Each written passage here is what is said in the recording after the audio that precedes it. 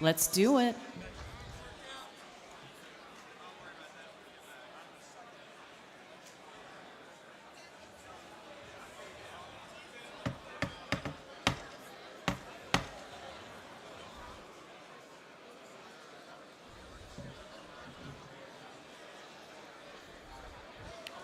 Credentials will continue their jobs. Our hardworking Credentials Committee. Let's go, let's go.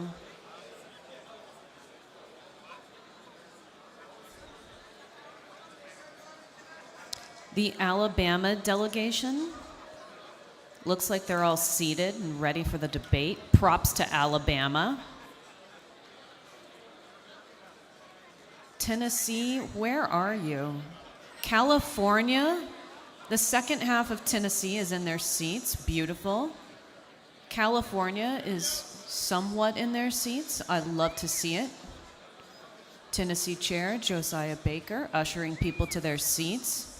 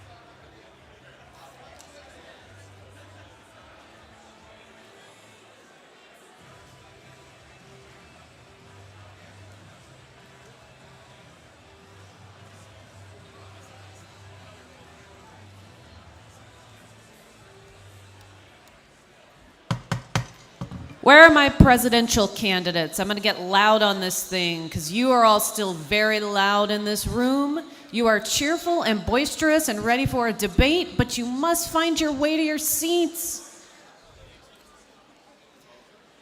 And our candidates must find their way to the stage. I love it. I love to see it. Look at this. Look at these beautiful faces. If I can get some quiet in the room, I'd like to introduce our moderator. But we want to be quiet and be respectful of these men who have worked so hard for so many months, some of them over a year, and you're all still chattering away. Chatter, chatter, chatter, chatter, chatter, chatter, chatter, chatter, chatter. See how annoying that is? It's so awful. It's just because you're so excited, right? You know what's exciting? Starting. So awesome. Starting.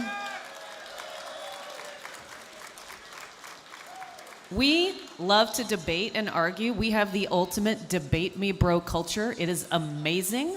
I embrace it. I'm here for it. I'm ready for it. Are you all ready? Fantastic. We have some beautiful faces up here. We've got Mike Termott. We've got Joshua Smith. We've got Michael Rechtenwald. We've got Chase Oliver. We've got Charles Ballet, and we've got Lars Mapstead. I believe we've got an hour and a half set aside for this debate.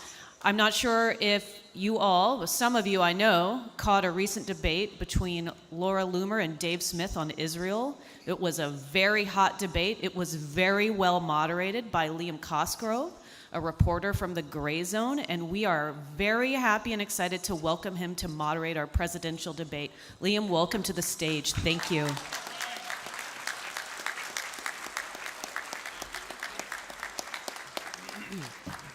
Thanks for having me, guys. I did not moderate that debate with Laura Loomer and Dave Smith, but thank you nonetheless.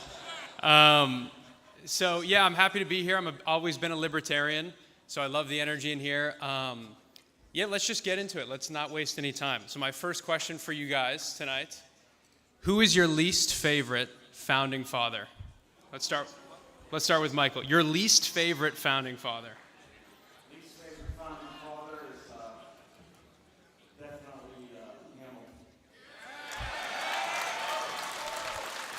And how come? If just briefly say why.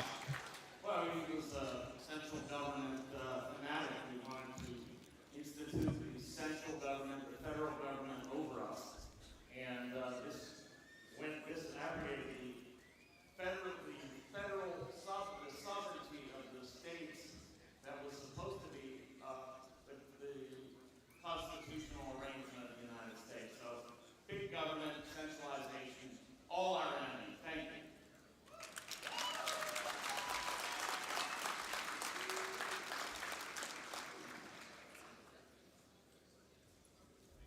Joshua? Probably Alexander Hamilton as well. I listen, I'm a staunch anti-federalist. If we can get rid of the federal government today, that'd be the best.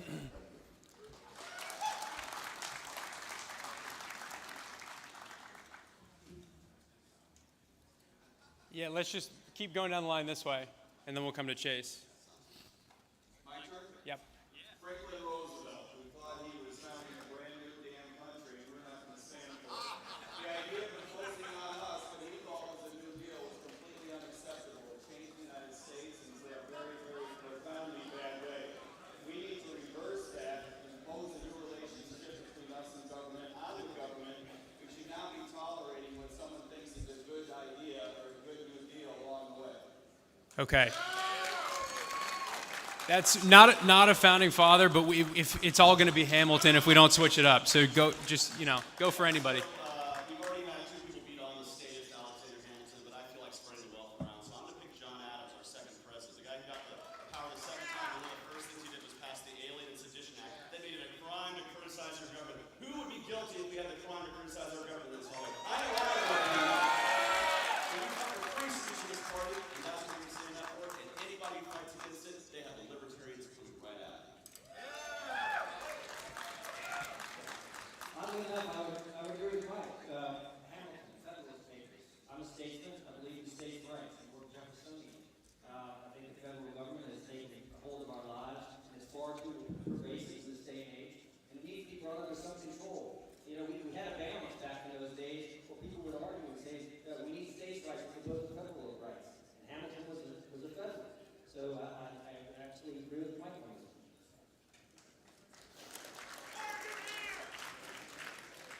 So I would take any of our founding fathers over anybody that we have in Congress right now, because they were all for limiting our government way more than the giant bureaucratic state that we have morphed into. They would all be rolling over in their graves right now if they knew what was going on in this cesspool of a city that we are in right now.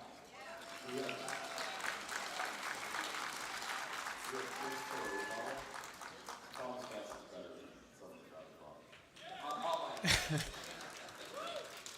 Okay, fair enough. Now we're going to switch to incrementalism versus radicalism. That's often a debate internally here at the Libertarian Party. I'm going to refer to what Clint Russell said yesterday with Vivek, where he said, why not just abolish the FBI, the CIA, and put nothing in its place? To you guys, would you do that? And name, please, which three-letter agencies you would abolish in your first term, and make it the list as long as you want. Let's start with Lars and come down this way. So, I'm sorry, can you repeat the question? Yeah, which do you agree with, Clint Russell saying abolish things like the FBICA, replace them with nothing, and then name additional ones that you would abolish and never replace? Yeah. So for me, the top of the list is the Federal Reserve. We got to get rid of this thing. It is stealing your money each and every day. It is stealing every American's dollars out of their pocket by devaluing the currency that are in your pocket. They're reducing your standard of living. Their built-in mandate is to rob you every single day. Unlike taxes, it's hidden. We don't know about it. We got to get rid of the Federal Reserve. We got to get rid of the corrupt IRS that goes and makes criminals out of people.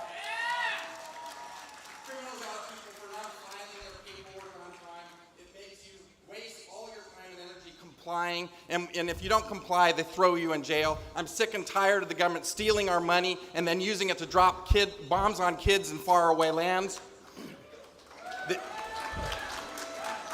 I want to abolish the NSA, the security state, the FBI, the CIA. Look, I want to abolish all the alphabet agencies because they all suck.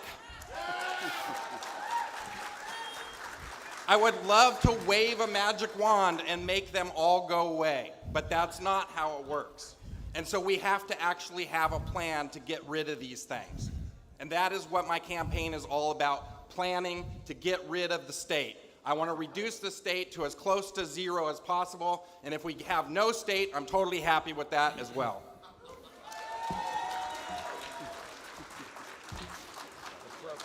Sure. So my stance on this is very similar to many of our candidates up here, is that I believe many of these organizations need to be brought to light and their attacks on our liberties dismantled. We have innumerable organizations throughout this country right now that infringe upon our liberties. We have basically schools that aren't functioning properly. We have a medical center or careers that are just plagued with bureaucracy. We have an IRS that you can't contact should you have questions and problems. So yes, I think all of these organizations, need to be made smaller. I mean, think about it. If you have a tax problem, you can't call the IRS and somehow get some sort of answer. You have to wait for a letter for 6 months. If you want to do things with your children that may be outside of the norm for education, you have to go back and you have to, figure out ways to be able to navigate a system that's plagued with inadequacies. Our children are growing up being basically they're being brainwashed into this woke society right now, and it's not right. There's something that is vehemently wrong about a government, a one-size-fits-all from Washington, D.C., coming down to the state of Louisiana and saying, our children need to be taught these values, not your values. These things need to be changed. Yes, there are innumerable organizations. The IRS, right? The Fed, right? Why can't we fix the Department of Education? Our founding fathers would be viscerally just upset right now to see what this country has become. And we need people that are willing to stand up, but at the same time, we damn well need people to be able to reach across the aisle and work with other people. Because if we think that just this small group of people in this room are going to change things in this world, it's not going to happen. We need to have a voice, make progress, we need to win elections, and we need to do good for this country. So I noticed you said fix the Department of Education, so that is not an abolish? No, so I personally think that there should be some standards. So when anyone's children out here get out and decide that they're, say, 15, 16, hear me out, right? Hear me out. I think reading, writing, arithmetic, right? I don't think your children should be, I think there needs to be alternate pathways to education. You should be able to train your child. You should be able to choose what it is you want your children to do. Okay. Thank you. Good job. So I got started as a political activist fighting against the federal government, and the federal government I was fighting against was the war machine. The war machine that exports death and destruction all over the world, kills innocent people all over the world with our tax dollars in our names.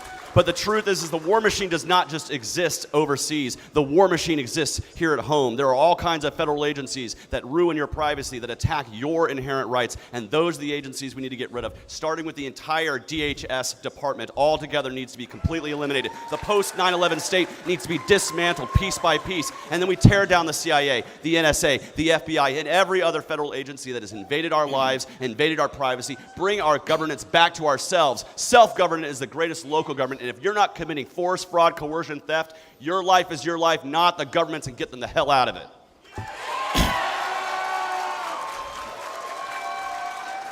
So, real quick, what about the DOD?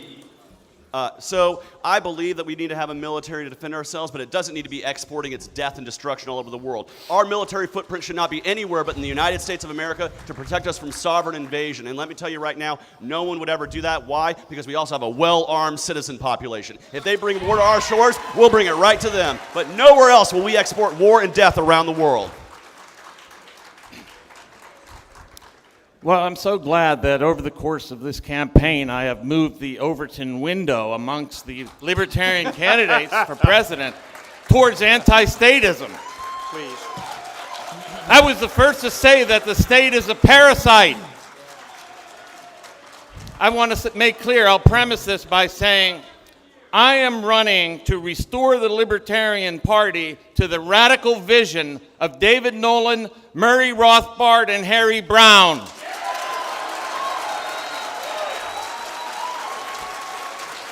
I'm not running to reform the state. I'm running to dismantle it. I call for an obvious, immediate end to the Federal Reserve, the CIA, the military-industrial complex, the NSA spying, and the crushing regulatory regime.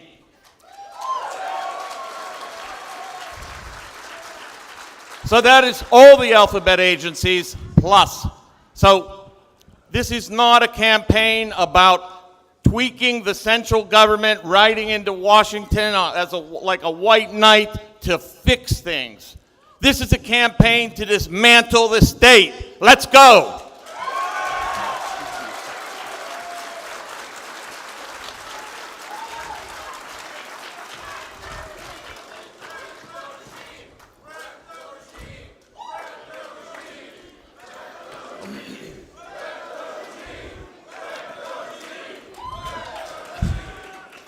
All right, Josh, you're up. Oh boy, I think in a room full of libertarians, the better question is which three-letter alphabet agencies wouldn't we abolish, right? I mean, that's the truth of the matter. Of course we want to abolish all the three-letter agencies. Of course we agree with Clint Russell, who's a very smart man. I love him to death. But there's also some gray area here. The president doesn't actually have the power to go in and abolish all these agencies, and what we need to do is have a plan. It's very important that we have a plan. We go in, we have to, on day one, start laying off 75% of the workforce in the federal agencies. That's how we're going to start to abolish these things. These people have been oppressing the middle class in America for far too long. The administrative state has grown out of control. They're out there infiltrating Catholic groups with the FBI. They're going to soccer moms and calling them domestic terrorists for being worried about their children's health care. It's grown so big, they were supposed to go after interstate serial killers and interstate sex traffickers. So we have to go in, we have to lay off 75% of the workforce, we have to start moving people to maintenance departments around the country, and whatever's left can go after what they were intended to go after. But of course we want to abolish these agencies. Of course these agencies are absolutely detrimental to a free America. My intention is to go into Washington with my baseball bat and start tearing them down on day one. My elbow will be absolutely sore. Thank you very much.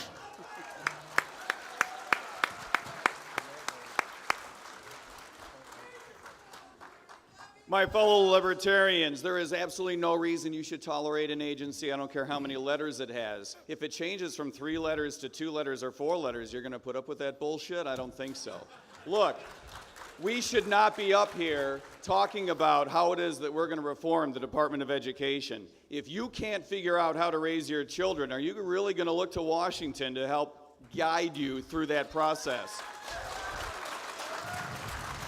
We should not be in the business of talking about even how to reform the Defense Department. The Defense Department makes decisions like invading Afghanistan and invading Iraq, and let this sink in. Spending not billions but trillions of dollars, not costing thousands of lives but over 1 million. Does that sound like a decision that you would make? Does that sound like a decision that your fellow Americans would make? Does that sound like a decision that you could find anybody in your neighborhood to go along with? There is no reason that you should tolerate a government that makes decisions that are absolutely counter to your values and to your interests. Not only should we sunset every single one of these agencies except for the Department of Defense, we should be sunsetting the Department of Defense. The reason for this is because it needs to be reconstituted. If you believe, as many libertarians apparently do, that we need a Defense Department to protect our border, it has to start from scratch. It cannot start with the Defense Department that we have today. And the same needs to be said for each of the other agencies. It might be true in some alternative universe, and I know how, to reform the FBI. But I got to tell you, as someone who has spent decades in and around watching the FBI, it's not worth it. There is nothing there worth saving. You need to end it. You need to end it and start from scratch. And one more thing. If someone tells you that they can reform monetary policy without ending the Federal Reserve System, they are not an economist, or else I'm not, and I damn well am. And the Fed, and the Fed, and the Fed, and the Fed. All right, so here's another topic that is pretty hotly debated, probably in this room, and that's immigration. There are the old open borders libertarians, and there's today's bordertarians, I've heard them called, the Dave Smith camp, we gotta, protect the southern border. So if you guys could, give me a answer for your immigration policy. Are you an open borders libertarian? Let's start with Chase. So I'm a libertarian who supports a 21st century Ellis Island model. I want people to come through our ports of entry, declare who they are, and come right on in and let the free market do its work. We can determine where our labor comes and goes with the free movement of people. That doesn't mean you don't have enforcement along the border. That doesn't mean you don't protect people from human trafficking, sex trafficking, these kinds of crimes. But it means that 99.9% of people who are stuck in the process right now could get through the process, get to work, start producing economic activity, and actually being a benefit to this country and not stuck behind charity or welfare. That's what we need in this country. I actually toured the border. I spoke to business owners who said, I would desperately like to hire some of these immigrants, but they're prevented to because of the process, and now they're stuck with charity and welfare that's coming out of the taxpayers' dollars. That doesn't sound like a good deal for us, doesn't sound like a good deal for the immigrants, doesn't sound like a good deal for the market. So let people come on through, let people work as they want to, and of course, with seasonal labor, where I come from in Georgia, agriculture is our largest industry. Let these people come and work during the time that we need planting and harvesting, take their money back home instead of staying stuck here on the welfare programs. That is a true immigration policy that supports the free movement of people. The free movement of people, goods, and capital is a libertarian ideal that I will stand up and fight for against the statists and those who say that we can't have a sensible immigration policy in this country. So yes or no, open borders or not? A border that allows anybody to move Yes through. or no, open borders or not? Do you want to build a wall? I don't want to build a wall. I don't want to within the build a domain. wall, but it sounds like you want an open border. Which is it? Yes or no? A border where people who are peaceful can freely move. Is that yes. a yes? Or is Yes, that in no? line with our plank of our party, yes, I support the free movement of people, goods, and capital across movement of borders. people. Yes.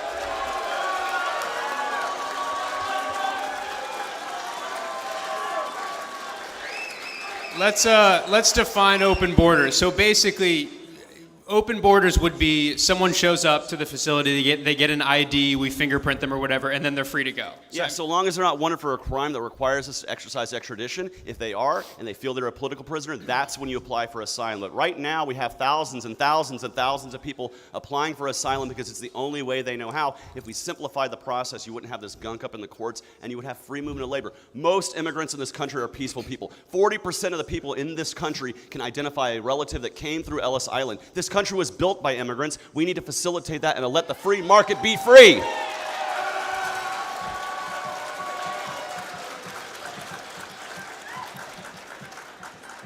All right, let's go down the line this way.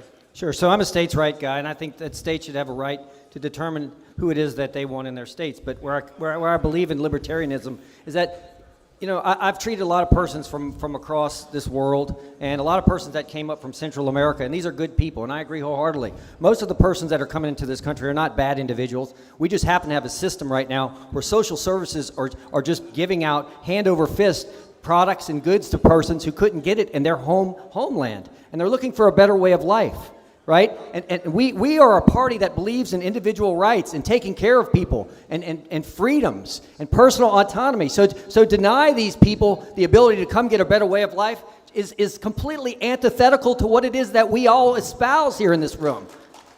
So what do I think needs to happen? I think we need to change the tax code. I think we need to make it so that if someone's coming into the system, they can pay into the system. It's asinine to think that you can come into the United States of America right now and you want to work, but you can't, and you can't legally. And so now you have persons that may be on the other side of the aisle that say, damn these people, they're taking what I want, what I've paid for. So if we made this whole system easier, people would be accepted, and we can make it so that person could come across the border, and they can produce things, and they can be beneficial to our society. Absolutely. So I think we need to change. While we're going about saying that we need to open borders or close borders, we need to fix the system right now that's in place, which is primarily how we go about giving out social services, which need to be cut. Might have to. Lars? I don't know about you, but I'm tired of watching mothers and children crawl under barbed wire across rivers. I'm tired of families being separated and children being trafficked across our border. And the reason for this is the failed freaking drug war. We gave a monopoly to the cartels who are trafficking humans across our border. There's only one function of the Border Patrol, and that is to keep bad people out and let good people in. We need to end the chaos at the border. The chaos at the border is caused by the Democrats and the Republicans who don't want to do anything about it, because they are using that to fundraise. They are using that to divide America. Why don't they offer actual freaking solutions? We need to end the welfare state so that we are not driving people to come and get free stuff. But we also need to allow the free movement of people so that we can have the workers that we need. I live in an area where there is a lot of migrant workers. I live in an area where there's a lot of high-tech workers. It's very difficult to get jobs because the freaking federal government is in the way. Let the market work. Michael? Oh, wait, am I done? Oh, you? I got one more thing. Okay. We have 21 visas currently in order to get into the United States. We need to reduce this down to 3 very simple things. You want to be a visitor, you want to be a worker, or you want to be an immigrant. Let people come, and then let corporations back those people, find them jobs, get them working in America, and becoming productive members of society.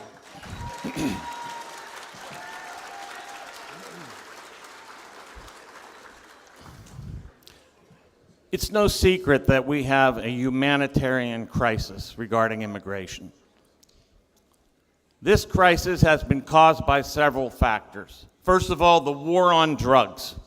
The war on drugs has led to immigrants bringing not only drugs into the country illegitimately, in the sense that they are not labeled, they are not properly, the drugs are not properly given information as to what is in them and so forth. It's also caused by the foreign interventionism of the United States, which has displaced millions of people around the world. It's also caused by trade barriers, which have caused companies to move to not produce in those countries where those people live. People like their homes generally. The problem is we've had trade barriers that restrict production and make it difficult for people to get jobs where they live. And there's one more factor that has exacerbated this crisis, and that is the administration of social welfare to incoming immigrants. This is a fact that we must face. This has artificially incentivized people to immigrate. It has distorted the market, if you will, and I hate to talk in market terms and when people are involved, but nevertheless, it has distorted the market for immigration, unduly incentivizing people to come here. Like everything else in my campaign, I am for the privatization of immigration. Everything should be privatized.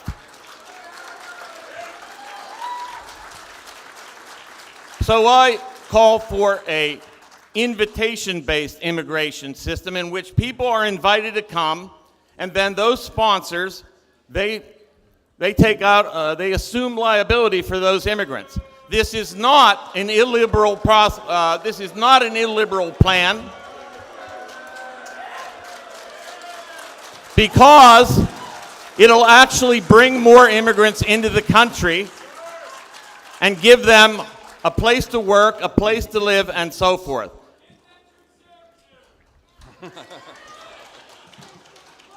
I don't like the bifurcation, the false dichotomy of open borders versus bordertarian. I think this is a mischaracterization.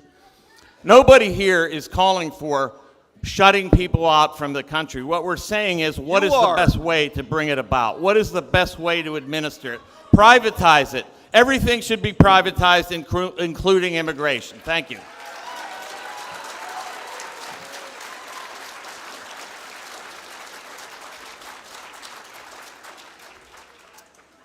Sometimes I think as libertarians, we forget that we have 2 ears and 1 mouth. We're up here today to try and govern a nation that deserves to have a sovereign nation. 12% of the population of the United States today can hardly put food on the table. The Federal Reserve is a giant counterfeiting machine that's stealing our wealth through a tax called inflation. A third of our federal budget is going to warfare in countries most of us couldn't point out on the map. And we're worried about everybody else in the world except for Americans. It's absolutely asinine to me. We've got to come up with a plan to take care of Americans first. I've called myself the America First Libertarian. I know a lot of people might hear that and be upset about it, but it's the truth. Look, we're trying to govern a nation. We're trying to run for president. We have people out there that have fears. They're worried about how they're going to put food on the table. The middle class is disappearing at an expansive rate. It's getting insane to watch, to try and feed your children today. Our food bill has gone from $800 a month to almost $2,000 a month in the last 4 years. We are full. America's full. Listen, we've got to worry about Americans first. It's very important. If you want to be a sovereign nation, you cannot flood the borders. 1.7 million Nazis flooded the border of Poland. We had 6 million flood our border in Texas last year. It's time to change. Thank you.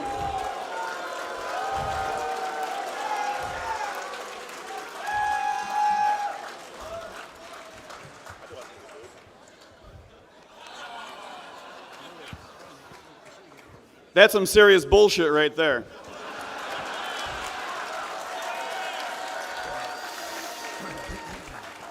The truth of the matter is that immigration is good for America. It has been good for America for over 300 years. It is one of the things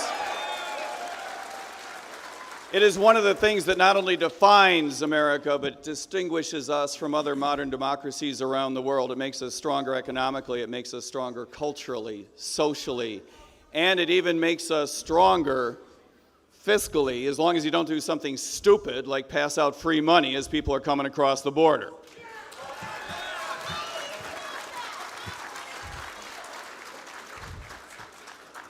You heard something that wasn't quite true a few minutes ago. You heard someone say that there's no one up here for a closed border and to shut people out. That's not true. We've got a couple of guys right here with the idea of closing the border to future Americans, to Americans who just haven't checked in yet. We want a system whereby which people can get in here absolutely rapidly. We want people to get in here as quickly as possible. That means deploying the right technology to the border to make sure, as Chase said, that you don't have someone coming in with a felony warrant in some nation for doing something weird. Other than that, we should be welcoming people into the United States as rapidly as possible. This is what makes America great. 6 million last year wasn't rapidly enough? We want people coming into the United States, building families, building our economy, bringing their entrepreneurial spirit. This is what sets us apart. It is true that I have been to the border where you guys have not been. I have seen human trafficking with my own 2 eyes. I know how dangerous it is. I know it needs to be shut down.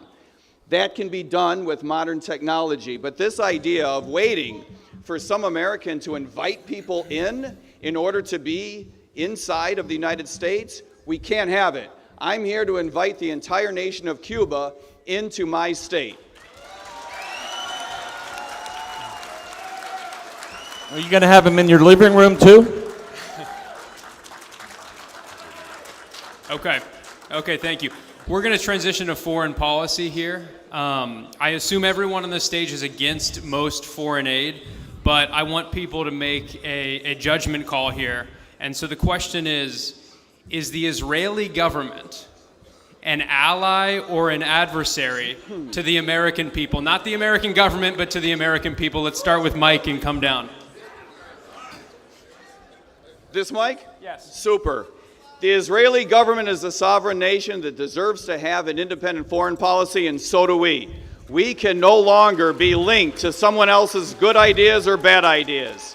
We need to stop the idea of spreading foreign aid around the world and then expecting other people to do what it is that we want them to do. I predict by the end of 2024, not only will the American people make their voice clear that we recognize foreign aid to be a stupid idea, but I further predict that the nation of Israel will foster a government that makes the same damn decision, that it is no longer in their interest to maintain a relationship with Washington. Washington does a lot of stupid things, let's be honest. But at the top of that list is developing relationships around the world that try to impose on the American people treaties that we recognize do not align with our values. It does not align with your principles and values to send your children and your trillions of dollars to defend Europe against a Russian army that we should no longer fear the way that we did 30 years ago, just because our Western allies refuse to spend as much a proportion of their GDP on defense as we do. This is a stupid policy. It is a stupid policy for us to be fostering a war in Ukraine. We need to bring that to a close as quickly as possible. It is not in our interest to continue to send the signal around the world that we are prepared to go to war over microchips to maintain a relationship with China and Taiwan. This is completely stupid. And so the answer regarding Israel is the Israeli people are absolutely allies of ours, and their government needs to be independent from ours. But is their government an ally of ours? That was the question. Their government is independent of ours. A libertarian-minded administration would not put such a silly label on a government as being an ally or an adversary. That government is needs our to be, government an ally of ours or an adversary? Our government is an adversary. Okay. The Israeli government is neutral. It's neutral, okay. As long as the Israeli government got an doesn't answer. try to It's tax neutral. my income, they can Let's go make to their own Josh. decisions.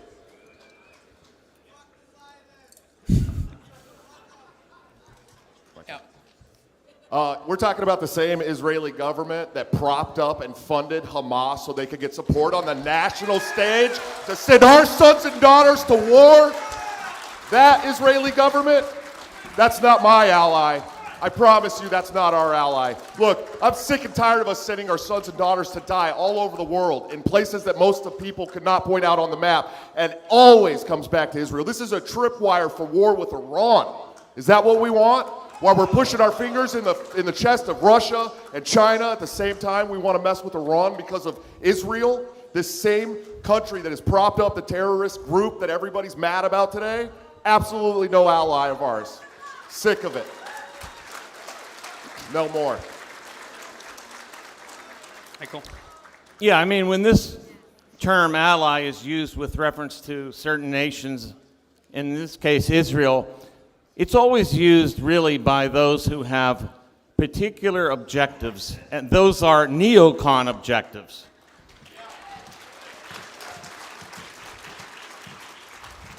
The Israeli government has not only extorted billions of dollars from American taxpayers to support its military exploits, it has killed thousands and thousands of people using our dime, using our money, using our arms. That is an outrage. It's a double violation of the non-aggression principle. We're being extorted to pay for it, and it's being used to murder people. That has got to stop.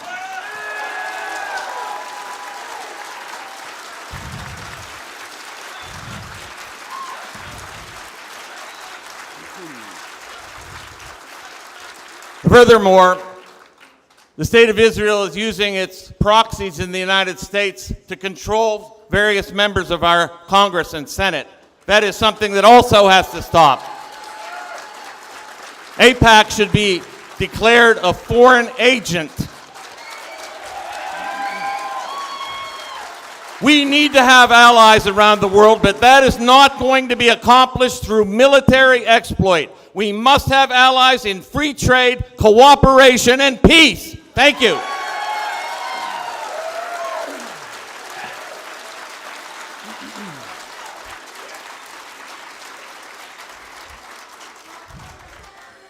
So you asked the question if the government of Israel is a friend to the American people. I posit to you that the government of Israel is not a friend to the Israeli people. Many people within Israel are crying out for peace. They're crying out for a ceasefire, and they know their government is a right-wing war machine. And I oppose it 100%. But are they an ally to the American people? No one who asks that our government sell them arms to go kill people overseas is an ally to us, because it exports our principles with bombs and bullets, and that creates blowback. And we know what that blowback creates. And so no, any government that takes our money to kill other people overseas is not an ally to the American people, because it's exporting our values with violence. And I oppose the war machine 100%. I am anti-war to the core. And if you want a candidate that will fight the war machine, I'm your man.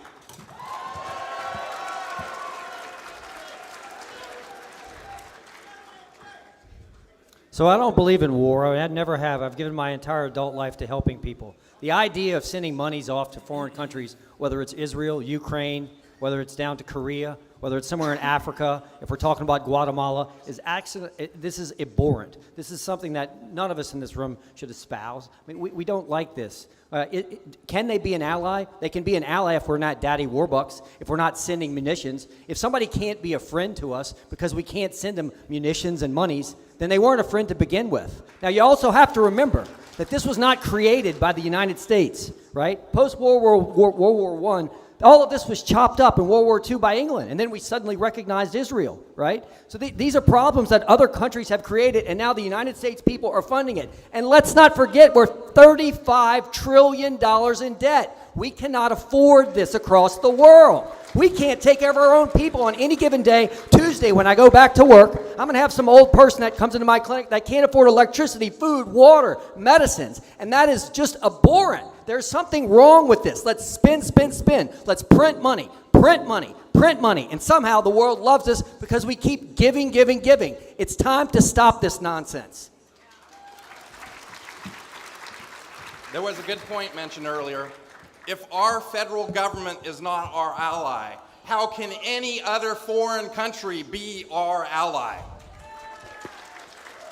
I want to promote peace, and I want to stop funding war. Like these gentlemen said, we're $35 trillion in debt. We can't afford one more bomb to go overseas to be dropped on kids in faraway lands.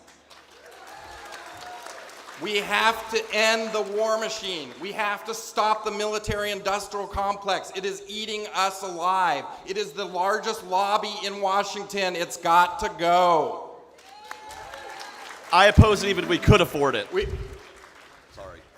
I don't know about you, but I watch the news, and I watch the children dying across the country, or across the world, and it brings me to tears. I have children. And I see my children in those children's faces. I don't want us to bomb any more kids.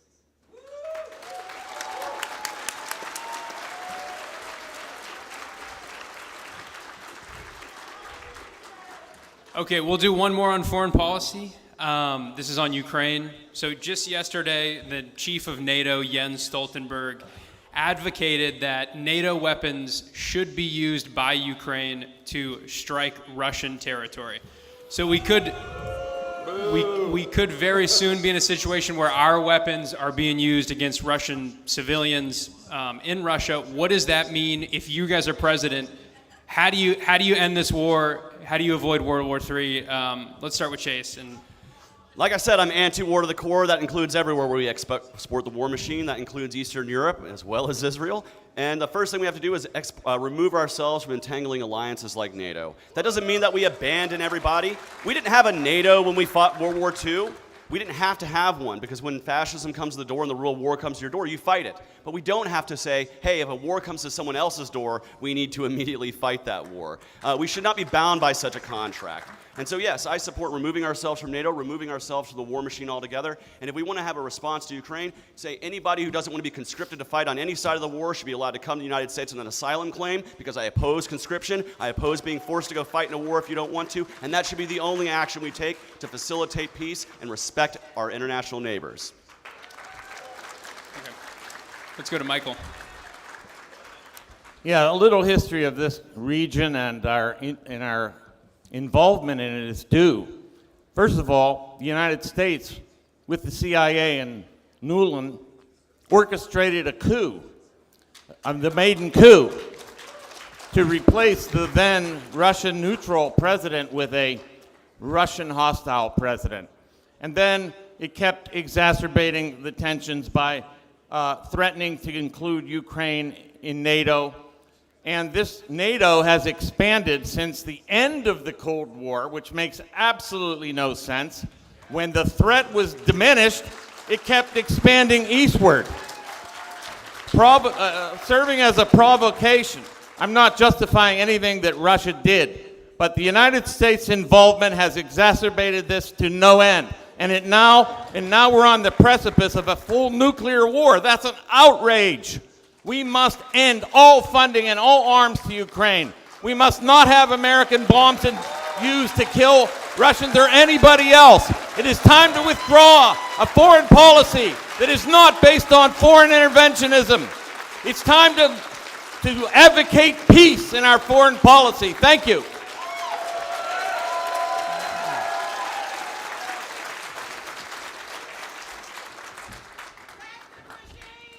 Okay, let's go over here. Yep. Myself or Yeah. Lars? Okay. Go.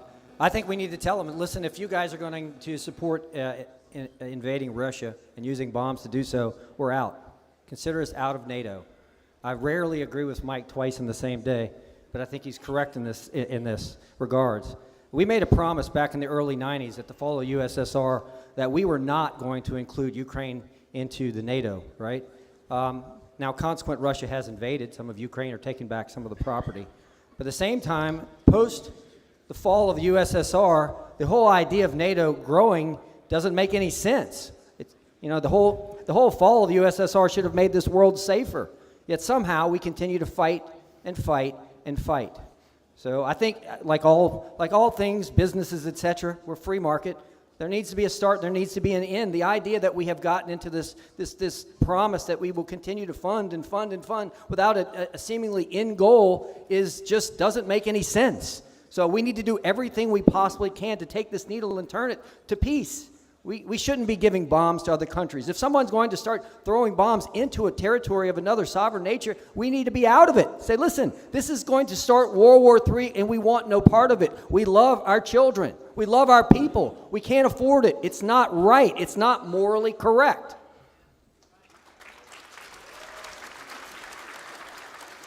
Josh. We've heard the correct answer to this for 25 years in Congress from a great man called Dr. Ron Paul.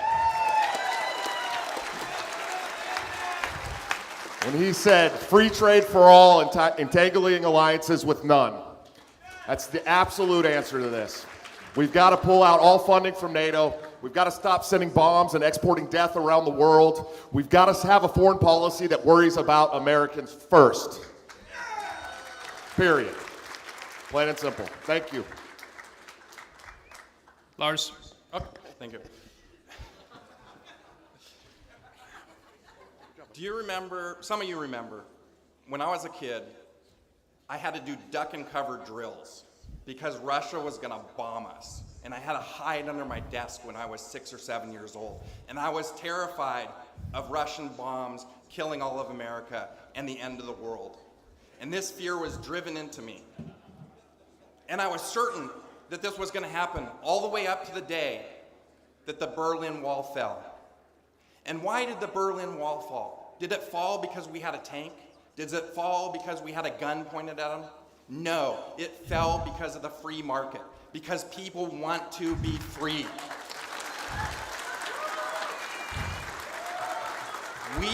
cannot even police Detroit or San Francisco, how the hell are we supposed to be policing the rest of the world?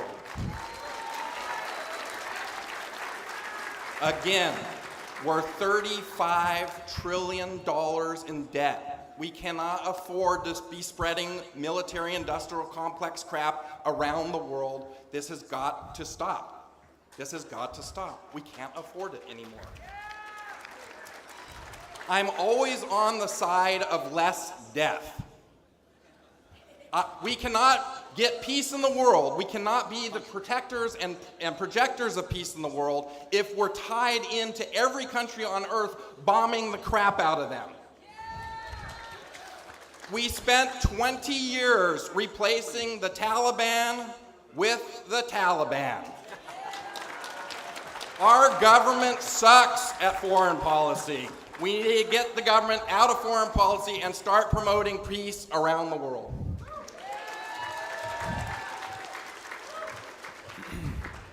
Mike, last answer. I'm not Lars this time, am I? I get to play myself. Look, NATO has to go. That's the bottom line. NATO was a mediocre idea 50 years ago. It was a bad idea 25 years ago. And today it represents a death machine. The reason there is a war in Ukraine today, and I'm sorry to have to break the bad news to anyone whose feelings are going to get hurt. The reason there is a war in Ukraine today is because of NATO. That's the truth of the matter.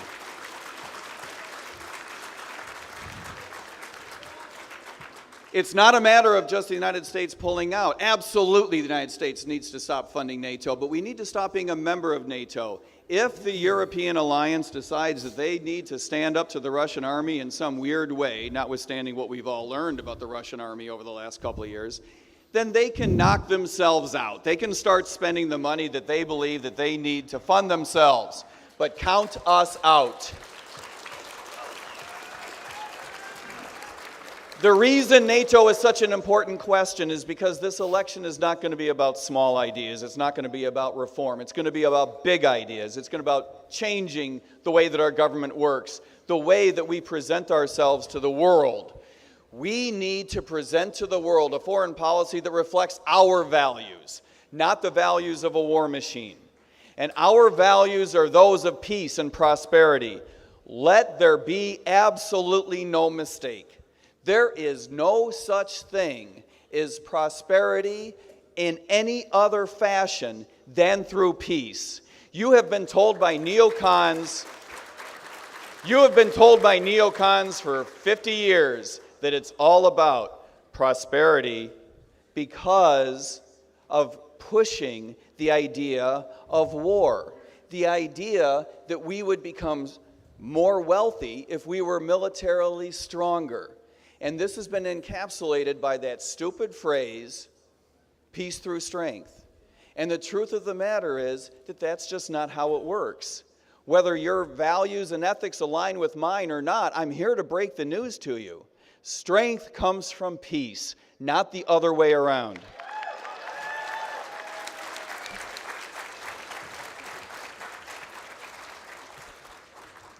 Okay, we're going to transition to a COVID question. Everyone on this stage obviously is against lockdowns, is against vaccine mandates. So, what, sorry? A COVID question. Oh, okay. So, to make it more interesting, I'm going to phrase it, were the vaccines safe and effective? Would you abolish the FDA, NIH, and CDC? Let's go to Michael first. Yes, as we were told, the vaccines were supposedly safe and effective, safe and effective. They repeated this all over the news. This was total propaganda. The whole COVID regime was a propaganda war against the American people.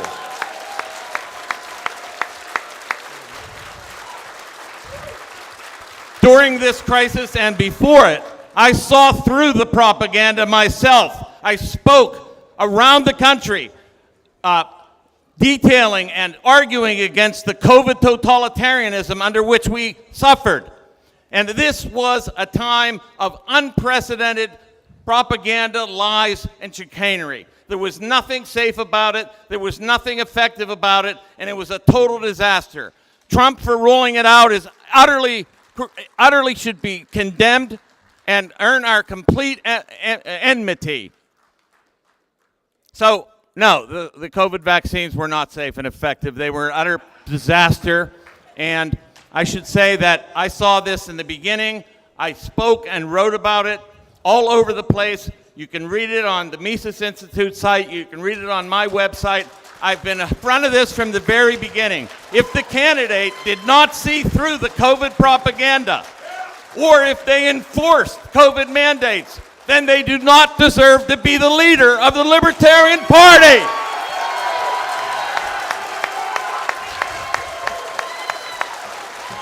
Thank you.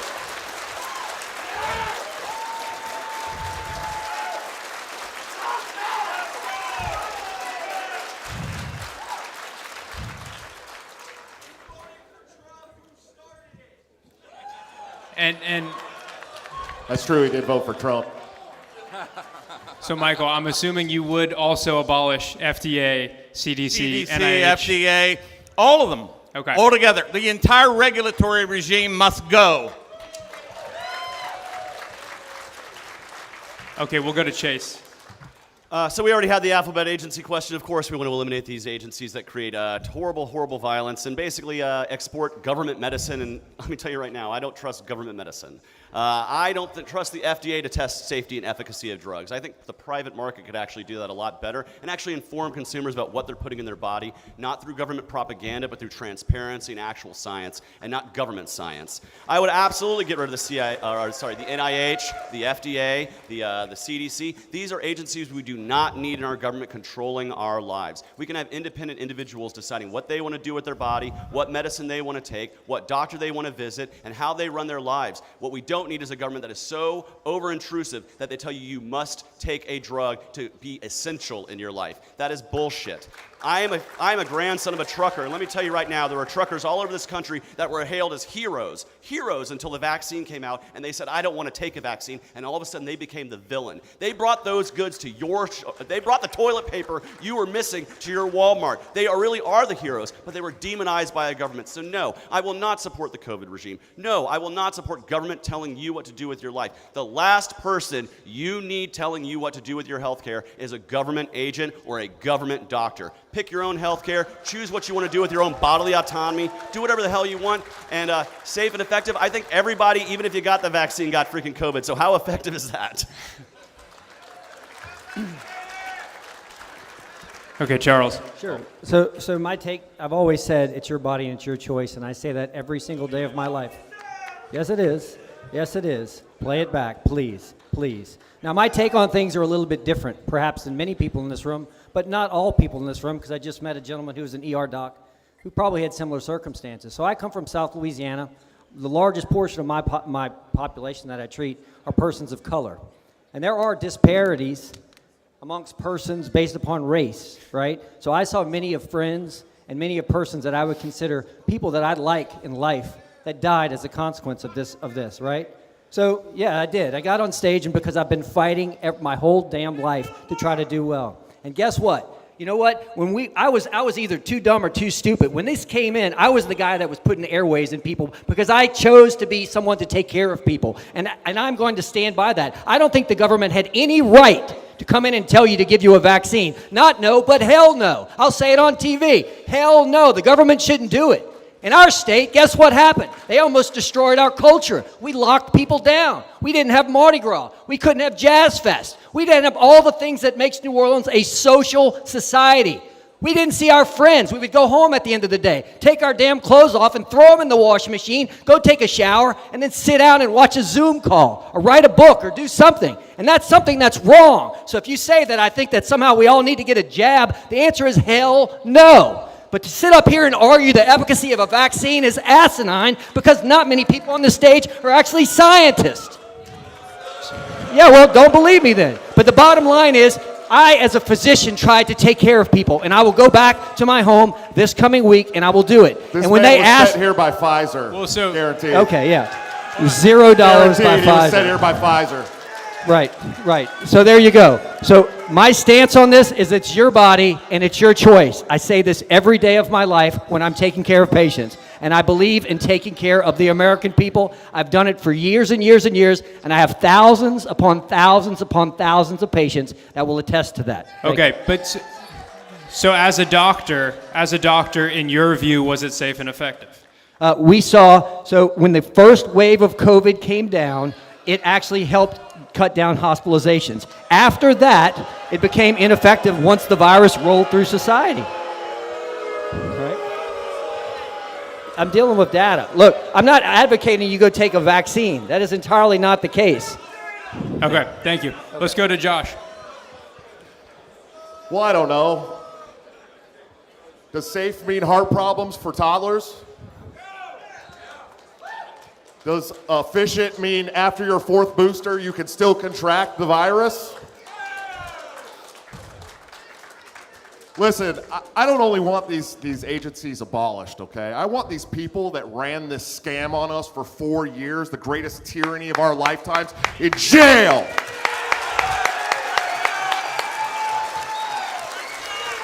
The SAFER Act, Fauci, the heads of Pfizer and Moderna, Trump, Biden, everyone, jail!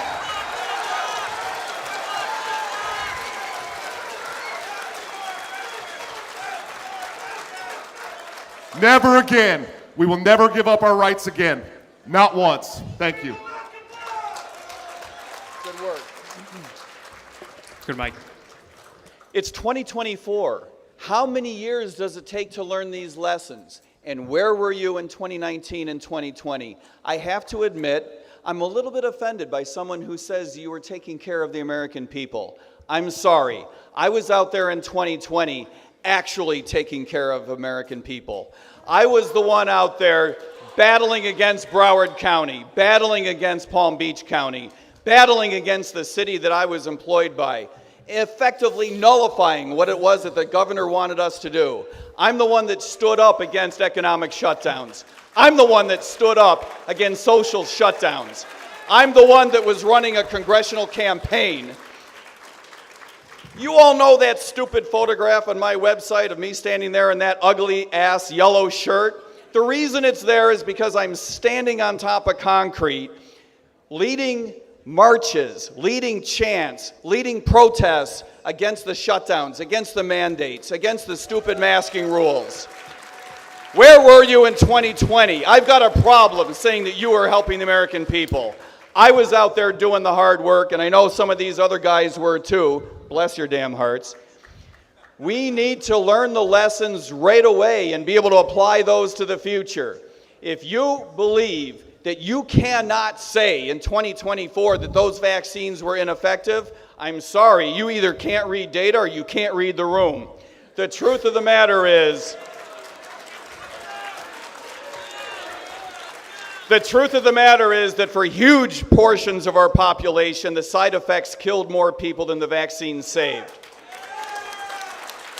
That is the unfortunate truth. Nobody wants to say that out loud, but at some point you have to admit it. The truth is that what the government did to us, they operated in the shadows because they knew they were not operating in your interest. This is a lesson that we need to apply going forward and for the rest of our lives.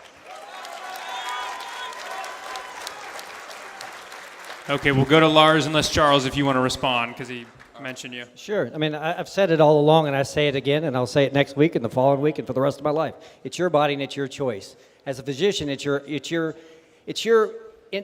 overall ability to influence patients' decisions is very, very huge.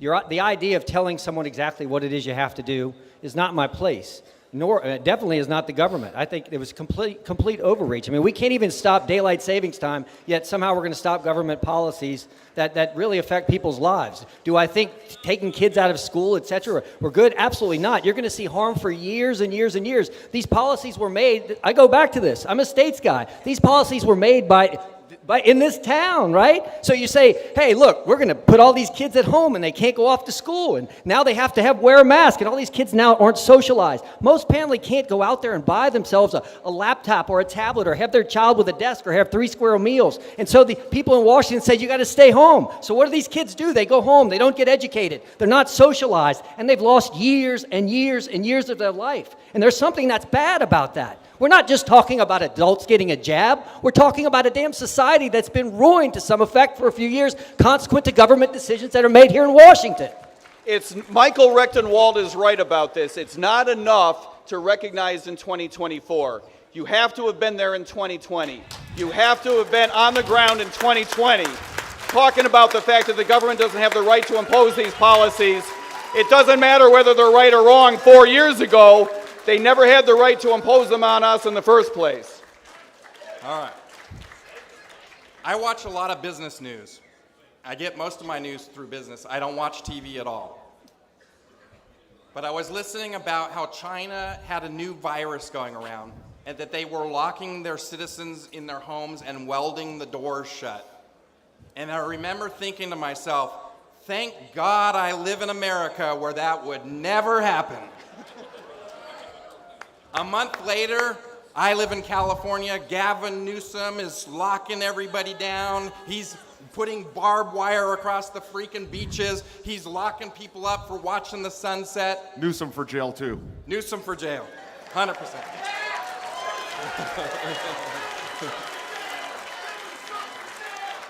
What I saw Donald Trump completely out of his league. And he completely embraced the swamp creature, Fauci.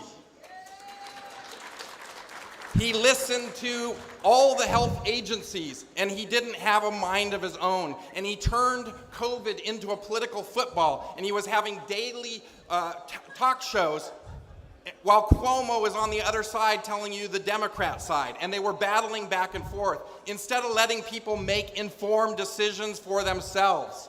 And then they rolled out Operation Warp Speed. They gave a free pass to all the pharmaceutical companies and gave them qualified immunity. We need to end qualified immunity not only for police, but for the freaking pharmaceutical companies.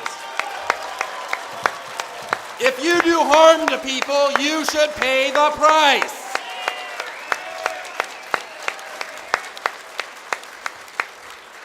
For me, it should have been information. The government should have given you all the information to make your own informed choice so that you could do what you needed to do for your family, not force you to do with government authoritarianism. And that is what my campaign is all about, is allowing you, the individual, to have your own choice and not let the government tell you how to live your life, what to put in your body, what you can smoke, what you can do in your own home. The government has no business in any of that. Okay.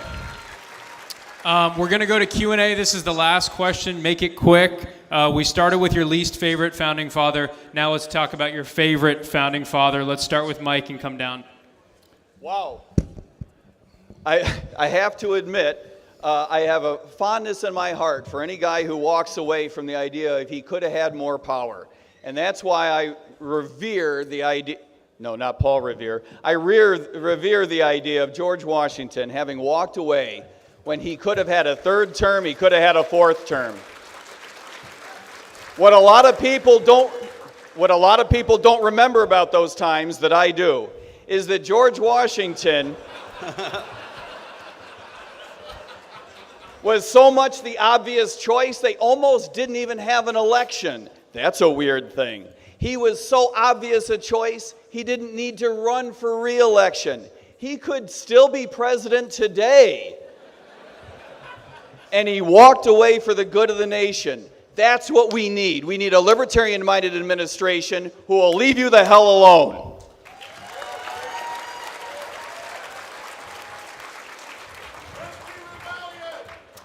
I'm quite fond of a few of the founding fathers, but I'd have to say Patrick Henry, give me liberty or give me death. He was a Federalist. sick of living in America that's less free by the day, and we need to remember that quote by our great founding fathers and start to relinquish some of the power from the federal government. Thank you.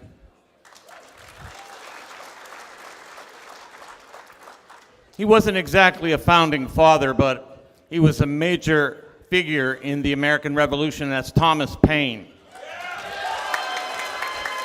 Incidentally, I share a birthday with Thomas Paine.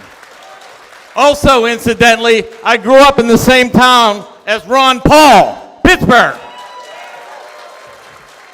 So let's make it clear where I'm coming from. But I would say as my favorite founding father is Thomas Jefferson. He was the most radical among them, and I think he was writing and arguing for the best case of what this country could be. Thank you very much. So I do want to start and say Patrick Henry was a Federalist, my anti-Federalist friend, so maybe don't be such a big fan of his. But my choice is Thomas Jefferson. I agree. Thomas Jefferson was a radical individualist. He wanted to devolve government away from central governance, and he was a great founding father. But I think we need to remember this. The dude is not worshipable. None of the founding fathers are perfect. The guy owned slaves, so how really was into freedom was he? We need to have respect for the ideals that these founding fathers gave us, but actually perfect that by fighting for real freedom and not 17th century freedom or holding that up to some sort of ideal that that's the prime thing we need to do. We need to move forward into the next generation of liberty, and that's what I'm fighting for, is that we can be freer tomorrow than we were today. And that's a mission we can fight for together.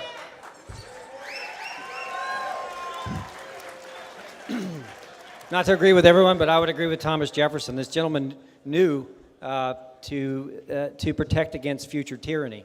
A genius. He believed in states' rights. He knew this is why we have the 10th in the Bill of Rights.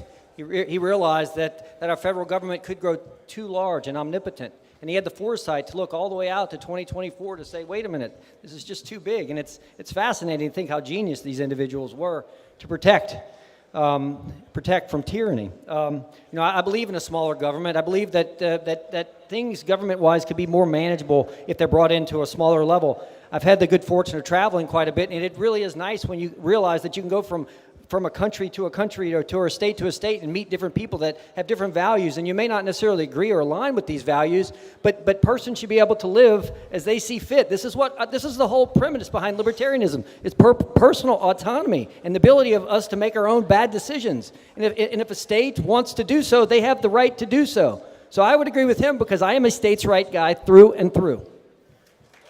Lars. How many of you have seen some of my memes on the internet?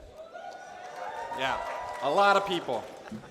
One of my best memes that I ever put, and it's not really a meme, it was a quote. And it was a quote by Thomas Paine, and it got something like 6 million views on Facebook. I love Thomas Paine quotes.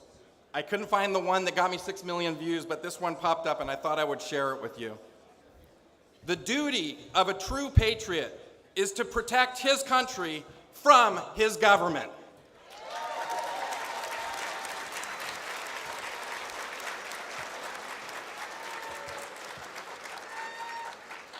Okay, great. All right, let's go to audience Q&A. This gentleman here has been standing for a very long time by the number 3. What is your question? Where's number 3? I don't know. Oh, we got to turn the mic on.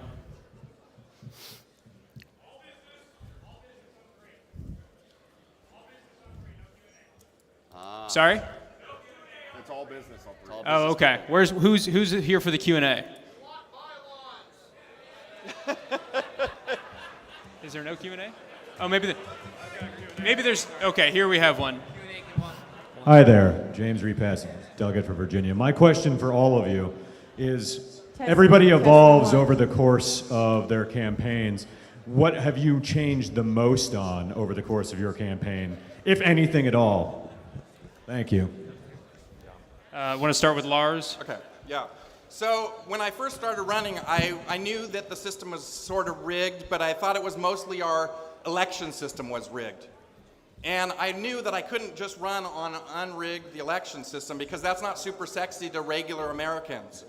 But as I was talking policy with my team, with Larry Sharp, with Michael White, with TJ Ferreira, with Tyler Harris, I was talking with my team, with Dan Johnson, And we were talking through all these policies, and every time we talked about a policy, we said the system is rigged. And I realized that everybody in America has been affected by government in a negative way, and that we have to unrig the system. We have to unrig the criminal justice system. We have to unrig our education system. We have to unrig the healthcare system. We have to unrig our freaking economy. Yeah! And we have to unrig the goddamn voting system.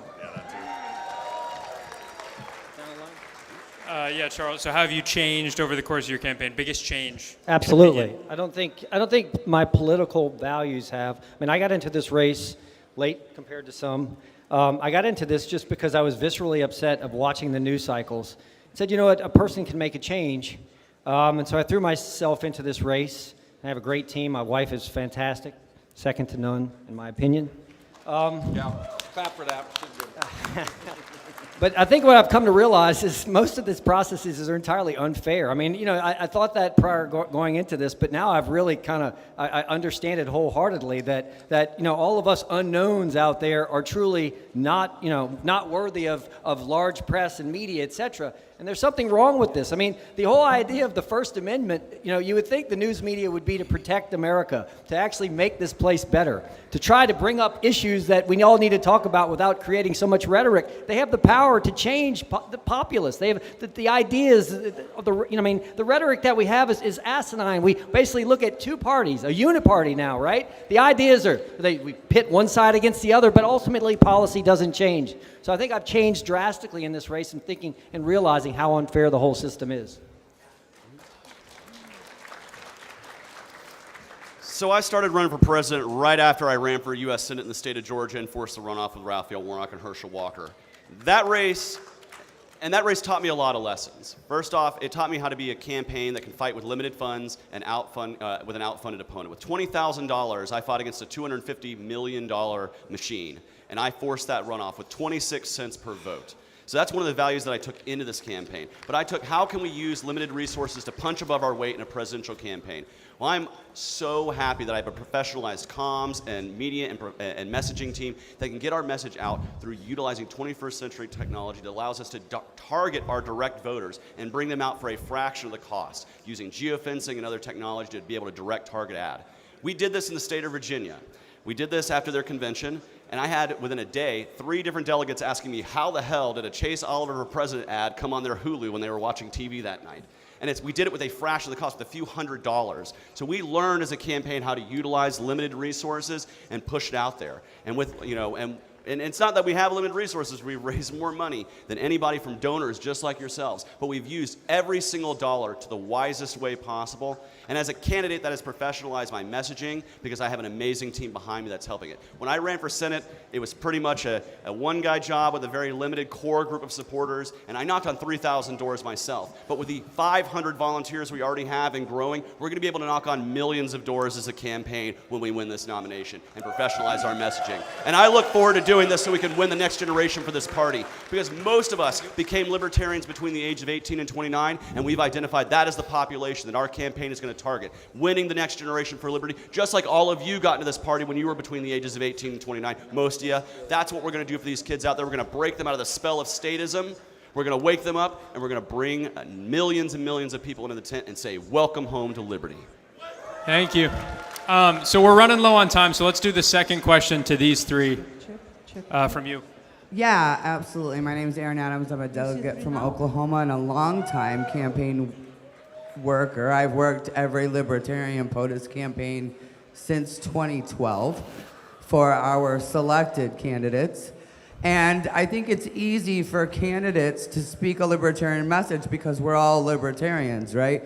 But what I want to ask you about, because I've worked under some really shoddy-ass campaigns, is scale and scope.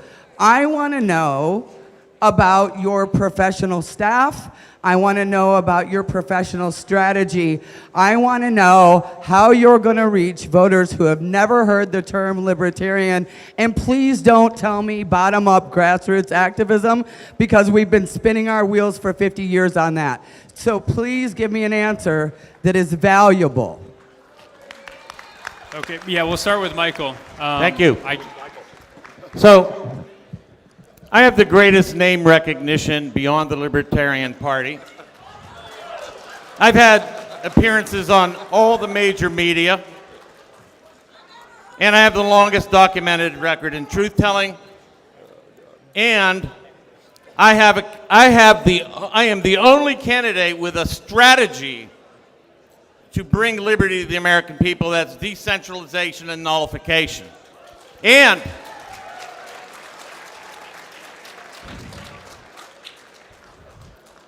And we have a strategy for the campaign. We will work on recruitment. We have a college tour set up in which I will be speaking to college students across the country and talking to them about liberty and libertarianism and the ideas that motivate our party. I have the biggest opportunity to bring more libertarians, more people into the Libertarian Party than all the other candidates. No question about it. I've been on all of these formats. I have the most exposure to media, and I will have the boldest message, a message that will wake people up, not put them to sleep. It's time to wreck the regime.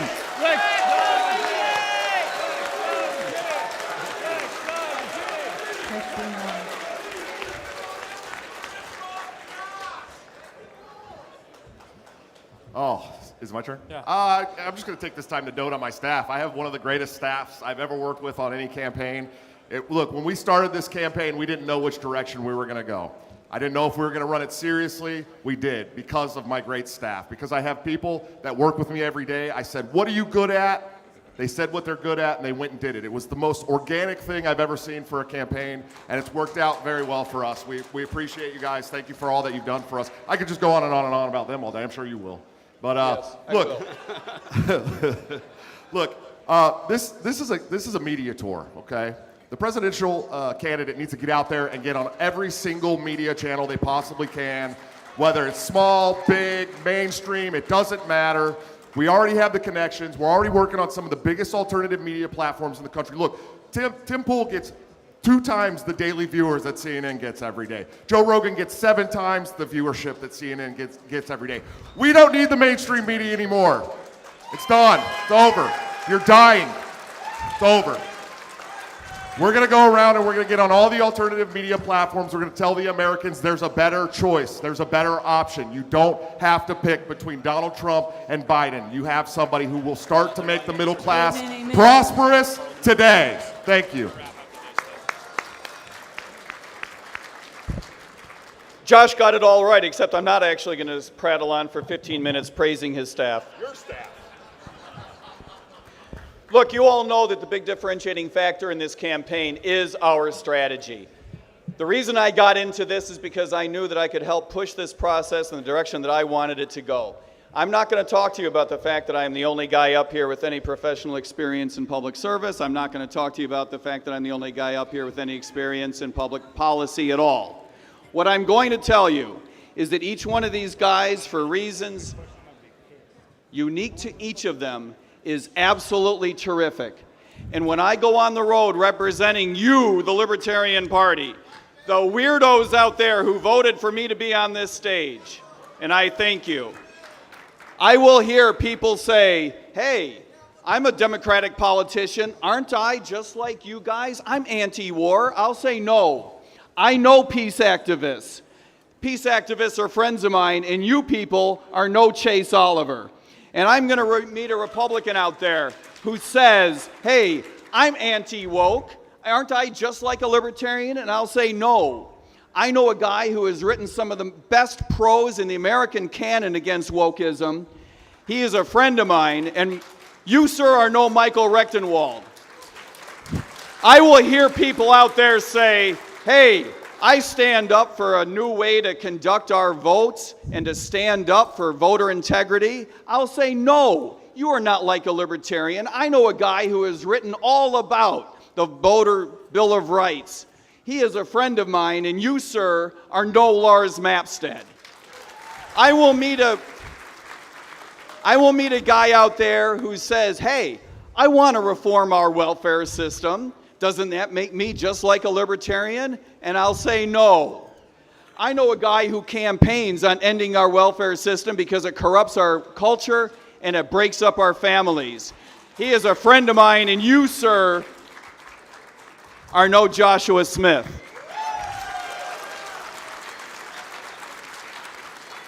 And one more thing, I apologize for running on. The rumor is true that the Kennedy campaign has reached out to my campaign not once but twice, and we have told them to go away. And they keep coming back, and they say, oh, but he's so charming, he's so good looking. Don't you want to spend the rest of your life with him? I'm sorry. I married good looking, I married charming, and you, sir, are no Nancy Termott.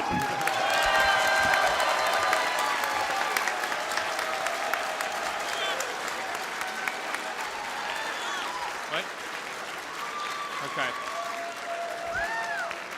Okay.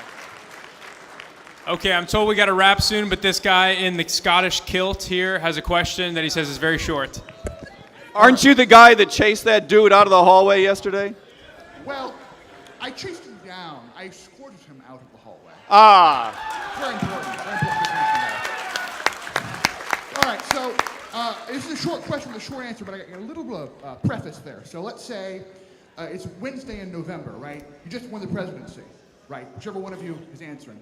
Imagine yourself there. You wake up that morning, it's probably like, 10, maybe 11 a.m., if you're lucky. What do you order for breakfast? It's a very important question. You're laughing, but think about it. It's the most important meal of the day. So what do you order for breakfast? Okay, let's keep that quick. Go down the line. What do you have for breakfast at 10 or 11 a.m.? Yeah, who wants to answer that one? Yeah, if I'm having breakfast at 11 a.m., it better come with mimosas. Okay, we'll move on. We'll do brief closing statements and then we will wrap. Let's start with Lars. Thank you very much. I want to ask you all a question. Questions. Are there any real libertarians in the House? No. I want to let you the opportunity right now to send a message over this television stations that are watching us. Do we reject Donald Trump and everything he stands for?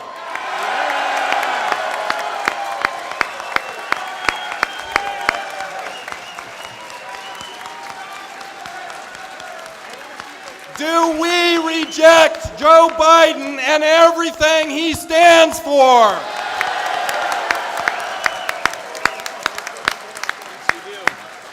Do we reject Robert Kennedy Jr. and everything he stands for? You are all real libertarians. Together, we can break this cycle. Together, we can stop Joe Biden and Donald Trump from taking office in November. I can do this. We have the Stop 270. We can deny them the election and send it to the House of Representatives, where the Congress will pick who will be the next president of the United States. And while we're doing this, we're going to get national attention for the Libertarian Party like nothing has ever been seen before. It is working already. I have been in 18 national polls. Donald Trump is polling me in his internal polling because he is afraid of the Stop 270 plan. He is afraid of my campaign and the organization that I have put forth. We are going to give a giant middle finger to the duopoly this election. The government has completely failed me at every turn. They failed my children with their public education system that is a complete failure, and we have to abolish the Department of Education. We have to end the 50-year failed war on drugs that has created more drug users and addicts than ever before, leaving people on the street to die. We have to get rid of the corrupt IRS has audited me multiple times and almost made me a criminal for nothing. We have to end federal government overreach, and we have to get real change. And what we can do with that, I have the experience, I have the money. I put $1 million of my own money into this campaign. I'm pledging $1 more million of my money into the general election. I'm starting out with a giant war chest. I have the team and the expertise and the plan to actually make this happen. If you don't want to get under 1%, Vote for me because all these gentlemen here are going to get less than 0.5% when the general election happens. We need a plan to actually make this happen. I have it. Vote for me tomorrow. Okay. Let's go to Mike for the second one. Try to keep it short because we're running out of time. Thanks very much. I appreciate that. By the way, I don't know how much time I have, but what time I do have, I owe to you people. These minutes are yours, and I appreciate the vote that you took yesterday. I am not going to waste your time by telling you anything other than the absolute damn truth, and there's one thing that needs to be said that we haven't talked about today, and that starts with a story about a phone call that this guy made to me last week. And he said, this is a stupid way to choose who's going to be up on that debate stage. It's not about money. It's about who can cram the most money in the last 40 seconds, right? By the way, good on you. Thank you. Who can cram... I said, well, that won't be a problem. There's nobody better than me at cramming money online into the last 40 seconds. I happen to be, that's in my wheelhouse, so I don't know who that sorry son of a bitch is going to be in 6th place. But you're right. We should vote him onto the stage because he's that libertarian. And he called Lars's team, and Lars said, hell yes, we're voting whoever that sorry son of a bitch is in 6th place onto the debate stage, because he is that libertarian.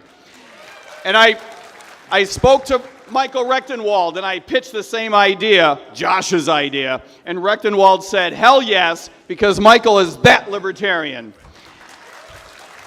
And Josh called Steve Dasbach, who is immediately on board with the idea.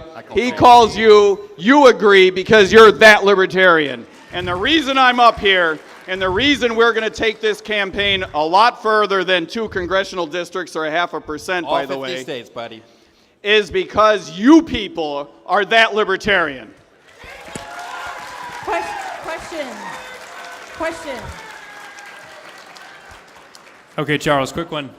Sure. I got into this race late. A lot of people say, why the hell are you here? That's right, boo. But what you don't realize is I truly am a middle-class guy, and I've worked for every last thing in my life. My family taught me that education and hard work would actually get me to places, and I've never given up in my entire life. In my entire life, people have said you can't do it, and you can't do it, and you can't do it, and damned if I haven't proved them wrong pretty much every time, right? I like these guys on stage. You guys have a very, very difficult choice. We've grown up, across this country over the past few months. A lot of people's ideas have changed. I got into this party because I believe in it. I like Jacob. Where the hell's Art Olivier? Where the hell's Toad? The more voices you guys get to hear, the better this is. I got into this party because I wanted to make a difference in this world. And I'm tired of being thrust down of having a 2-party system. And there's just something wrong. I'd say God bless everybody run and at least listen to them. You may not agree with them, but this electoral process needs to change. Right now, if you go out to the polls, very few people show up to vote. What the hell is wrong with this country? We promote liberty across the whole world. Hey, everybody needs to be like us. Our people don't even show up at the polls to vote for who it is that they get the opportunity to do so. So I got into this race for the right reasons, and I'll stand by that. I want to change this world. I want to change this country for the better. I want the American dream to be reasonable again so that you can achieve it. Right now, the CDP, you're getting at 8% over the past 2 years. You can't afford anything right now. Where is this world going right now? Where is our country headed? In a few years, we're going to be like Venezuela. Wake up. So I would say that this Libertarian Party has a monumental opportunity this fall. The public is willing to listen, and we cannot let another third party like RFK take the wind out of our sails. So everybody needs to be challenged in this room. When you go home, call friends, call colleagues, look at the websites, look at whoever's nominated, and make that person make a difference this fall. Mr. Belay, hopefully we're more like Argentina than Venezuela. Let's go. Josh, you're up. Look, the one question I've got asked. Oh, shoot, look at that. There we go. Stop it. The one question I've got asked the most on this campaign is why? Why are you doing that? You're a father of 7 children. You're a blue-collar, working-class, middle-class guy who gets up every morning and puts on work boots like everybody else in America. Why would you do that? And I always come back to the same thing. It's because I have a dream. I dream that my children will live in a country where they're free to buy a home without paying a lifetime penance to a government who didn't help them buy or maintain it. I dream my children will live in a country where they aren't extorted for their wealth by a huge counterfeiting machine to prop up a never-ending warfare state. I too have a dream that my children will live in a country with a federal government who doesn't pay states $1 for every 88 cents they spend to separate families, forcing children into single-parent homes. I dream that my children will live in a country free of mental health care system that pushes children towards trendy anti-science medications and mutilating surgeries. I dream that my children will be free to educate my grandchildren however they see fit without a federal government forcing them to standardize education. I dream of a world where my children won't be arrested and thrown into a violent rape cage for the crime of exercising their God-given rights to self-defense by unconstitutional alphabet agencies.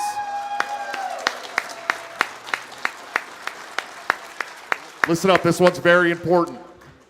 I dream that my kids can be free to start an e-commerce website without the fear of being handed 2 life sentences in a federal prison because they weren't paying their protection fee.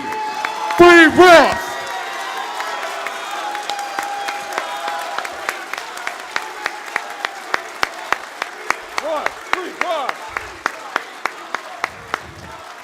Mostly I'm just dreaming that my kids can have more freedom than we all grew up with. I don't have the luxury of the black pill because that means giving up on my children, my grandchildren, and the future existence of our nation. Libertarians are the future which helps our children thrive and prosper. We can win, we are winning, we will win. Enough already, vote for vengeance. Good work. Good work. I'm going to keep myself to a tight 2 minutes because I know we got a lot of business to do, but I'm I think it's ironic that we're here in Washington, D.C., the belly of the statist beast. But here's the truth. My political journey really got started in Washington, D.C. because that was the first place that I got tear gassed by my own government for opposing the war machine way back in the 2000s. And ever since then, I have been fighting against the war machine both at home and abroad. And years later, I got wandered into a tent at a festival and waved into the tent by a libertarian by the name of John Mons, who was running for governor in the state of Georgia. And he told me that this is the party for you, that a party that supports your right to live as you see fit without violence, so long as you're not committing violence against other people. And that sounded very attractive to me, and it wandered me in the tent, and it made me find my political home. Ladies and gentlemen, there are millions of American voters right now who are dissatisfied with the broken two-party system, who see the Trumps, the Bidens, and yes, even the warmed-over Democrat RFKs of the world, and see failure. They see continued lowering of expectations, and we need to provide them a better vision. Young people, particularly in this country, Gen Zers, need to know that they can be snapped out of the statist indoctrination with a real hardcore liberty message. And that's what I've done as I've traveled across all 50 states as the first libertarian candidate for president to ever campaign in all 50 states, because we're a 50-state party. And every single state deserves to have libertarian messaging and a powerful libertarian campaign in their neighborhood. We are going to wake up millions of people, bring them in the tent, and say that if you're living your life in peace without fear or without violence, force, fraud, coercion, or theft, your life is your life, your body is your body, your business is your business, and your property is your property. It's not mine, and it sure as hell is not the federal government's.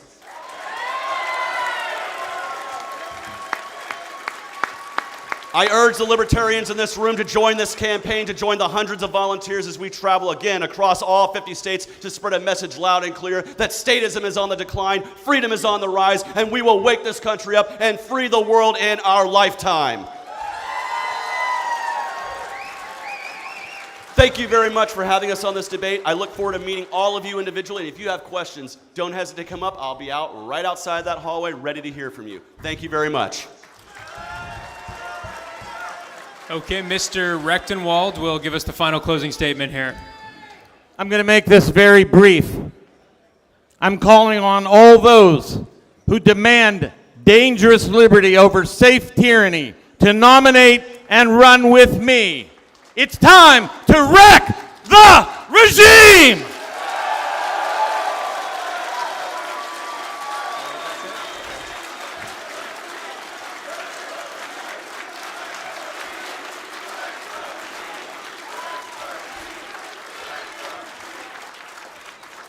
Okay, that is it. Thanks everyone for watching. We're going to move on to the procedures now. Thank you. Don't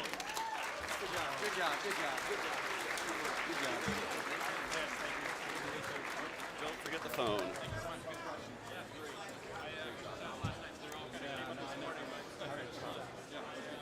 It's over now, buddy. Good job.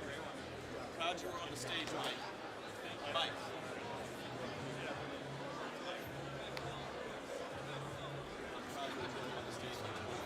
Yes. Thank you.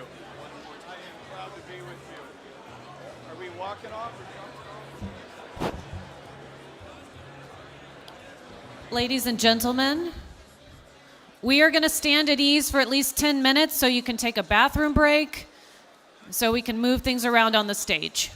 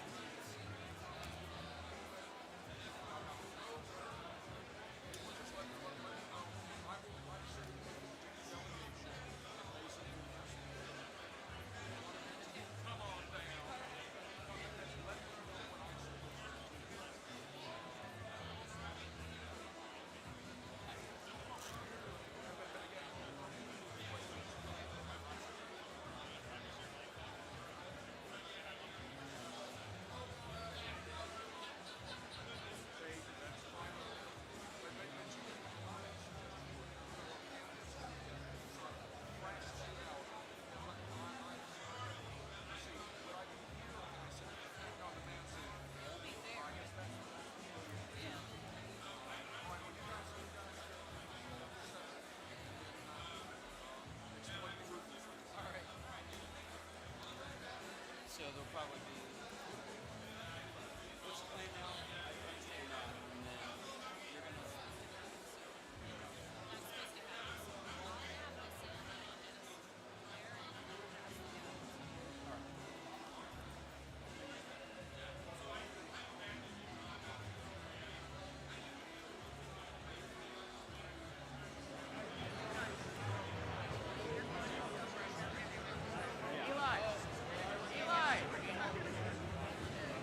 check 1, 2, check.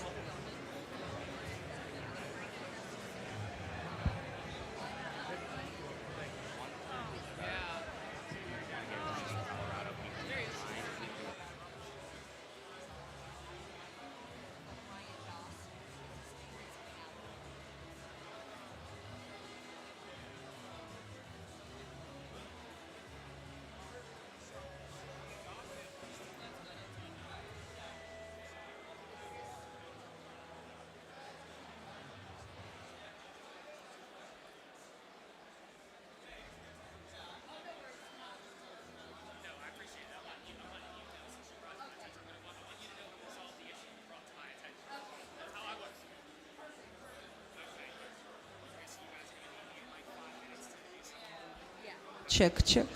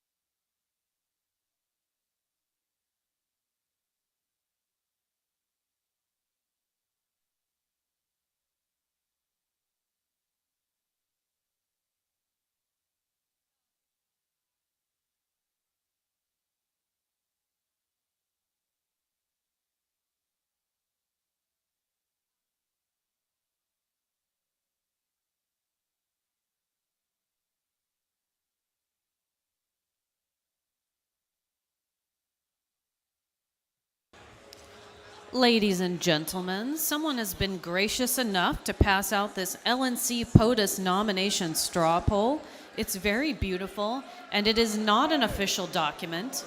Do not mark this up and think that you have voted for your candidate. Microphone 2. Microphone 2, Madam Chair. We didn't call to order yet.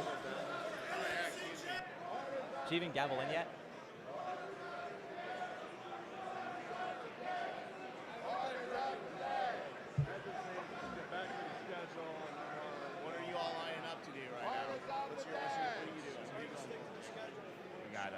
I've been so long.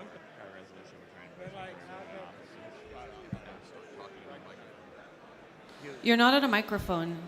You don't get to jump the line like that. That's totally rude. No, he's not talking to you. Orders of the day. All right. Madam. Orders of the day. Orders of the day.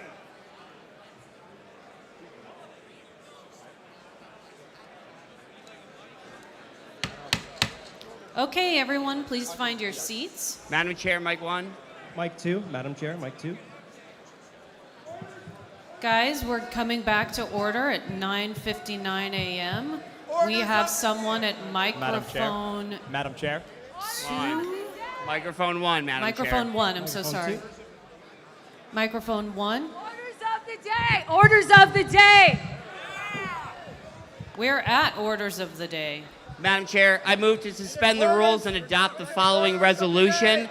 Whereas libertarians seek a world of liberty, a world in which all individuals are sovereign over their own lives and are not forced to sacrifice their values for the benefits of others, whereas electoral races are one critical method by which the Libertarian Party spreads to the masses, whereas only through united action can the Libertarian Party maximize its success in spreading the influence of liberty. Therefore, the Libertarian Party calls upon our members nationally and in all states, including Michigan, to stand in support of our party and the candidates in their bid to move us forward to set the world free in our lifetimes. Okay, so I think I heard you say you're moving to suspend the rules. That is correct, Madam Chair. Because right now we're at LNC officer elections and chair nominations have been Yeah, closed. suspend and adopt. I So apologize. it would take 2/3 and it's not debatable. I'm sorry, who was that and what state are you from? My name is Jacob Luria, delegate from Colorado. Thank you. Okay, everyone's finding their seats, right? Because we're back in business. And a lot of people wanted to call for orders of the day, so we need to move forward. We're going to go to a vote. All in favor of suspending the rules for this resolution, which is on the screen? Yes. Please say aye. Aye. All those opposed? I do not think that has 2/3. Stand if you're in favor. We should be able to do this. We should be able to do this.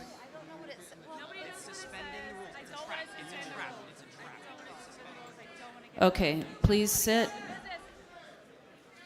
Those opposed? Okay, we do not have 2/3. The motion fails. Thank you. Microphone 3. Microphone 3. Madam Chair, this is Nathan Madden, delegate from Arizona. Can you speak up, please? Delegate from Arizona. Thank you.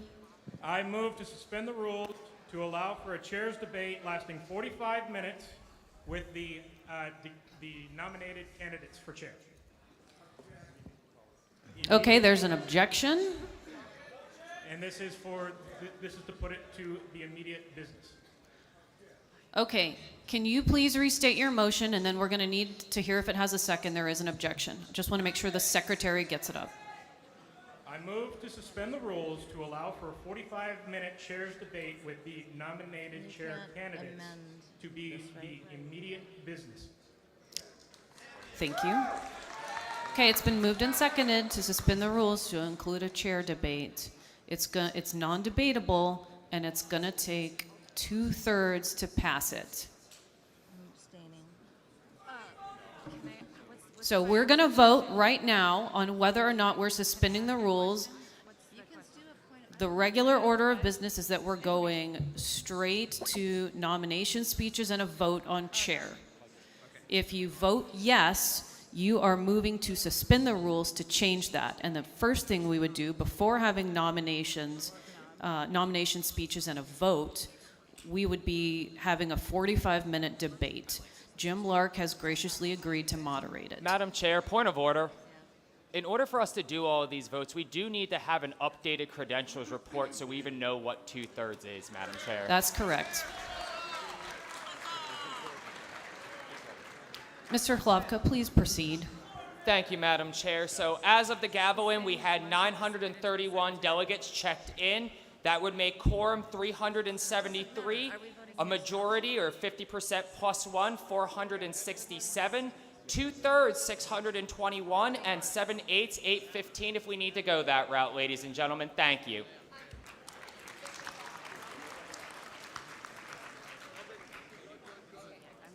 Thank you. Without further ado, I believe we're going to proceed to a vote. So if you want a 45-minute chairs debate, I want you to stand up. And if you do not want it, you need to sit down.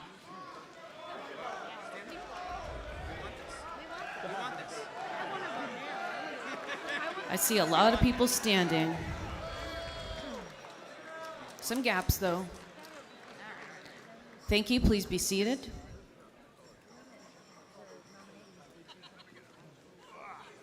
Those of you who are opposed, please stand.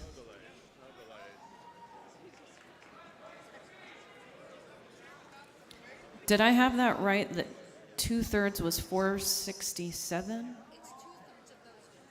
Okay, thank you. All right, the ayes have it. So here's how we're going to handle this. I'm going to pass the gavel to the vice chair.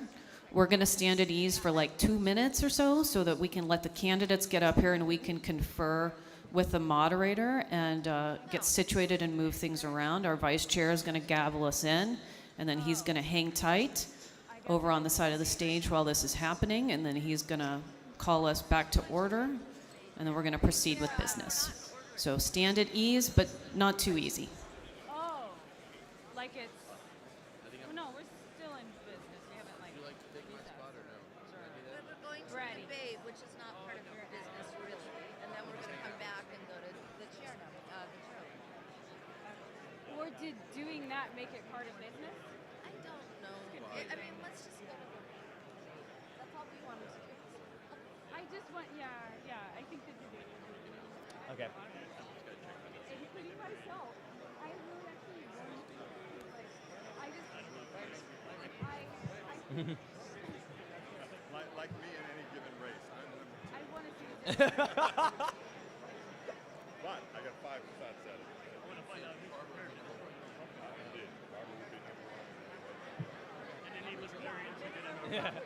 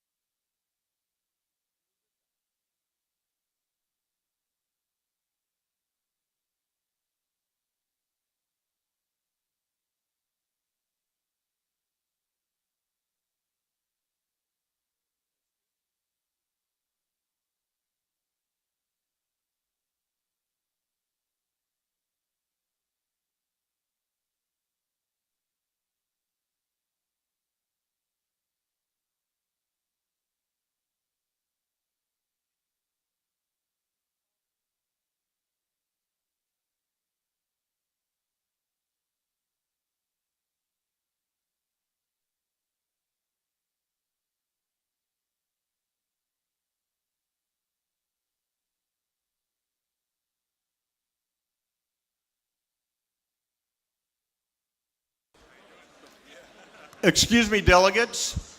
We have an opportunity for this debate for delegates to hand in written questions up to me and to Michael Heiss at the stage. We will review the questions for appropriateness and turn them over to the moderator. So, Mr. Heiss, if you want to come up to the stage if you're in the room, and then people can write down legible questions, please hand them to me, and we'll review them before passing them on to the moderator. Thank you.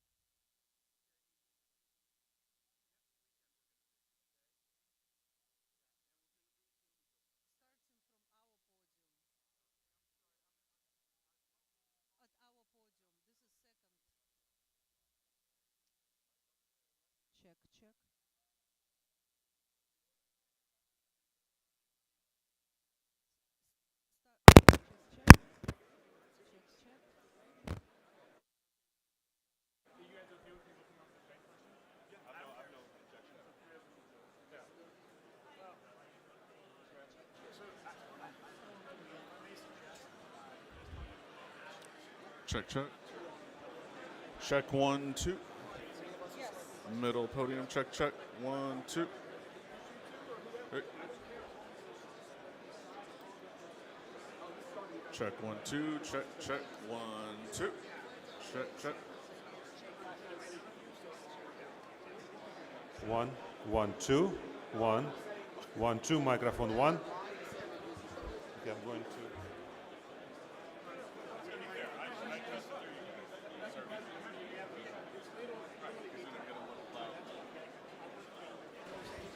One, two, one.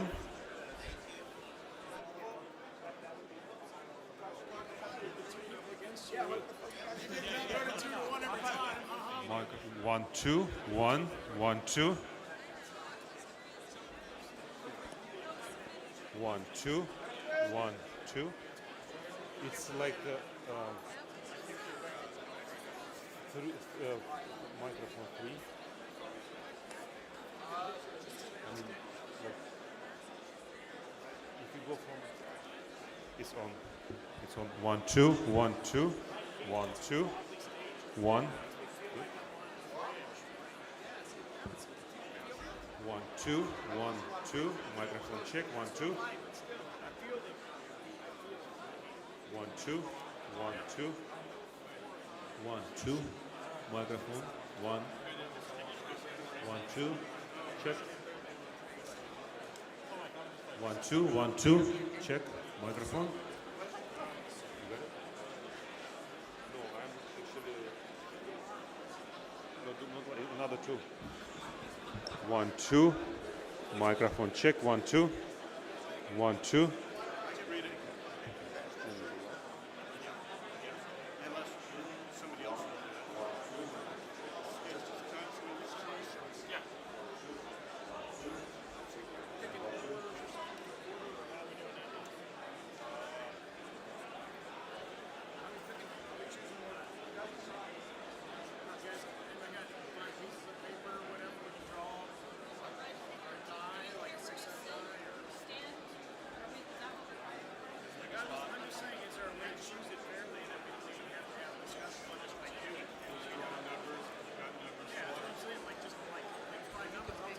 Hello, everyone.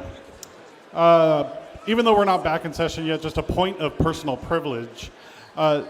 Jerry and Svetlana Hofner, their AV team, just reset up this entire stage in 10 minutes, and I would love it if we gave them a round of applause for that.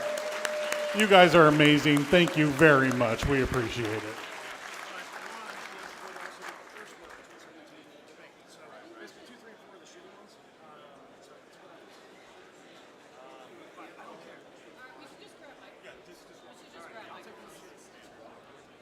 There we go. Hello. Oh.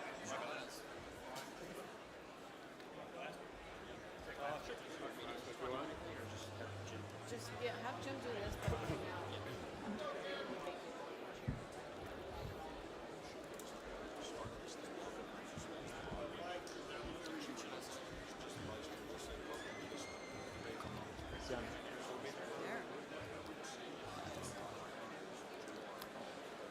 Hello. Yeah.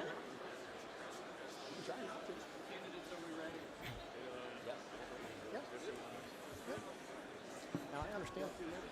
Yes. Yeah.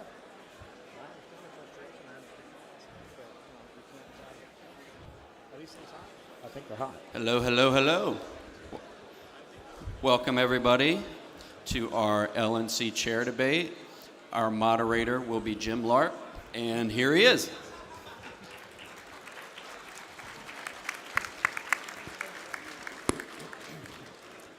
Good morning. My name is Jim Lark.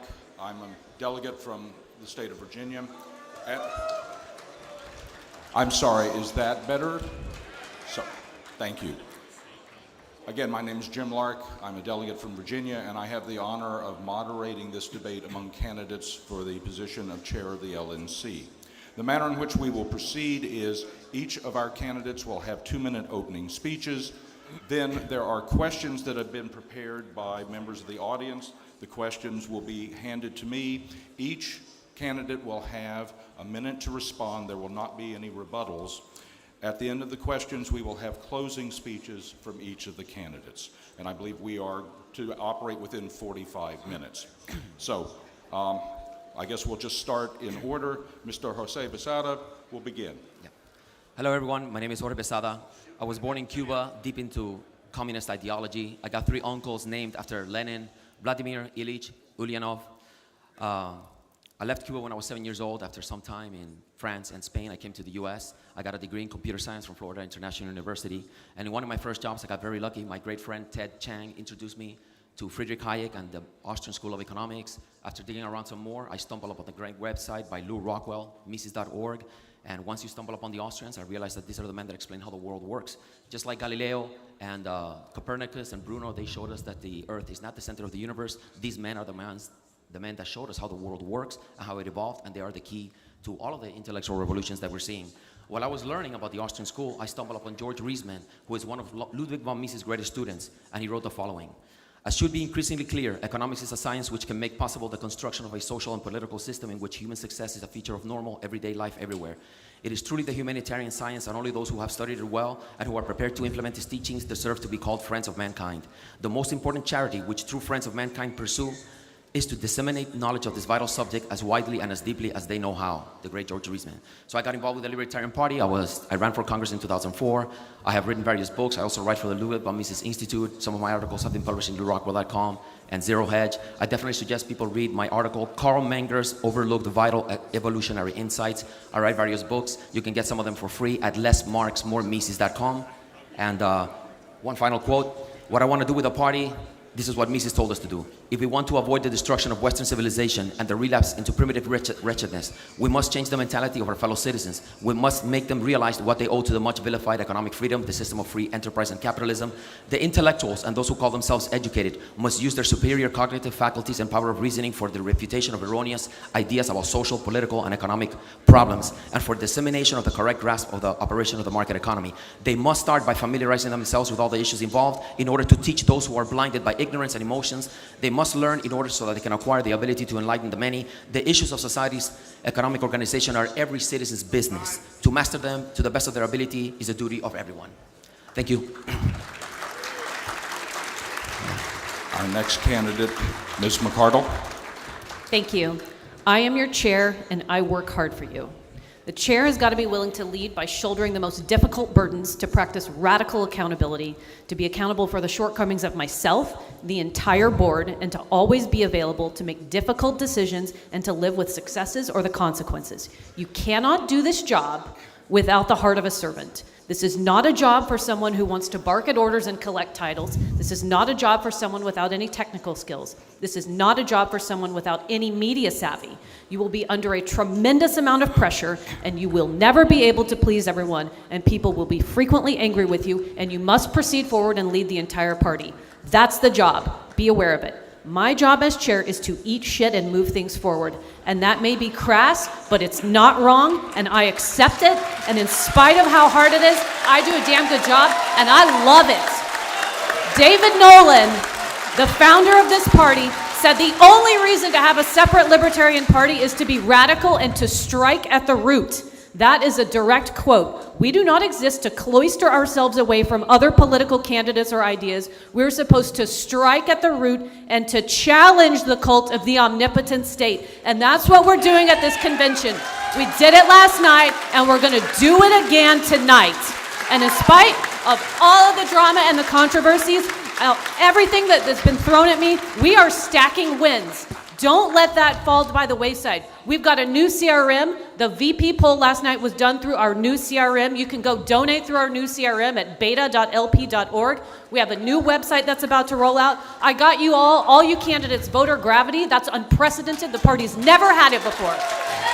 We have twice monthly candidate trainings. We have a professional political director who holds online classes. We have trainings at convention. We have a data append of 800,000 plus registered new libertarians that is ready to go into our new CRM. Vote for me.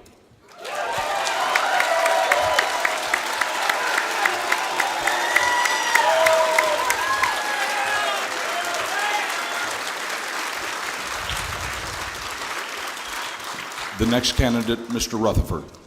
Hello, I'm Mark Rutherford from the great state of Indiana.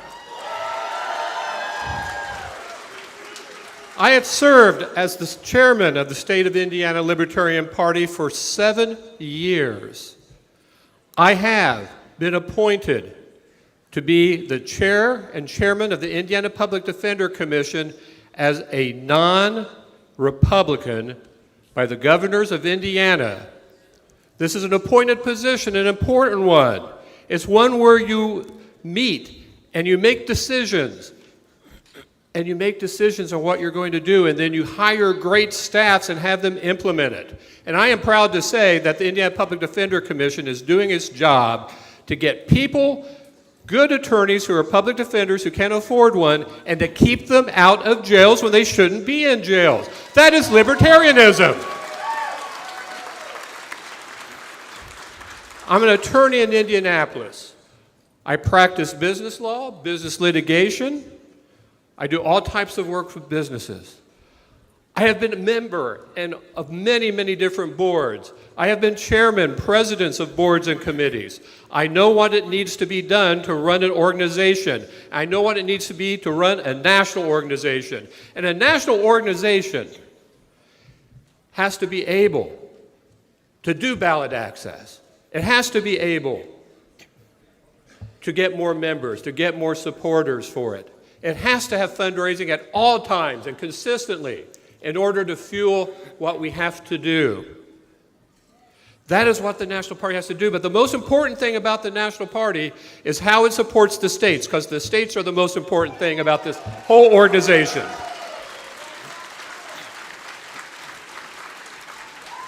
And those states, you have to help where they need help in making sure that they support their local organizations, make them strong so that we run candidates. That's what a political party does. Time, Mr. Rutherford. Thank you. The next candidate, Mr. Molman. Good morning, everyone. My name is Ken Molman, and I am running for chair. I told my wife after I declared, because that's how our relationship works, that I was running, and her response was, "You have a problem." And I said yes, and I thought about it later, and I do have a problem. I have a liberty problem. Hi, my name's Ken Molman, and I have a problem. I want liberty.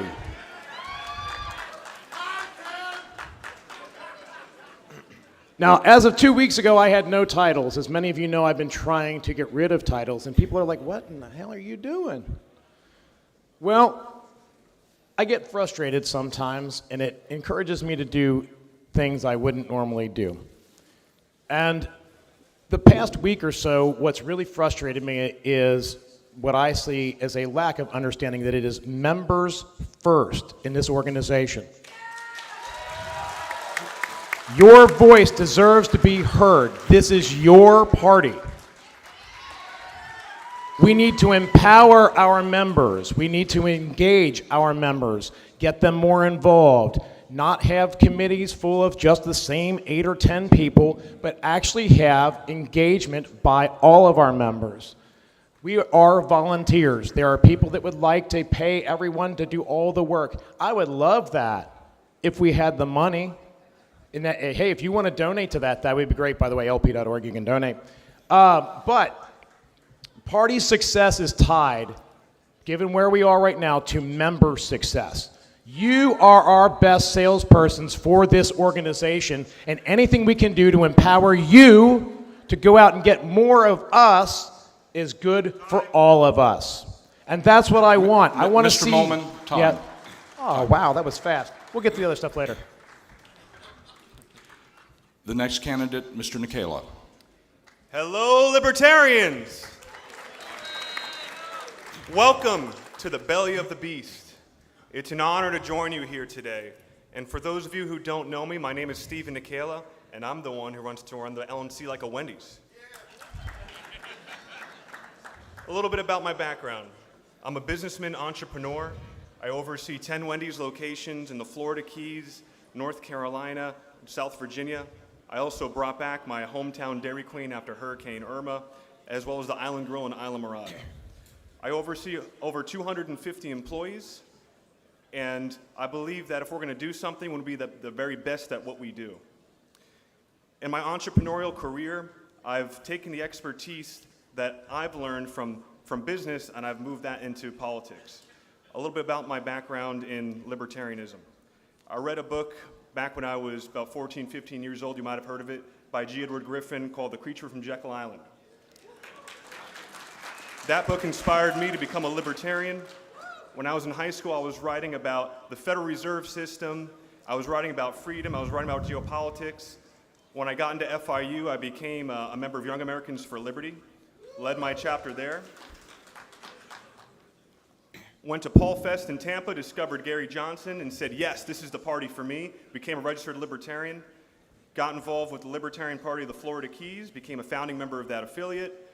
Went on the board of the Libertarian Party of Florida as Region 14 rep. Went on to become treasurer and eventually chair of the party, where we've met record fundraising goals and also got the most elected libertarians in Florida in 2019 and 2020 through Operation First Step to get our local candidates elected. And I've also been on the board of the Libertarian National Committee for the past 8 years. I've seen what works, I've seen what doesn't work. And I'm here to bring the party back to our basics. I want us to focus on Mr. fundraising. No, time. Yeah, those are my quick. We'll now proceed to questions, and we'll just go in reverse order. Mr. Nikela, you will take this first, and then we'll come down the line. The question is, what do you think is the most important job for the chair, and what do they need to focus on? I think the chair is in a leadership position, and if you ask me, the problem with the last 2 years, and even endemic beyond that, is that the Libertarian National Committee has been playing tactics, whereas the staff has been playing strategy. It needs to be the opposite. The board needs to run the strategy. We need to be goal-oriented, and we need to go right down into the metrics of what it takes to run the organization.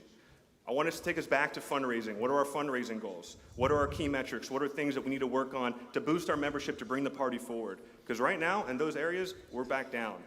And as chair, I would take the board and get everybody on the same page when it comes to our actual goals, so where we're all aligned and working in the same direction towards the same things and become very results-oriented. Just like in my business, I'm responsible for my employees, their families, my customers, the brand, and my business. As far as the organization goes, we need to go back to the basics, and the chair's role is to lead the board to be on the same page and also work with staff. Yeah. Thank you. Mr. Molman. All right. Well, first of all, lead by example. The members, again, are our organization, and so one of my favorite things to do is county fairs. I've actually talked to some folks that nominated me that if I end up as chair, I come to their state. I would love to come work at your state fair. That would be great. If we can make that work, awesome. But more importantly, it's actually the boring stuff, right? It's the back end stuff, managing employees, managing the infrastructure. I know it's not sexy. I know it's not glamorous. It's not going to get applause lines. Woo! I'm a manager. Woo! But that's important stuff because that's the work that has to be done in the background to empower you to be successful. And so everything that I would do in managing the party's resources and affairs would be geared towards the success of you as the members to achieve liberty in your neighborhoods, which then translates to your states, which then translates to this nation, which is why we are all here. Thank you. Mr. Rutherford. Thank you. The chairman of the Libertarian, or the chair of the Libertarian Party, is the leader and leads the Libertarian National Committee to make decisions, to set goals, to help them raise money, to help them do and build resources to make the party successful. And what's success?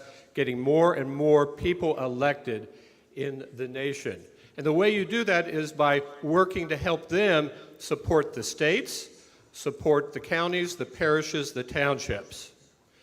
It's not a showman's job. I'm not a showman. But I am somebody who has shown through all these years that I can work and get aboard, to get together, and to move forward, and to do things. The important thing is having the board comfortable to talk to each other politely, respectfully, and make decisions. The job is also, thank you. Ms. McCardle. The chair is the leader. You are the lead fundraiser. You are the intercessor. You have to navigate conflict. You are the media face of the party until we have a presidential candidate. You are the face and you will interact with media, and you are the top strategist. You decide political strategy. You set the course for the board. And with all due respect, I am the only board member who has consistently made fundraising calls for the last year and a half or so. It is a tough job. If you're gonna do this job, you have to pick up the phone and talk to donors day in, day out. If they're happy with you, if they're mad at you, you take the call. Just like everybody else on staff fundraises, so do you. And you know, what is the most important part of your job? Eat shit and move things forward. Mr. Bassar. Yeah. So the chair should provide leadership, intellectual leadership. We have problems. We have to identify the root cause of the problems. And the root cause of the problems is not necessarily the government. It is the economic ignorance of the masses that then leads to all of this government tyranny. And the great Lew Rockwell referred to all these Austrian economists as far better men. So I will just once again quote Mises, because these men already solved all our problems. Mises tells us, if public opinion is ultimately responsible for the structure of government, it is also the agency that determines whether there is freedom or bondage. There is virtually only one factor that has the power to make people unfree: tyrannical public opinion. The struggle for freedom is ultimately not resistance to autocrats or oligarchs, but resistance to the despotism of public opinion. It is not the struggle of the many against the few, but of minorities, sometimes a minority of but one man against the majority. The worst and most dangerous form of absolutist rule is that of an intolerant majority. So we have to identify the problem, economic ignorance, why people are so ignorant, because just like language is the result of human action, but not, okay, thank you. Thank you.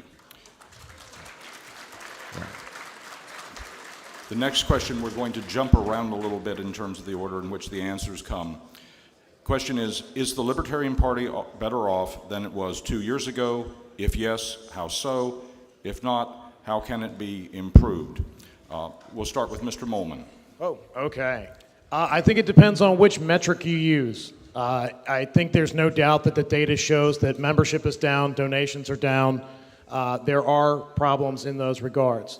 I have ideas of why that is. I have also ideas on how, again, to empower the members to become our best outreach and to boost our membership and our fundraising. I do think there are some positives that have occurred, just like everything. There's good and there's bad. But again, I think a lot of the bad can be resolved by empowering you to succeed. I have an idea to make a plan that for every 5 new members, and any of you bring in, right, you get a year membership. Now, it costs the party nothing, absolutely nothing. We make $100 every time you do it, right? But it brings 5 more people in who we can then teach or learn what they care about and focus our messaging directly to them, to their dreams and their hopes, to hook them in, and then a year later, boost them up from $25 a year to $5 a month. It's the easiest upsell in the party. Thank you. Thank you. Ms. McCardle. We are now a principled party that stands for anti-war, peaceful foreign policy. I think that is an incredible achievement. What did we raise in the last 3 days? $159,923 in the last 3 days. About 6 weeks ago, people freaked out over our finances because our finances were looking kind of rough. They have completely turned around, as I told everyone that they should, and they would. When Razor's Edge was removed, the number of monthly membership expirations skyrocketed. I argued against it. I have to own that the board voted to do this anyway. We have turned things around. We have a new CRM. When I stepped in as a volunteer executive director, I stopped the bleeding of monthly expirations. You can see a chart explaining it and showing exactly what happened. Blue line is expirations. Orange line is new memberships on AngelaMcArdle.com. You can go there right now and look at it. The CRM stuff is confusing. Thank you.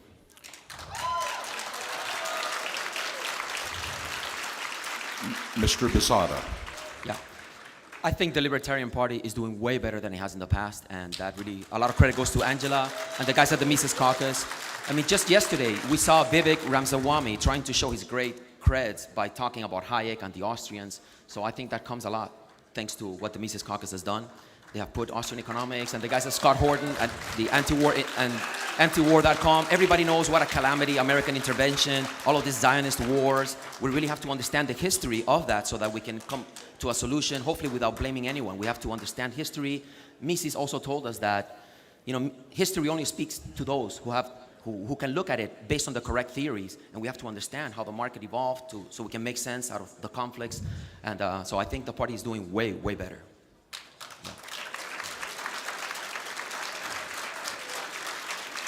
Thanks. Mr. Rutherford.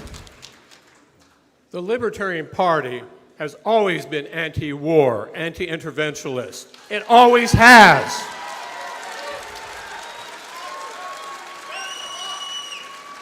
But the National Party is not as good as it was 2 years ago. The National Party has lost in fundraising and membership. It's got to improve those. It has to improve in the communication. With members, members are very important. They're the ones who help feed the National Party with fuel. They're the ones who become donors. Those are the ones that matter.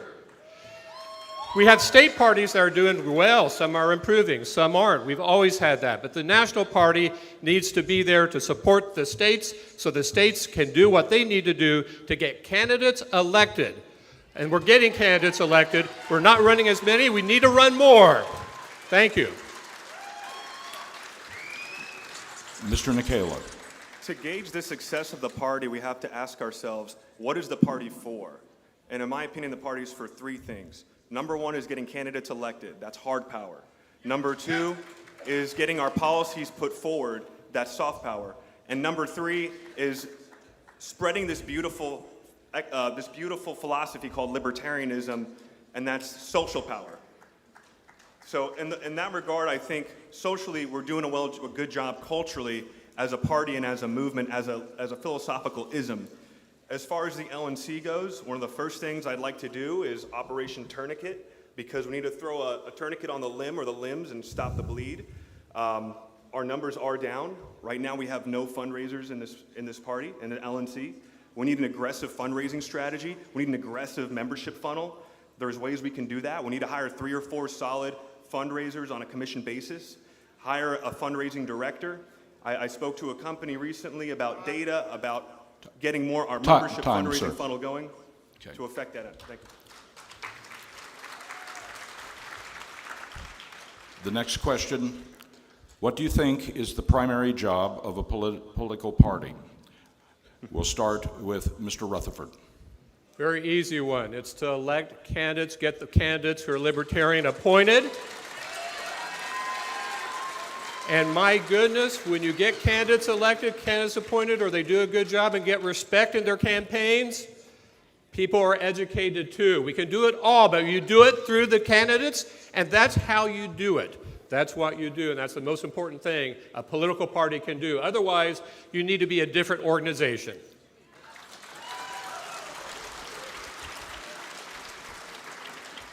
Mr. Nicola. The purpose of a political party is to gain power. And anybody who tells you otherwise is lying. The reason libertarians want to gain power is to defend freedom. We don't want to climb the ladder and kick it off like the duopoly. We want to gain power to defend freedom, to defend liberty, and that's the goal of a political party. I don't think power should ever be a dirty word. Dave Thomas said profit's not a dirty word. I'm here saying power's not a dirty word. And quite frankly, I want the party to be respected, I want the party to be loved, and I want the party to be feared. And there's some people that are speaking this weekend who are here because they fear us. They want your support. We can make a difference. That's why ballot access is so damn important, is because it puts us in a position where we have leverage. We can actually scare the other two parties, and we can continue to grow our brand, grow our party, grow our membership, become a stronger, better organization. Thank you. Mr. Molman. The primary reason for the party is to run in elections. A political party is a legal construct that is built to run candidates for office. It is also we have a platform that those candidates follow. We have a nomination process that our members make sure that the candidates adhere to that so that we achieve our goals, our political goals. That is the point. One more quick thing on from the previous question. Angela McArdle's never logged in to Civi CRM.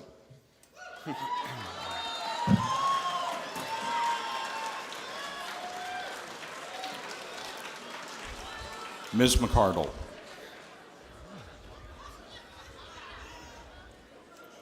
I'm sorry, I didn't catch that. The primary purpose of our party is to spread the message of liberty and wake up the remnant. I want to be really clear. David Nolan did not create the Libertarian Party to be just like the other two political parties. That is not the purpose. Now, we have grown over the last 50 years to care about elections and getting candidates elected, especially at the local level. And I have provided more support for that purpose than our candidates have received in the last 2 decades. I absolutely have. You can do both, and I have worked my tail off to support both. But don't get it twisted. We're not a centrist organization. We're a radical libertarian party, and we're here to be libertarian.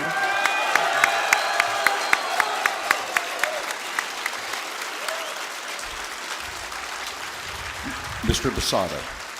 Yeah.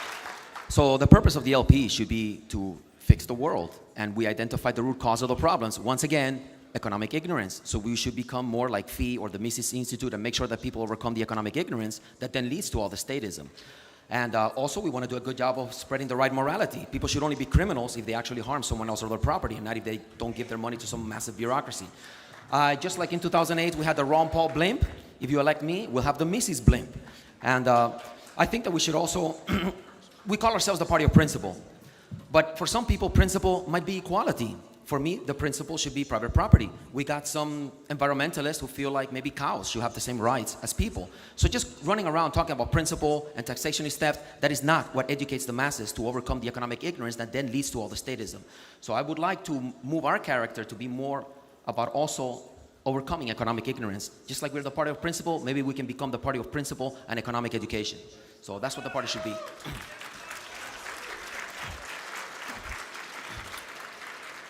The next question is, what is your plan to increase revenue? We'll start with Mr. Nikela. So I played lacrosse for 5 years, and my coach would always tell me, fundamentals, fundamentals, fundamentals. And we hated it, because we want to do the fancy shit.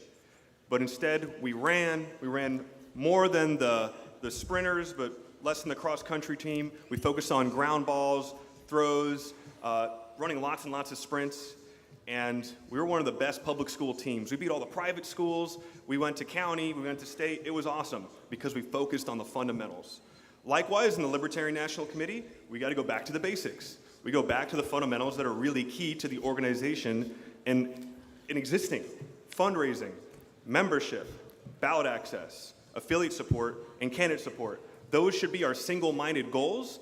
And what I want to do is come in on the first LNC meeting, get our team together and really drill into what are we going to do? Okay, we all agree fundraising is important, but what does that look like? What are our fundraising metrics? What's our retention rate? What are we doing to advance fundraising and membership so we can get the money to expand the party? Mr. Nikela, time. Mr. Basada. Yeah. If you run around just telling people taxation is theft with a boot on your head, you know, saying how we're much better than the Republicans and the Democrats, you're going to get, your 1 or 2%. But if you're running around like the great Renato Moicano, telling people if you care about your fucking country, read Ludwig von Mises and the 6 lessons of the Austrian economic school. If you're tweeting memes of Elon Musk, sharing Hayek memes, and you're going to raise money so you can put a Mises blimp all over New York City, I think we'll get a lot of money. We already have the momentum, and I think the money will be there if we have a revolution that people believe in that can transform the world, not in our lifetime, but within one election cycle. And if you really believe that, and I believe that, we can create that beacon that will bring that money and that revolution. Yeah. Ms. McCardle. Our membership retention numbers have been poor for a long time. We actually have a very high rate of churn and burn. I have already started to correct that by putting in a new CRM, which you can donate at right now, beta.lp.org. We have staff operations and all kinds of many better things in place now than we had 2 years ago. Civi CRM, although everyone thinks I've killed it, the IS committee has to create a development process improvement and a staging environment for Civi. A lot of that was led by Sam Bowler from Alabama. We didn't have that before. There have been huge improvements to all of the things that the people who hate me think I killed. What I've done is I've built it all up and laid a proper foundation in spite of all of the criticism. We've already made $159,000 plus in the last 3 days. We are on our way to success.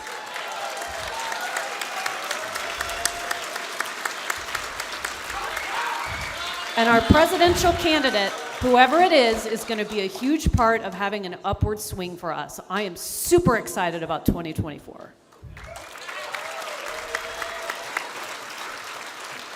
Mr. Rutherford. I have led capital campaigns. I led one of the most successful capital campaign for a student organization at my college, and it wasn't for low dollars. I know that what it takes is talking to people. It's personal touch. It's great communication. It's telling you what we're going to use it for and then honoring that. It's what you do. It's what needs to be done. The first thing when I'm elected chair is I'm going to be starting to call people who aren't giving, who are my friends, and get them to start giving again in great amounts. That is what you do. And that is a very important job. And I have people who have already are going to be helping me make those phone calls because they're good fundraisers as well. That is what you do. It's personal touch, good communication, and honoring your commitments. Mr. Molman.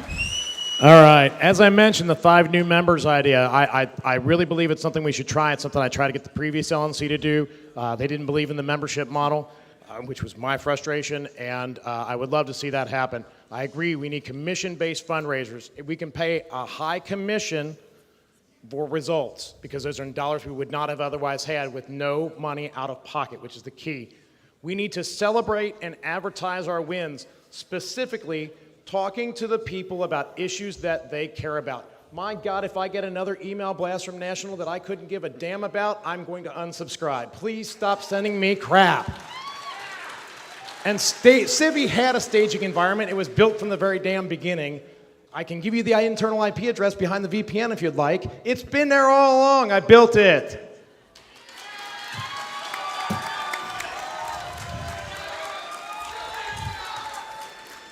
You can think it sucks, but it works and it's cheap and it's what we can afford.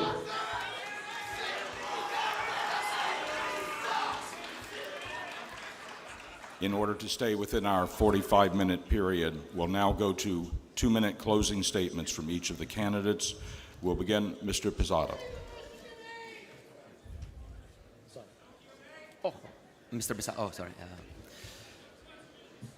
So, again, it's pretty easy. As Lou Rockwell said, far greater men have already solved all of our problems. And I think if we unite behind someone like Mises, I was very involved in the Ron Paul Revolution. And I was happy to go out there painting the U.S. with Ron Paul posters. But if we go down a levels to Mises, then we catch everyone. We'll catch the Rothbardians, the Hayekians, the Hoppians. We get everyone. Mises is really an incredible beacon. He lived an incredible life. He fought in the First World War. He single-handedly stopped the Soviets from expanding into Austria.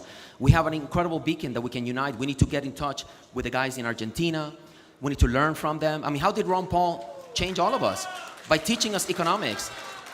Millet was just with Ben Shapiro, and he explained how he turned that country around. He said, this time we educated the youth. We created rock concerts where we were giving out books and saying, oh, you know, it's amazing. Somebody has to look at this man. He's talking to 20,000 kids about Hayek. So that's all we have to do. Just create a beacon where we believe we can do that, and then we just bring everyone else. And so vote for me, and I'll bring that enthusiasm and get more people, like-minded people, to create that beacon that they can read the rest of us. Thank you. Mr. Molman. Oh, okay. Hi, I'm Ken. Most of you know me.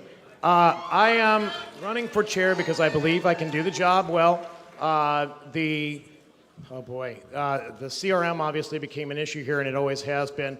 But, you know, the CRM was not the best system. It was the best system we could afford. And if you look at the cost for state parties, it will be that way. It's just what it is. You can disagree. I don't care. One of the things you could do to help the CRM be better is not run off the staff, including the CRM administrator, with false allegations. You respect your staff because they're employees, and you treat them with respect because we're all adults. You respect the members, always respect the members. And if you want people to stay, then feed them the information they want to hear. Stop funneling crap into my email.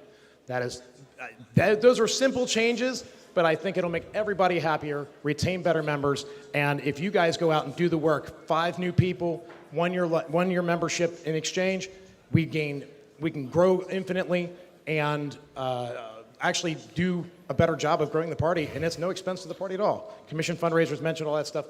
Anyway, I hope this debate's been enlightening for all of you, and vote for whoever's best, whoever you think is going to do the best job. Thanks.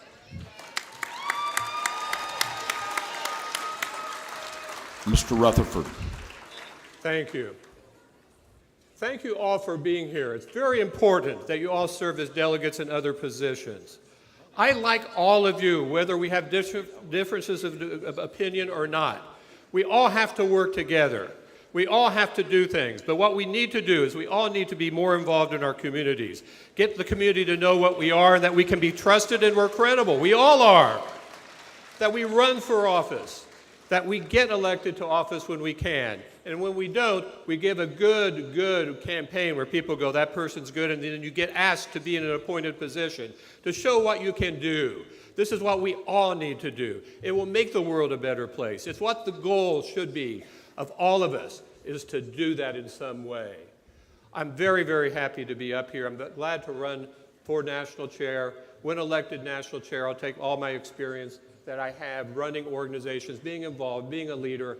I have been on, I'm a former Libertarian Party national vice chair. I've been on the Libertarian National Committee for several years, off and on. I have the experience to do what needs to be done so that all of you can be effective in getting elected, getting appointed, and getting the job done and educating people because of your great work on the campaign trail. The showmen of this party should be our candidates, and we need to work hard to make sure that that happens. Thank you.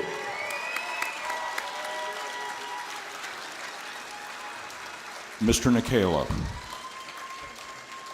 Who here has heard of the Libertarian Party of Jose Marti Cuba? Well, there's a Libertarian Party in Cuba, and there's Libertarian parties in Mexico and Russia, all around the world. Well, there's a Libertarian Party in Cuba. I live in Key West. I'm closer to Havana than I am to Walmart, to Miami. And oftentimes, I wake up and I think about the Libertarian Party of Cuba, and what would it be like, what their world would be like if I lived there as a Libertarian.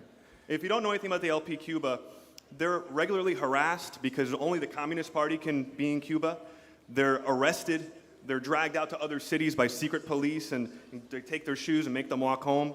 And I watched an interview with the Libertarian Party of Jose Marti Cuba, and he said, even if they arrest me, I'm not scared because I'll be free in my mind.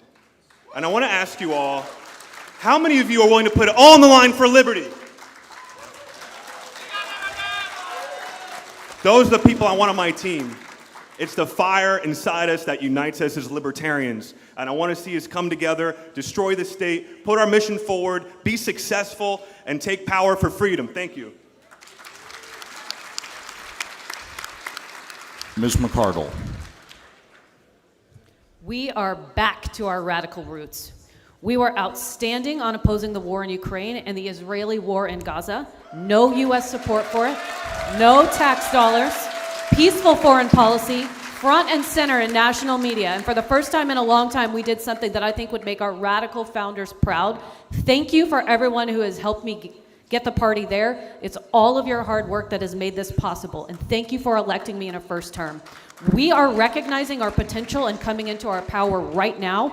We are the most powerful voting bloc in the country. I can't stress how incredible that is. We are the most powerful voting bloc in the country. Go out and use the tools I've given you. Use the WordPress template website at shop.lp.org. And why try to wield influence? Politicians can't be trusted. They just go back on their word. Well, then why try to run for office at all if you can only win 3%? Because you have influence, and that's why we do it. We move the needle. We move the Overton window in the direction of liberty. We force the enemy to adopt our ideas, and you miss 100% of the shots you don't take. If you had an opportunity to use influence to persuade someone to divert just one series of drone strikes overseas and save 100 innocent people, you should do it. That's why we exist. And I'm going to continue to lead you in that direction, and we're going to push that Overton window harder than we have in a long time. And I will give you my blood, sweat, and tears, just like I have the first term. I'll take all your shit. It's fine. You can throw it at me. I don't care. We're living in unprecedented times. Wars and rumors of wars. Political end times are upon us, and there's a power struggle between the DNC and the GOP. It's reached a crescendo, and we're going to come out on top. They're rejecting members of the Kennedy dynasty. They're actively seeking out our endorsement and collaboration.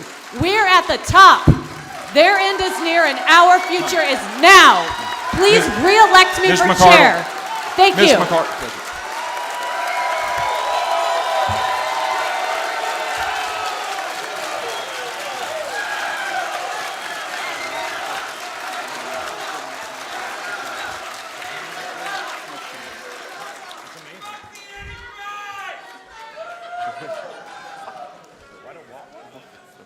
Fellow libertarians, I had the honor many years ago of serving as the national chair.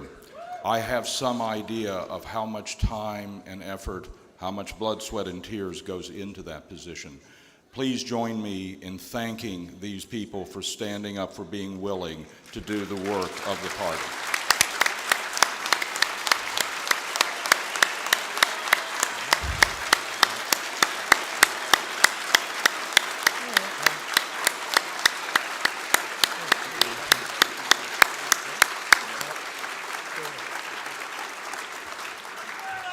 Thank you.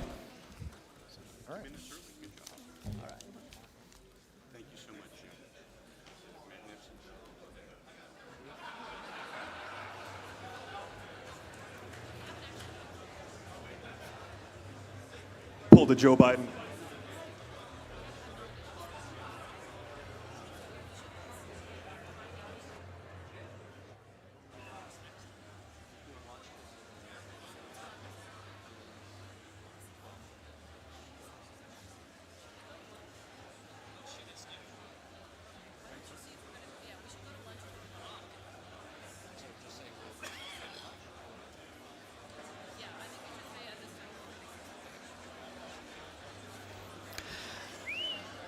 Hello, friends. We're all friends. We will recess for lunch and come back at 12 or 1:30? 1:30. Thanks.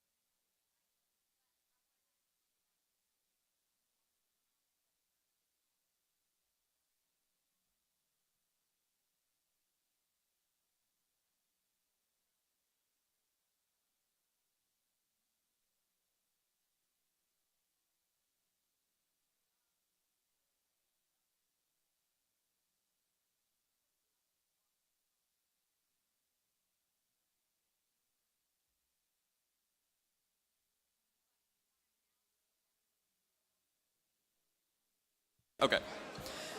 Excuse me. If anybody has lost a phone, please go over to credentials. If anybody has lost a phone, please go to credentials.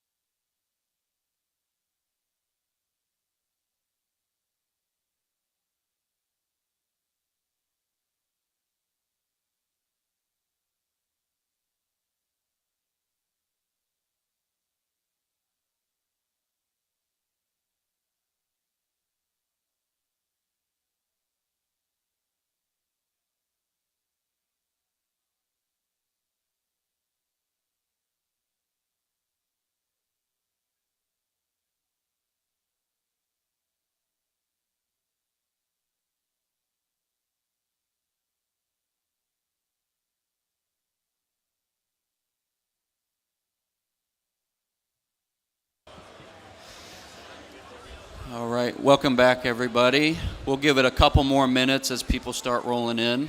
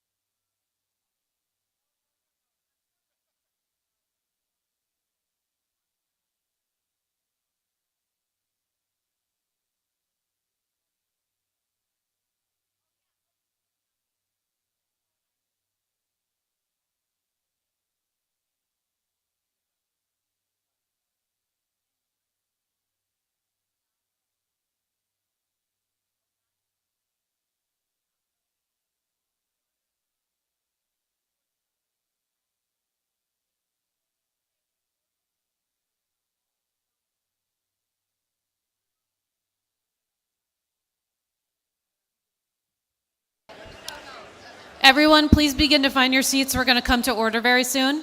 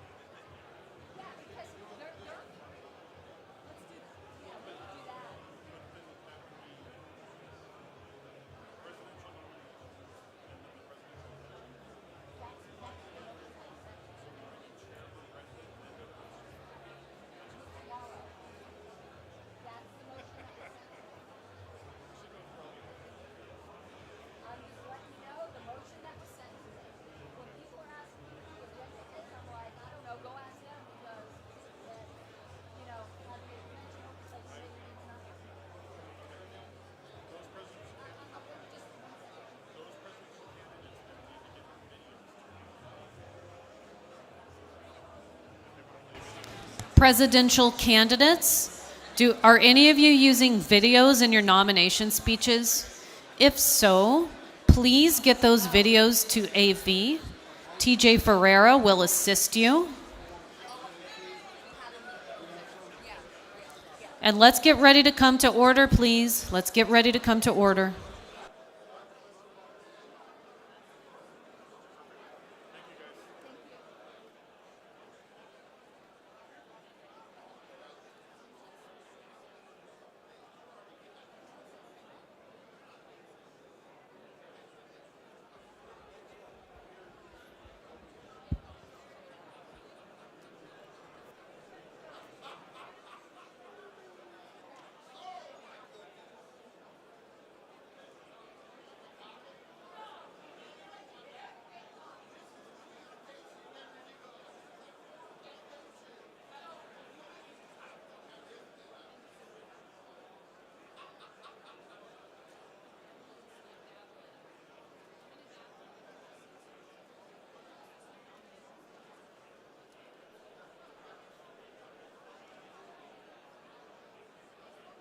Hello, everyone.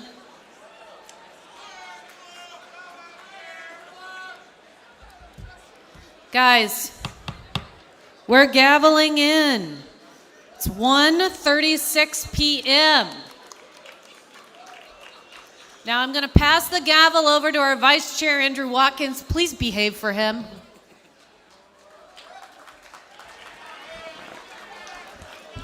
Do not get out of hand, please.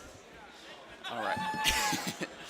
Alrighty, so we will move to presidential nomination speeches. If the candidates could please come to the front of the room. What?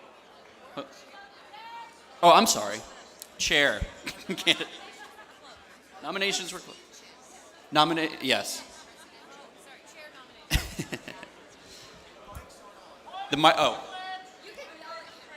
You can. Can we please turn the AV, the floor mics on, please?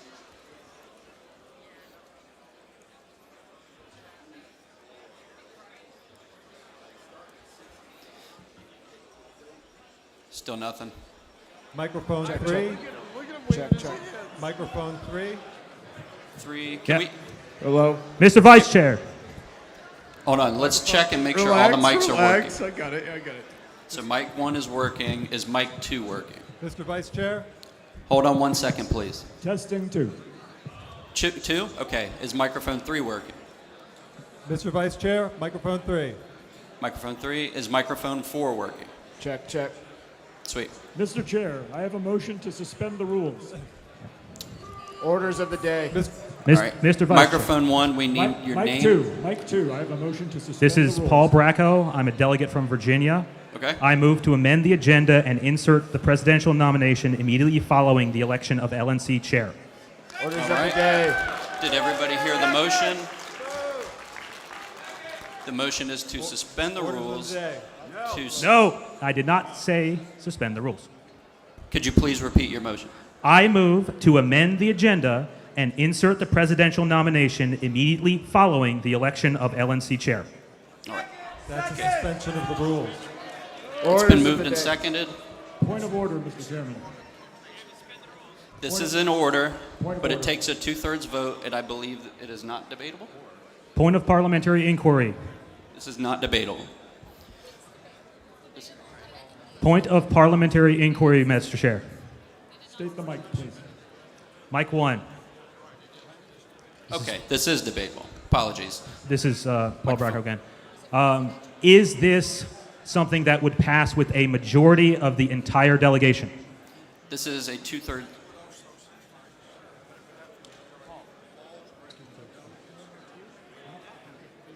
We can come back and get it again. Let's keep it simple. Okay. Limited scope. We can do the exact same thing for vice president. We can do, if we want to, we can. Limited scope. Limited scope.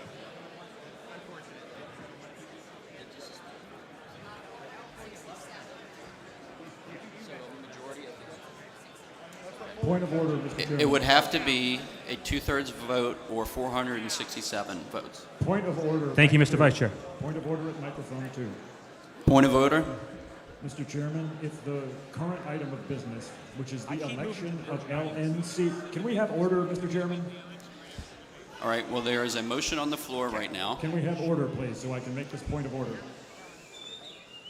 After, Mr. Chairman, if the current item of business is the election of LNC chair, if that is postponed, we will proceed to the election of LNC secretary.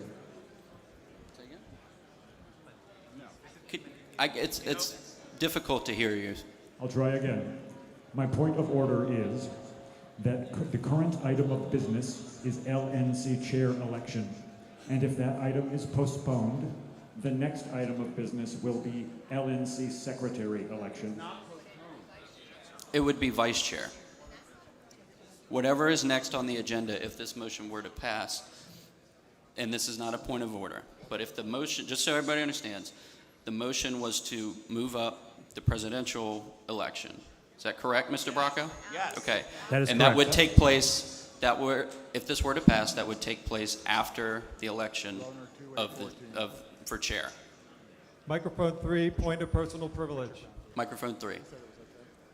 Peter Everett, Massachusetts delegate. We have a lot to do today and not much time to do it. A lot of people will be making well-intentioned motions to change our agenda with a 2/3 vote that will waste time. They will claim it saves time. We've all done this before. They are wrong. I call the orders of the day. This is not a point of personal privilege. This is a debate. correct. Do you want to proceed to a vote?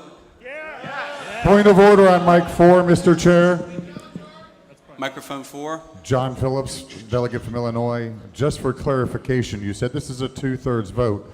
All 2/3 votes are 2/3 of those present and voting, not the total delegation. 2/3 Correct. or. 2/3 or, correct? Let's go to a vote. Mr. Chair. Mr. If Chairman, you are in, Mr. Chairman, at mic 2, I would like to speak against the motion. okay, mic 2. Briefly. This is debatable. I made a mistake. Can we have order? Mr. Vice Chair, Hold on 1 second. Say again. Point of order. I have not gotten to speak to my motion yet. All right, well taken. Please speak to your motion. C-SPAN is leaving after today. If we want coverage of the presidential nomination by C-SPAN, we need to do it today. All right. Microphone 2. Mr. Chairman, I do believe that we need a plan of agenda that gets all of our leaders elected, including LNC officers, president and vice president, and the adopted agenda will give us a path to get that done, and I move the previous question. All right. What was your name, sir? I'm sorry.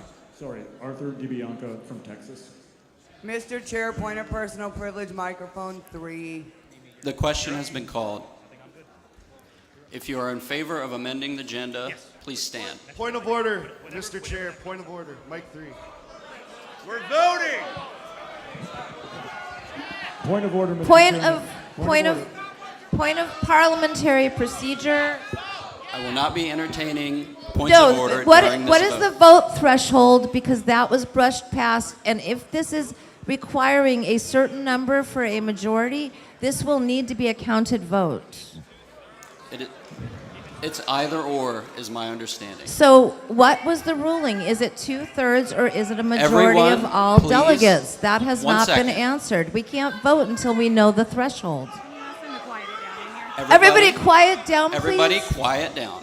Quiet down. So we can't vote until we know what the vote threshold is. That has not been answered.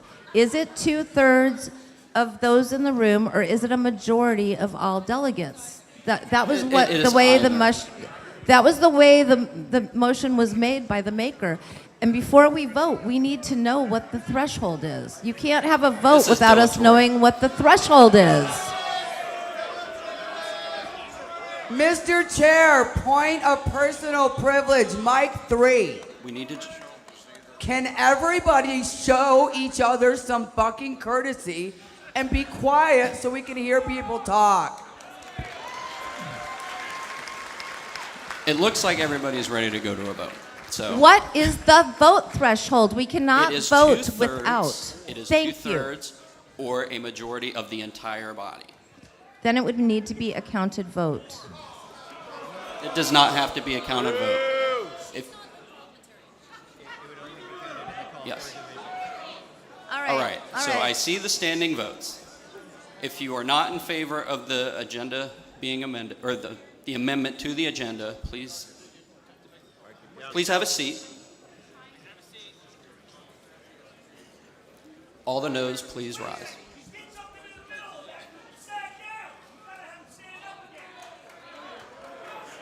Okay.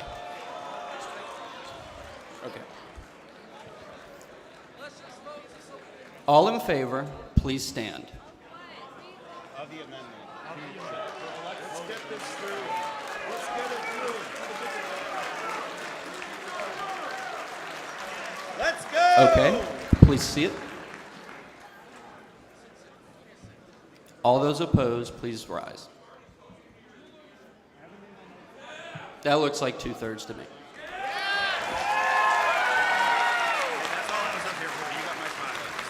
Mr. Chairman, microphone 2. Microphone 2. Arthur DiBianca from Texas. I have a motion to suspend the rules that I believe will not be controversial. Let me read it out.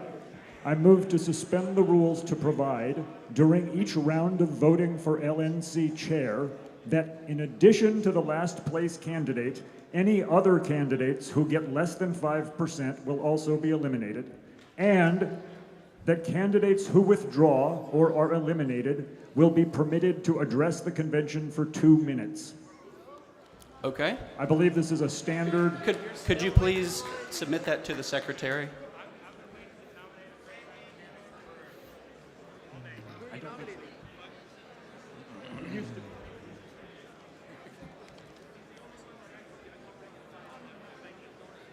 I don't think you have to wait in line for that. I think someone's going on.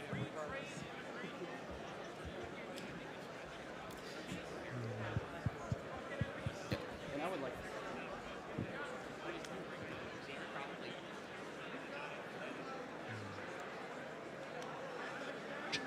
Yes. Go get a yes sign. Get a yes sign. Hold up the yes sign. Please give us a moment while we have it typed up. In the future, if you have a motion like this planned, please submit it to the secretary ahead of time. That way, it doesn't waste time and we can all clearly see it. Thank you, Mr. Chairman.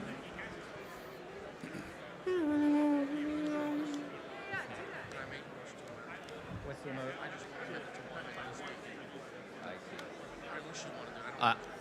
All that I want to do right now is call orders of the day so we can move on and save more time than honestly that would even take. Tell me, sir, what do you think the presidential candidates But I have to actually most of them are pretty good. Orders of the day till this motion is dispensed. Right.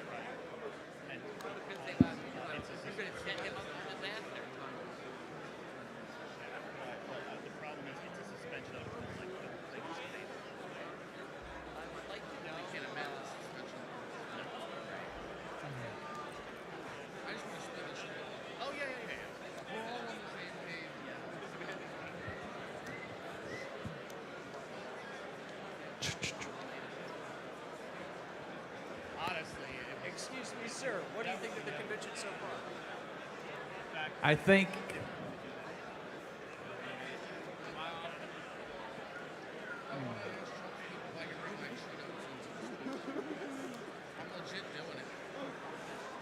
Don't be shy, sir. You're typing up. Excuse me, miss, what do you think of the convention so far?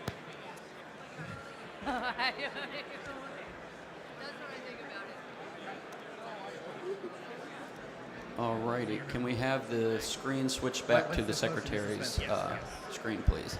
All right. If we could quiet down, please, and take a look at the motion. Sir, how's your experience with the convention been so far? I don't mixed. And this is a motion to suspend the rules and to also adopt. It's been very tiring. So this is not a debatable motion. Correct. And it is two-thirds. Thank you. How's your experience with the convention been so All right. far? And there was a second? point of personal privilege. Personal privilege. Could the text on the screen be a little bit larger? Thank you.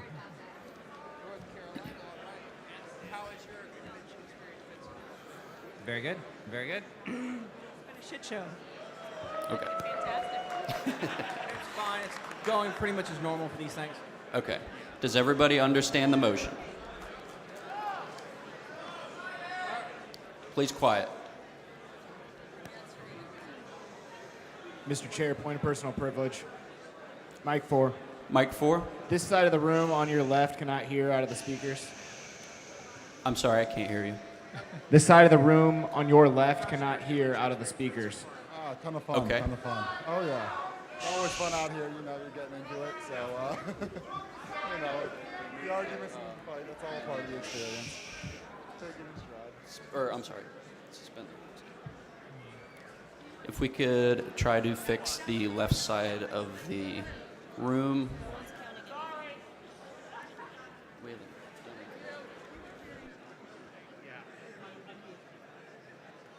How's it going, gang? How was your convention experience? My convention experience. Hey, wait.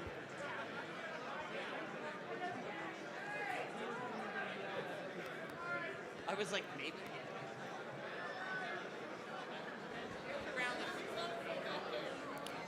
Microphone is missing? Where? Which microphone? Microphone 3?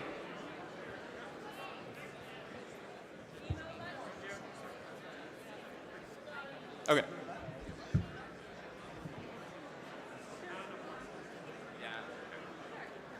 Okay. Does everybody understand the motion on the screen right now? Okay. We will go ahead and move to a vote. All those in favor, please rise.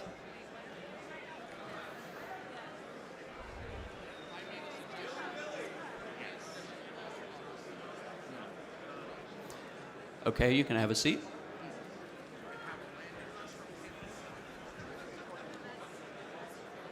All those opposed, please rise. That passes. Mr. Chair, point of personal privilege, Mike 4, John Mike Phillips 4. from Illinois. Can you speak up? I could barely hear your call for the vote. Absolutely. Microphone 1. Microphone 1. I call for orders of the day. All righty. Timothy Perkins, Oregon.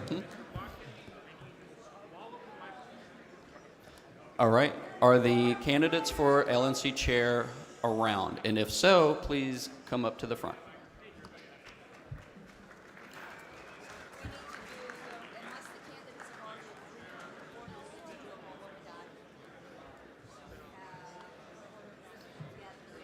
We are currently going to roll our die to decide the order of speeches.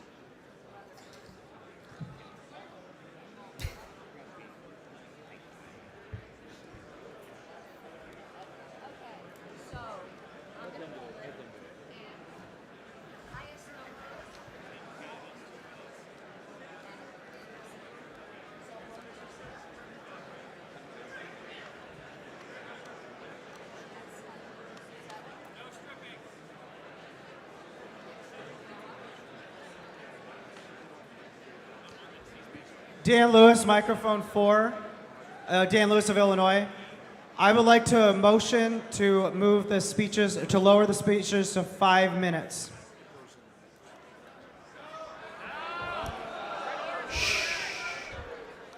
This is not recognized.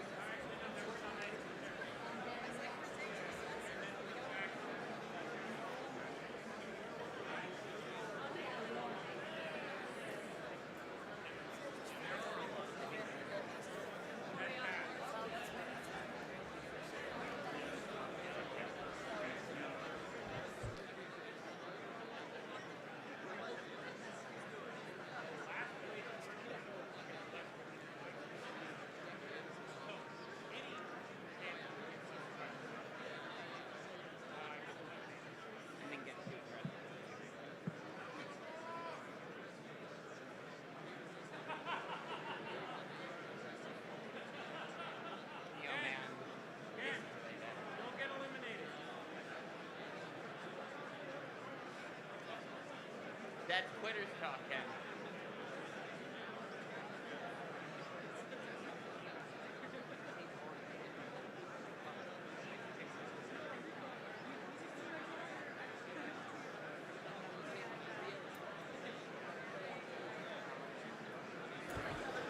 Alrighty.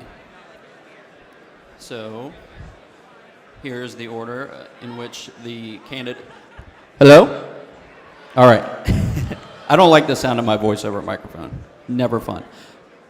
So, here we have the order in which the candidates will speak, and each speaker, or each candidate will have 10 minutes allotted to them. And I will cut you off. So, Mr. Rutherford.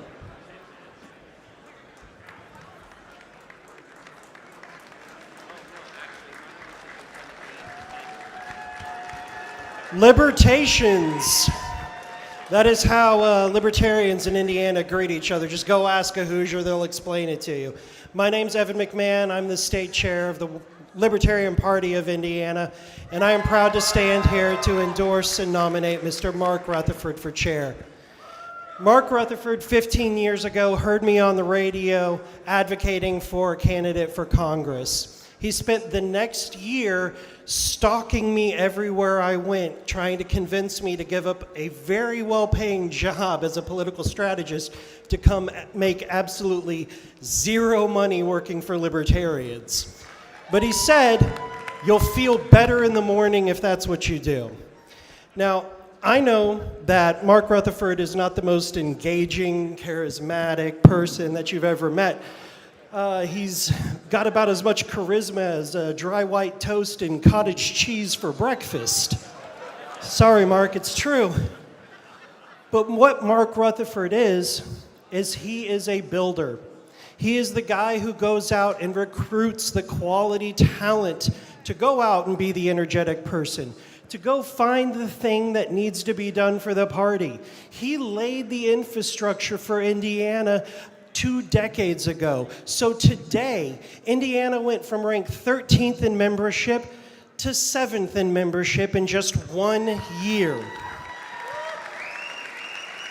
On election night in 2022, 1/3 of all partisan elected libertarians were from Indiana. As of this year, Indiana, per capita by membership, raises twice as much as the national party. Because we focus on the basics, getting our candidates out there, getting the tools, going and hitting the media, getting appointed to local boards and commissions. He's going to tell you about his time as a public defender. But this is what we need as a party. We need to be professionalized. We need to be hitting our goals. And now I'm going to hand it over to Miss Jessie Calvert from Texas.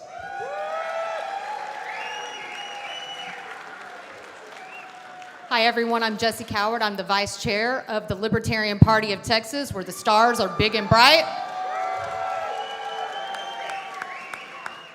And I am here to enthusiastically endorse Mr. Mark Rutherford for LNC chair. I'm going to brag on Texas a little bit, but bear with me and we're going to come back to Mark. Texas is huge. We are a well-oiled machine. We have some county affiliates that are larger than some state affiliates. And the reason that Texas works is because we do stick to the basics. We do run our state affiliate like a business. We need an LNC chair who is an administrator, not an activist. Activism is important. Activism is important, and it absolutely has a place in the party. But the purpose of this party is to elect libertarians. That is what we do. We are radical. We're not centrist. Mark's not disputing that. I don't think anybody in this room is disputing that. But we do not become pygmies for the duopoly. That is not who we are. And that is not who Mark Rutherford is. We want an LNC chair who is going to respect the members. We are the party. The LNC chair is the face of the party, sure, but we are the party. Mr. Rutherford will never unilaterally overturn the will of the body. Mr. Rutherford will never tolerate toxicity in the LNC and let that go unchecked.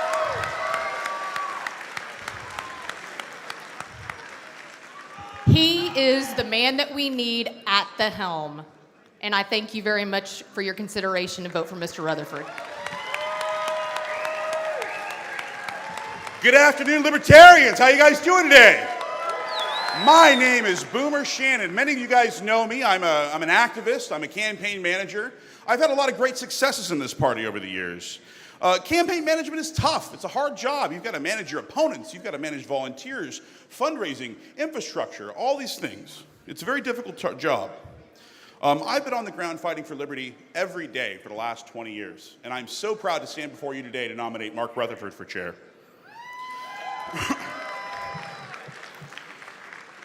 I have had a lot of great successes. Obviously, my biggest one is Supervisor Hewitt. Jeff Hewitt, say hi. Wendy Hewitt is out there. We've had a lot of great elected officials in California and across the country. I want to shout out Apollo Pizzell and Burt Marshall over there in Wyoming. They've done a great job with those guys. Way to go. But my concern is this. The party has left all these candidates stranded, right?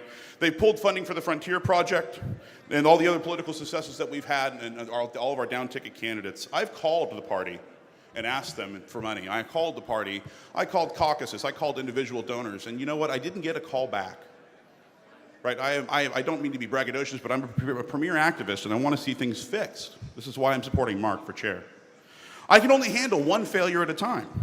If you can't act professionally, at least be raking in tons of cash. If you can't keep ballot access in all 50 states, at least support affiliates and candidates in smaller races. If you can't grow membership, stand on leadership. If you can't help yourself from turning our nominating convention into a campaign stop for everyone that would pat you on the head, at least make this a fair and equitable environment for liberty to grow. Mark Rutherford has been a stalwart of this party, organizing locally, organizing his state. He has had many successes, working hard for the LNC for decades.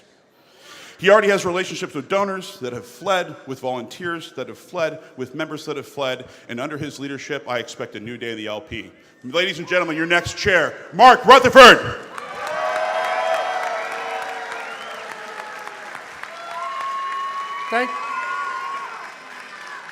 Thank you all. Thank you, and thanks for the wonderful talking and nominating me for this.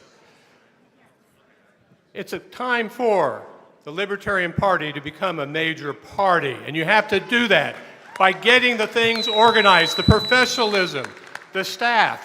You need to put it together. I've done that in the past for various organizations. I've done it for Libertarian Party of Indiana, working with them, and many great leaders and activists and other people in there, candidates from Indiana. That is what needs to be done. And can I be the national chair? I mean, I may not be the showman, but boy, I know in Indiana, I get lots of calls and I get lots of time on radio, on TV, on podcasts by people who aren't libertarians but want to know what we're doing.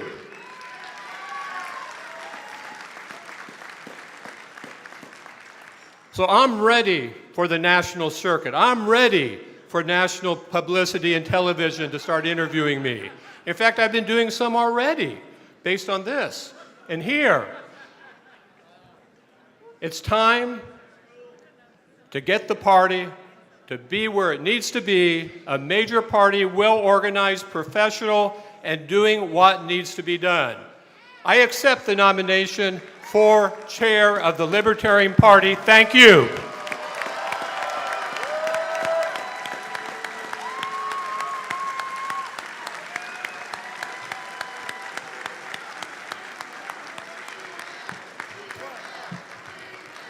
Thank you, Mr. Rutherford. Very quickly, I would make a request that we be respectful to our candidates, please. Thank you. And next, we have Ms. McCardle.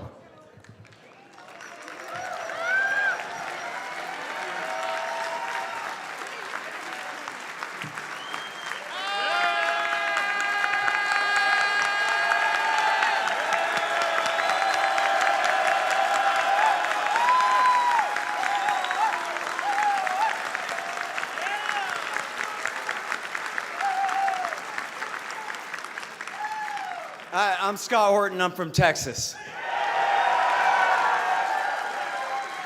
Thank you. Thank you very much.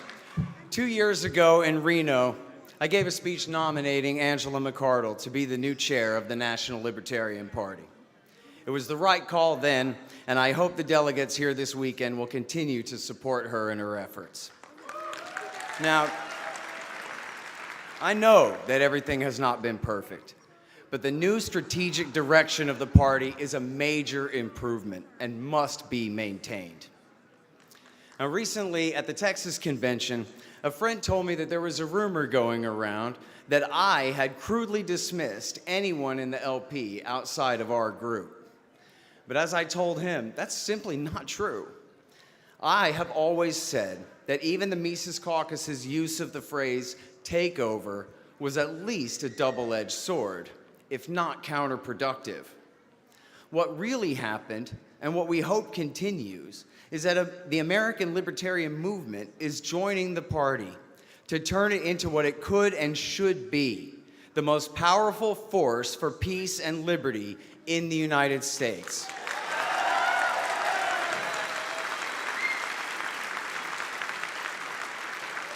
Finally, a merger between the movement and the party that had been estranged from each other for so long.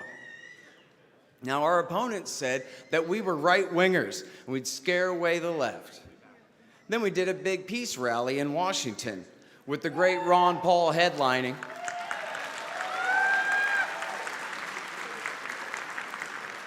And our critics all cried that we were sharing the stage with those terrible leftist icons of truth and peace, Max Blumenthal, Dennis Kucinich, and Jimmy Dore.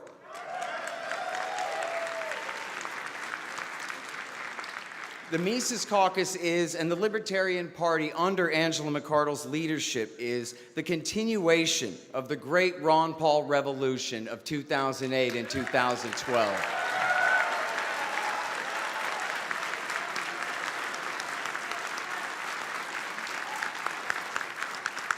Hardcore for gold, guns, freedom, and peace. That is sound money, unrigged, real free markets, natural rights, including especially property, speech, and self-defense, and anti-imperialism. An end to American hegemony in Europe, Asia, the Middle East, and Latin America, and an end to this destructive era of permanent war. We cannot have a limited government and a world empire, as you can see. So first things first. And this is our movement's comparative advantage, too. We stay good on war, no matter who is in power. Anti-imperialism is our libertarian heritage, and we must continue to make war and peace our highest priority. Just in the last 2 years, the new leadership has made major gains in helping to make the broader American public conflate opposition to war with libertarianism and vice versa. This is due to our great protest in D.C., as well as the National Party's heroic support under Angela's leadership for the War Powers Resolution in Yemen and the Defend the Guard movement across the United States.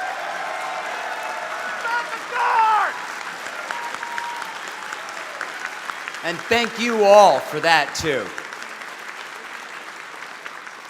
Out there in the wild, more and more people, including the war hawks, assume that war opponents are libertarians rather than leftists, in major part because of the clear and determined voice of the new LP. That achievement is the first of many I have for again nominating Angela McArdle for chair of the National Libertarian Party and asking for your vote in support of that nomination, so that the party can continue to speak in an authentic libertarian voice on the most crucial issues and lead this country away from the precipice of national collapse and mass oppression.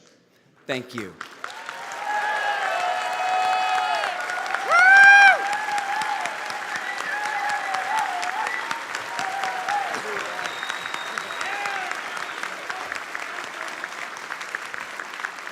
Thank you, guys. I'm probably not going to take the full 5 minutes. I'm not going to cut anyone down from the podium. That's not my job as a leader. My job is to build you guys up. And I will continue to build you up. It doesn't matter what you throw at me up here. You know that I'm going to maintain my cool. That's what I do. I believe in the principles that undergird this party. I believe it is a home for activism. I believe it is a home for radical libertarianism, for shifting the Overton window in the direction of liberty, for making sure that our U.S. government stops bombing people to death overseas, that they stop inflating the dollar, that we have our civil liberties no matter what pandemic or crisis happens. Us having the platform that we have is what makes all of those things more possible than they ever were in the past. I will continue to lead you in that direction. I will do all of the things for you. I will be your media face when we don't have our candidate. I will move heaven and earth to make sure that our candidates have a successful convention. I will make sure that our members have a convention that they're proud of that raises a ton of money. That's what we've done, and that's what I'll continue to do. And while we have it, we will spread the message of liberty. Our job is to gather up the remnant. It doesn't matter that the masses reject our message. We get up here and we preach it anyway. Your job is to go out and find the remnant, gather them up, and encourage them, because when everything goes to the dogs, we're the ones who will stick together and rebuild. And that's what we're doing with libertarianism. We are carrying out the vision of our founders. We care about what the founders of this party wanted. I believe in it, and I know that you believe in it. Please vote for me.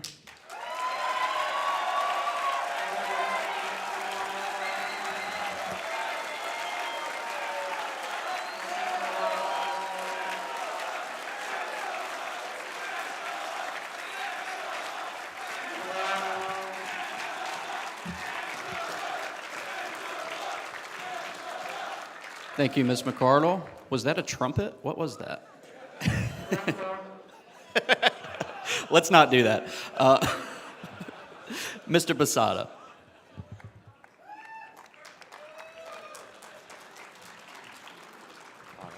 Great, thank you. Yeah. Hi, thanks again, everyone. So I want to say a few things about how civilization emerges from the tradition of private property.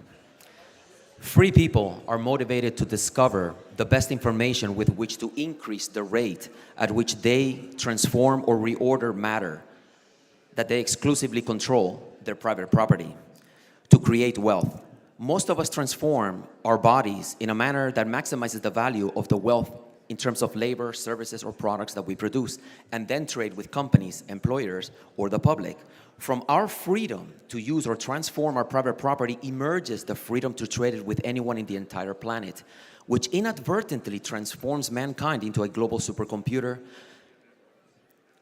where companies are motivated to innovate and learn from each other, competitors, thus inadvertently cooperate to create and spread superior information and subsequent social order. It is our freedom as consumers to trade our life order sustaining wealth for the best cars with the latest innovations, and as producers to go into the auto manufacturing business, which motivates existing auto manufacturers, competitors, to innovate, copy, compete, learn, to produce the best cars. Just like in the Olympics, we can discover the best athletes in the world due to global competition, so does having the freedom to trade with everyone in the world allows the best ideas to compete and spread globally, thus ensuring the best possible global order. Via advertising, competitors are motivated to spread the potential usefulness and superiority of their products and ideas, as well as the defects and inferiority of their competitors, thus accelerating the need to compete, copy, spread superior information and subsequent order.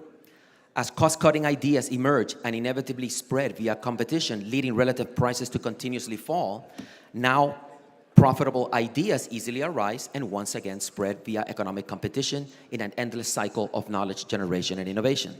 For example, computers were once very expensive, but once the price of making them came down enough, people easily realized that every home could have them, which gave birth to our computerized world and the internet and all the great things that flow from it. The more wealth is produced, the more wealth has to be offered in exchange for labor as companies compete against each other for the labor they need, which helps explain why the economic pie grows for everyone. Morals are also knowledge, which also emerges and spreads via economic competition to considerable degrees. It is hardworking, tolerant, courteous people who, thanks to competition, inevitably motivate everyone else to be likewise. As 1974 Nobel laureate in economics F.A. Hayek tells us, quote, competition is, after all, always a process in which a small number make it necessary for larger numbers to do what they do not like, be it to work harder, to change habits, or to devote a degree of attention or continuous application or regularity to their work, which without competition would not be needed. As millions of Italians, Britons, Germans, Jews, and others from all over the world came to America, it was ultimately the competition which grows from private property and thus individual liberty, which stripped these people of their otherwise nationalistic, ethnocentric, tribalistic identities and evolved what can be seen as the classic American character of wanting to be seen as a reputable, honest businessman or professional who treats everyone with respect and wears a business suit as opposed to older ethnocentric dresses and attires. Thus, freedom and emerging competitive knowledge discovery, as opposed to leading to chaos, is what, one, enables and motivates the discovery and spread of superior information and subsequent social order. Two, it civilizes us. Three, protects us from being coerced into doing something we don't want and thus allows us to live our lives as we wish. And four, is vital for discovering the truth. Freedom is the ultimate algorithm.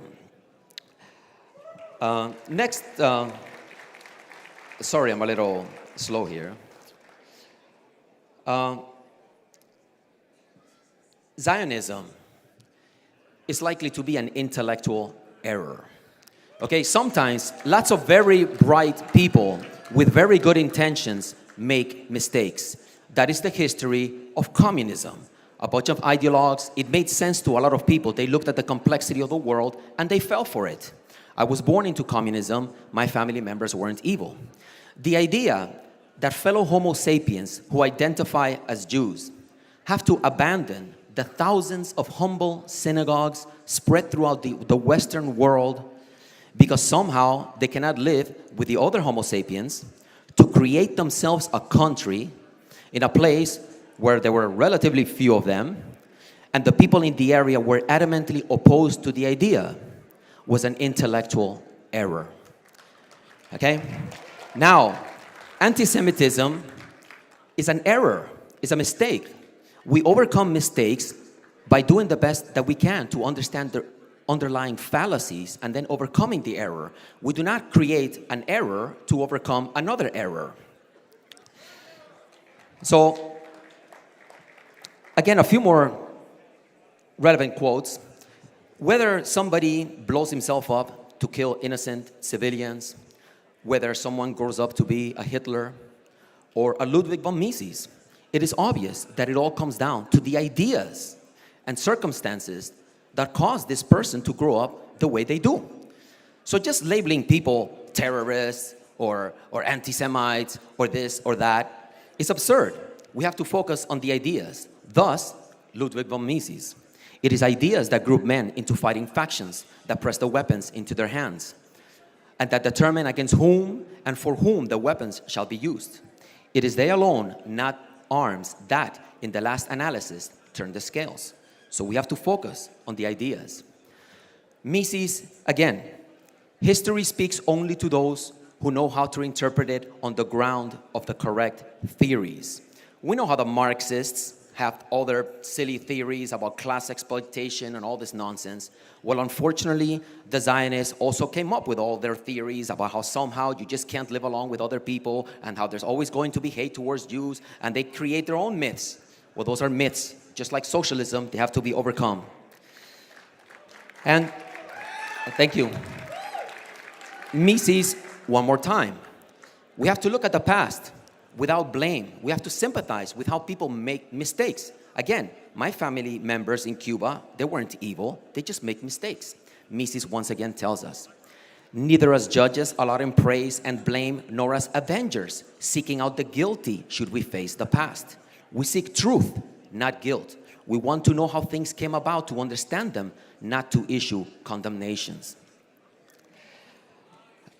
And I think I'm out of stuff to talk about. But you can never have too many Mises quotes. Mises, again, most of the tyrants, despots, and dictators are sincerely convinced that their rule is beneficial for the people, that theirs is government for the people.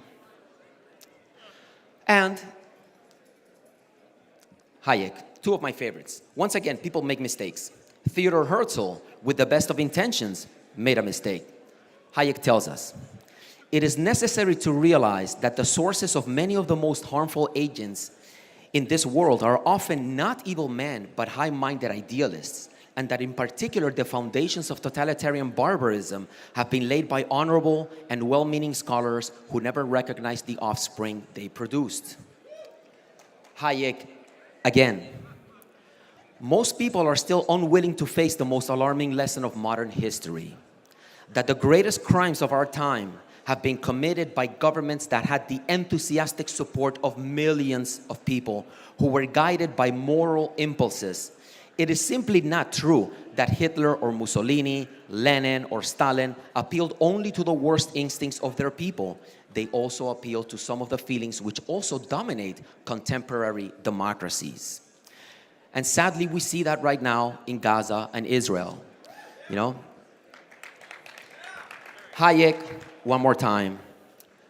Perhaps the fact that we have seen millions voting themselves into complete dependence on a tyrant has made our generation understand that to choose one's government is not necessarily to secure freedom. And that's it. Vote for me. Thank you, guys.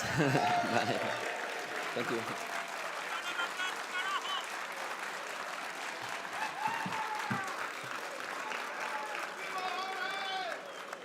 Thank you, Mr. Basada.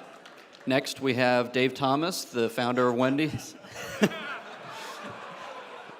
Mr. Nikela. Hello, hello, ladies and gentlemen. I think back to when I was a young man, back in high school. Read Creature from Jekyll Island, discovered individualism, discovered the myth of collectivism, and said, my God, there's so much wrong with this world. What can I do as one person, as one individual, to try to make amends, to try to make the world a better place? Well, I discovered Ron Paul back in 2012. Dr. Ron Paul truly showed me there was a way forward. There was a new way of thinking, a paradigm shift that I know many in this room were inspired by and moved by Dr. Paul and brought to this party because of folks like him. Fast forward to Paul Fest in Tampa. Not only did I discover Bitcoin, but I also discovered the Libertarian Party through Gary Johnson. To his credit, he brought me in the movement. I got involved with Young Americans for Liberty at FIU and joined a group called the Rothbardian Circle, a group of anarcho-capitalists, Mises Institute graduates, and other folks who got me really involved, radicalized in libertarianism, and they had the opportunity then to table and talk to hundreds and hundreds and hundreds of students, to organize events and free speech walls and all these things. And what I realized for that experience is that so much of this country, whether they're on the left or the right or the in-between, even in some cases, so-called communists or socialists, a lot of them want the same things that we want. What do we want? We want freedom. Freedom, as I define it, is man's ability to have a hand in his own development, a freedom to author our futures, a freedom to run our businesses, a freedom to be in whatever relationship we want to, a freedom to own firearms, freedom to do whatever it is that we want to do. It's that freedom that to be able to chart your own destiny. And that's what most people want. Got involved after that, registered Libertarian, voted Libertarian with the Libertarian Party of the Florida Keys affiliate, Viva la Conca Republica. And we went on to start our affiliate down there. Had some folks approach me, hey, why do you run for Region 14 rep for the state party? Got involved with the Libertarian Party of Florida back in 2015. Go Florida. Live free or die. And eventually went on Eventually went on to run for treasurer. Didn't win the seat as treasurer at the time.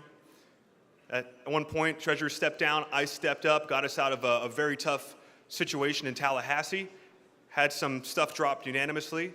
During my time as treasurer and LPF, we made record-breaking fundraising goals. The following term, I became chair of LPF, broke even those records. Hired commission-based staff, raised tons of money for the state affiliate, put us in a good financial scenario. And I'll never forget when the Mises Caucus came into Florida. They did endorse me for chair. But I'll tell you something about Florida. We had the Mises people come in. They're new guys. They sized me up. I had to get in their court. You know, there was some conflict there, or there was some friction there.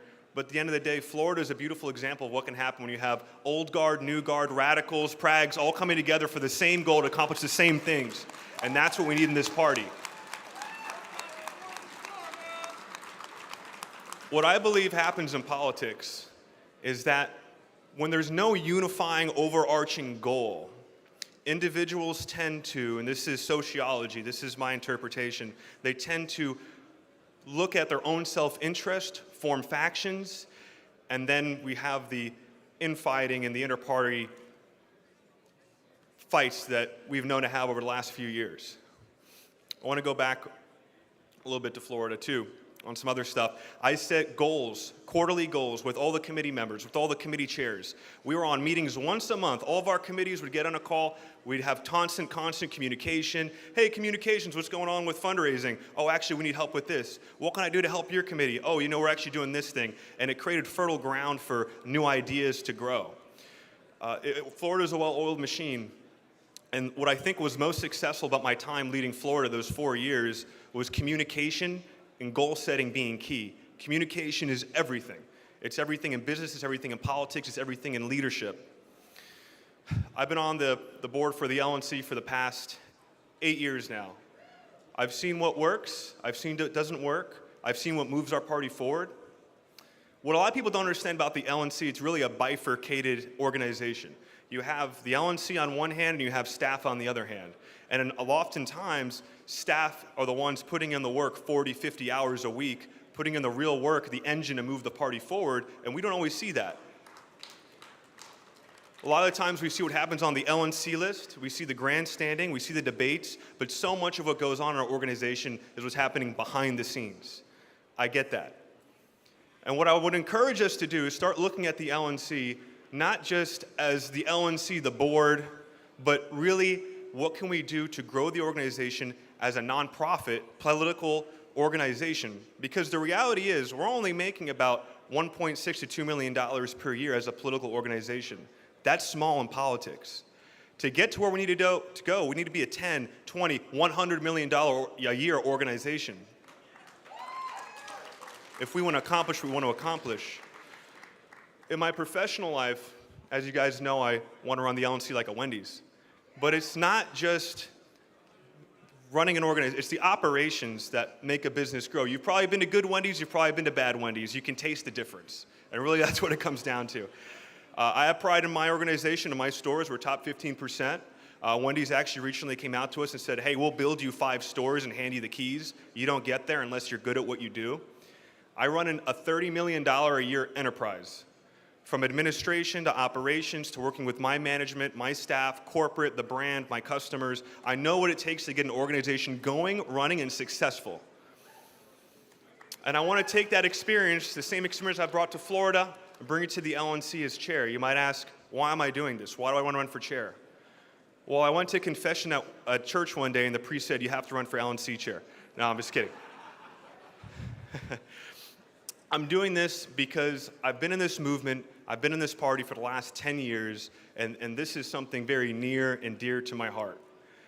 I'm getting married next week.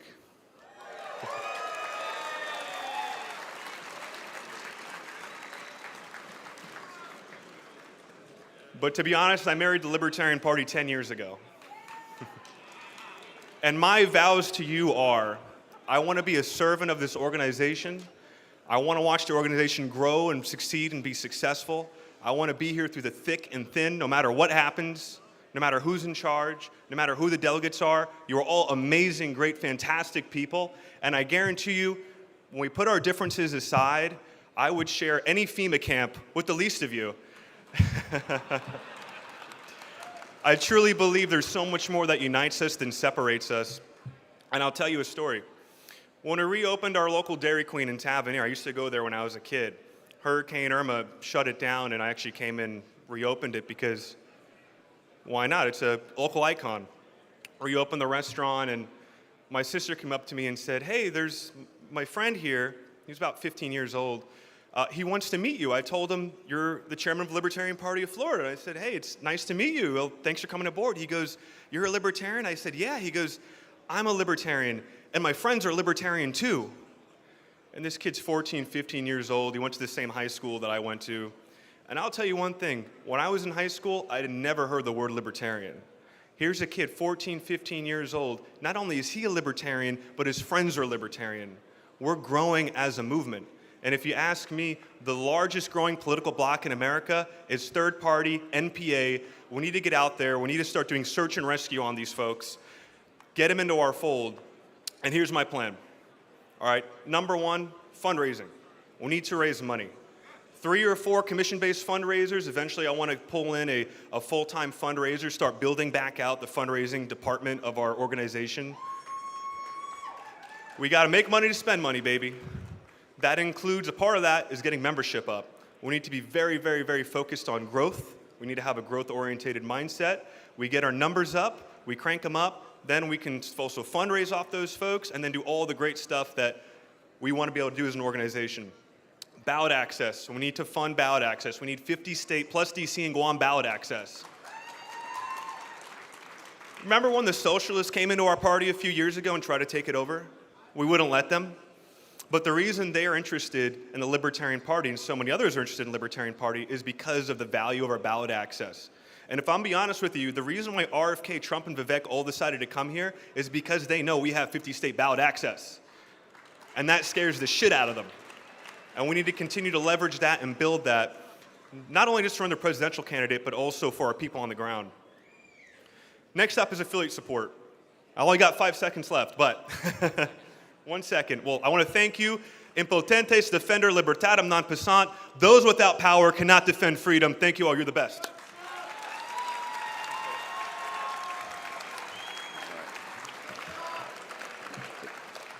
The least you could do, Mr. Nikelo, is open up a Wendy's table outside. And I want to apologize to Mr. Molman. I do not see him. There he is. Give it up for Mr. Molman.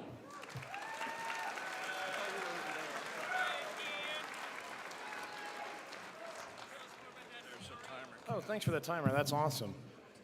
Wendy's burgers are the best fast food burgers. Fight me.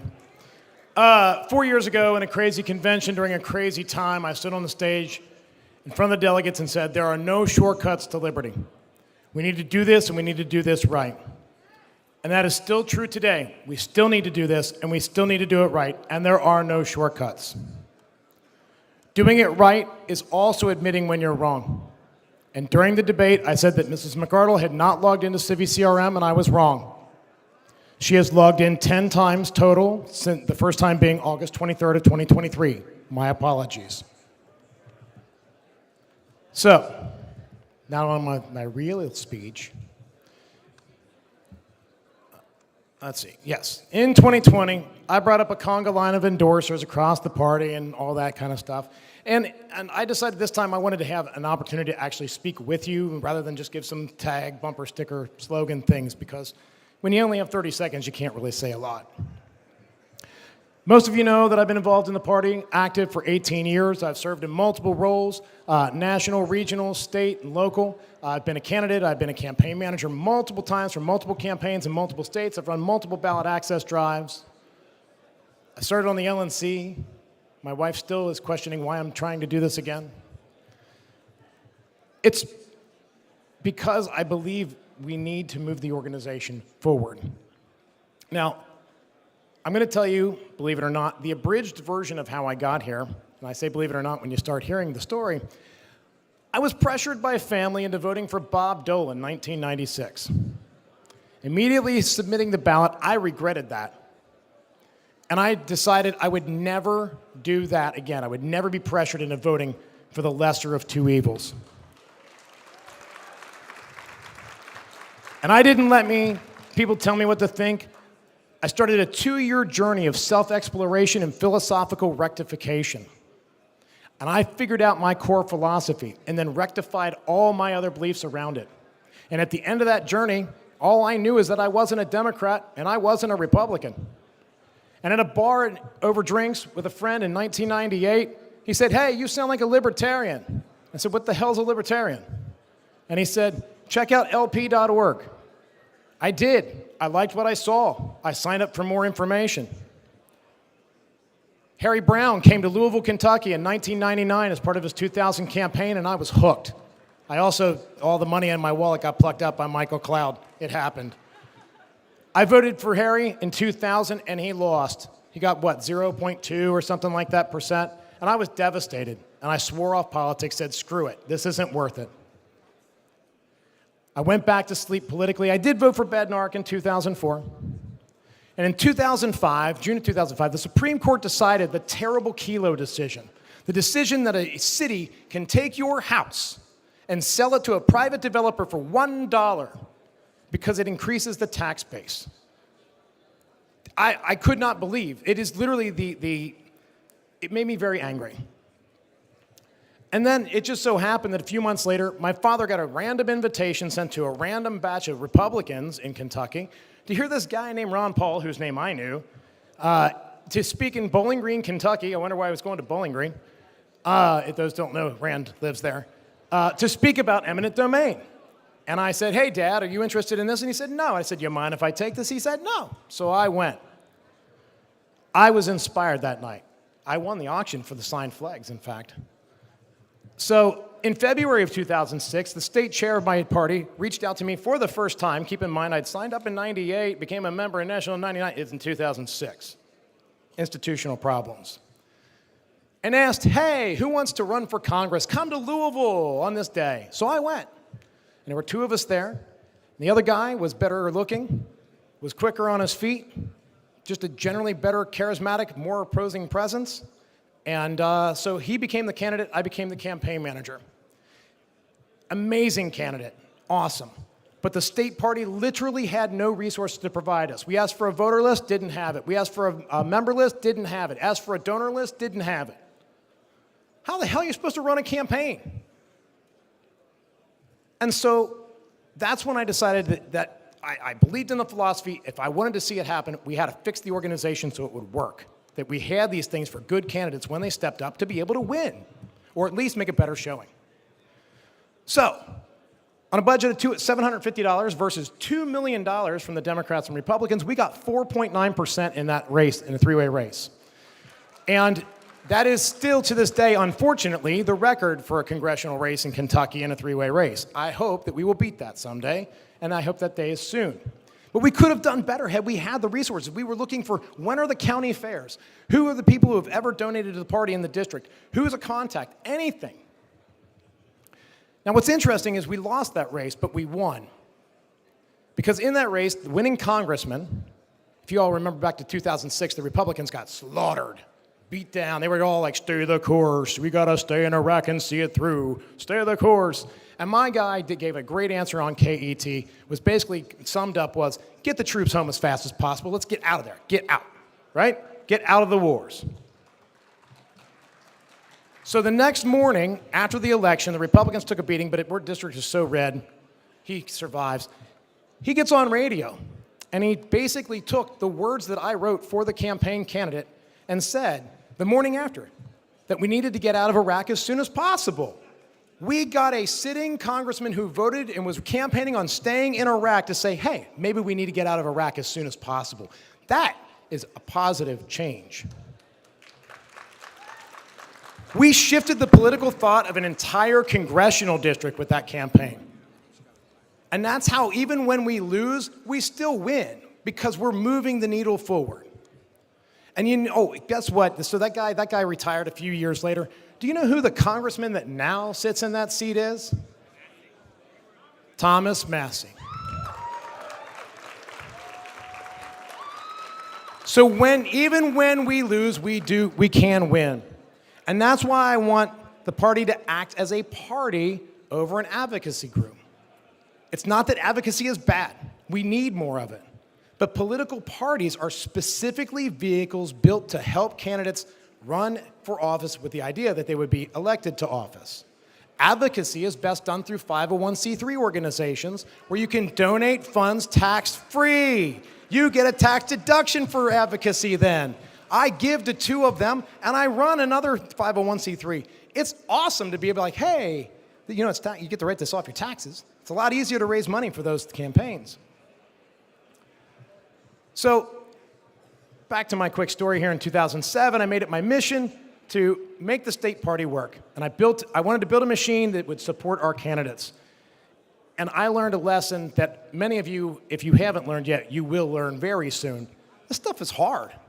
It's really hard to run a political party. It's really hard to go out there into the grind, to go up against the narrative, to be ignored by the media, to have all these things. It's hard, but we do it because it's worth it. Now, lacking institutional knowledge, I went back and I looked at the history of the Libertarian Party of Kentucky and the history of third parties in general in the country. And I learned historically in America what it is that causes non-major parties to fail. When a smaller political party begins to act more like a caucus of a larger political party rather than an individual entity, that smaller political party dies. This is consistent in American history. The LP's independence and distinctiveness are crucial to achieving our mission of individual liberty. Maintaining a clear separation from the other parties, we continue to provide a genuine alternative for liberty-oriented voters disillusioned with the status quo. I've only got a minute left, so I'm going to have to cheat and go way forward. All right, here we go. So, I want to create a better world. I genuinely want every single person to succeed in life, whatever that means to them. We recognize that every person is an individual. They have their own individual hopes and dreams. And even within our own party, we all have our reason for being here, right? Whether it's a war or economics. I said, I'm a kilo property rights guy. These are not invalid things. Just because somebody doesn't drive that particular person doesn't mean they're wrong. It just means that that's a different type of advocacy. We need to embrace anyone who is willing to work to remove the state from your life in any aspect. There is nothing wrong with saying, hey, I want to focus on the war, cool. Hey, I want to focus on taxes, cool. Hey, I want to focus on gay rights, cool. Hey, I want to focus on gun rights, cool. We need everybody to understand that we need to be inclusive, let people fight for liberty on their terms. That is what I will support as chair. I will never tell you you're wrong unless you're actually advocating for the increase of government. Then you're wrong. Thank you very much. I'm out of time.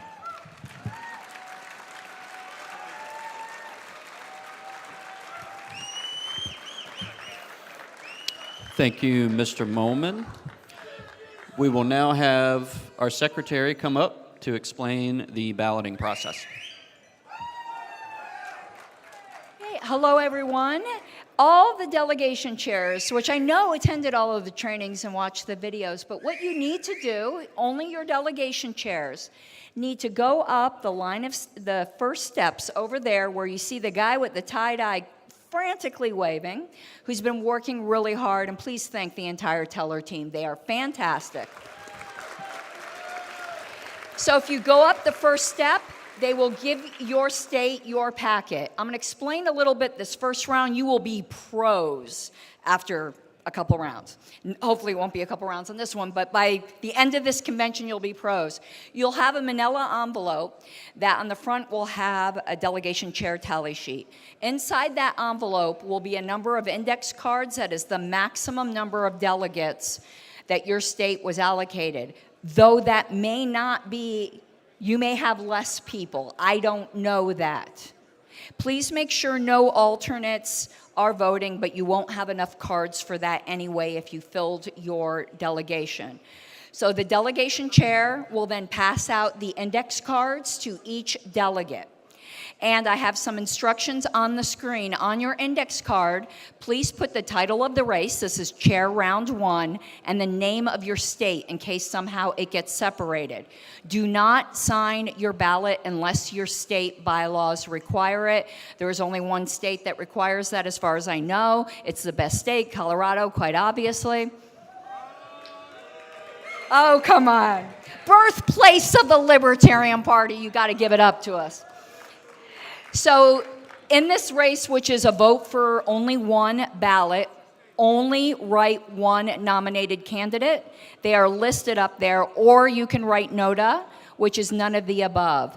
If you write two different things, we don't know what you want, and your vote will be counted as a ballot cast, but not credited to any candidate. So then, delegation chairs, after you've collected all of your index cards, you will tally up the numbers and then you're gonna put the index cards back in the envelope. Do not seal it because we didn't order enough envelopes. Do not seal it. Bring it back to the tellers, who will then work their ever-loving tails off to get these tallied as fast as possible. If you have any questions, please ask the teller team. They will let you know. So delegation chairs, go.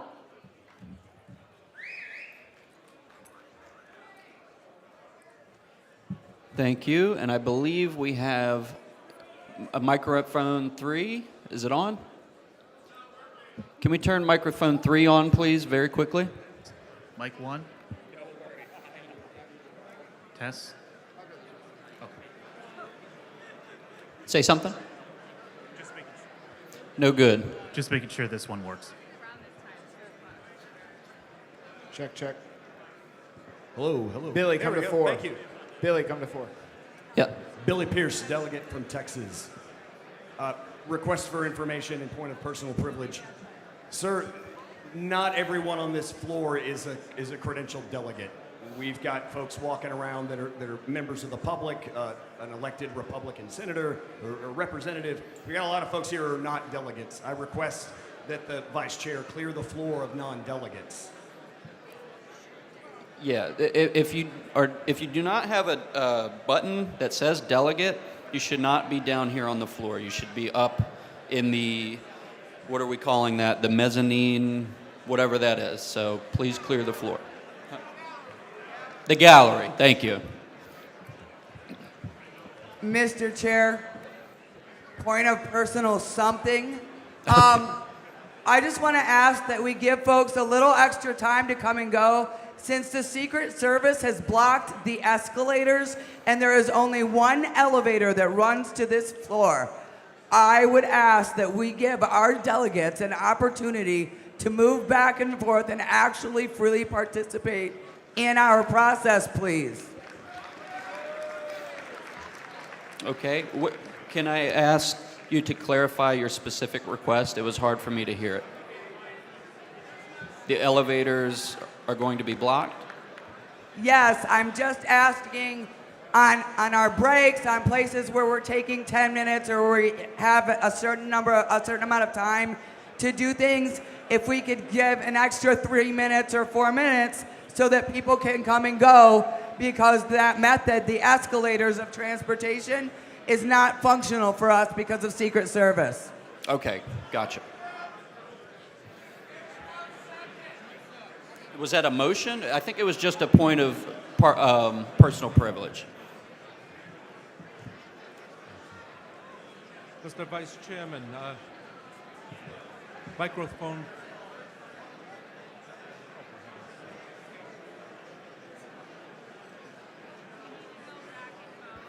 Probably an asshole. Is this thing still on? Yeah, I do at some point.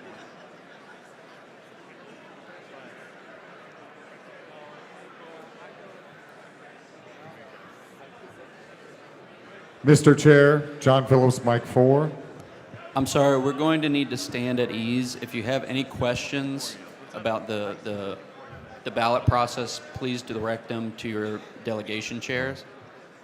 Well, actually, I was going to ask if we could proceed with nominating speeches as had been done in the past during balloting. 1 second, please.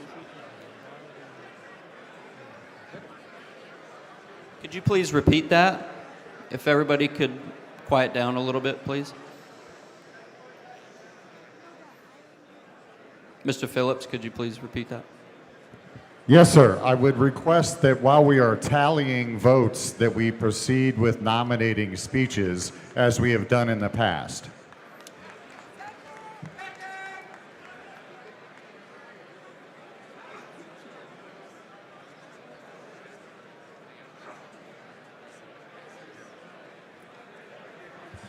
We will do that once the tellers have all of their,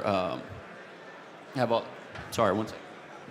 Once you're actually tallying, not voting. Yes. Yes, we will do that.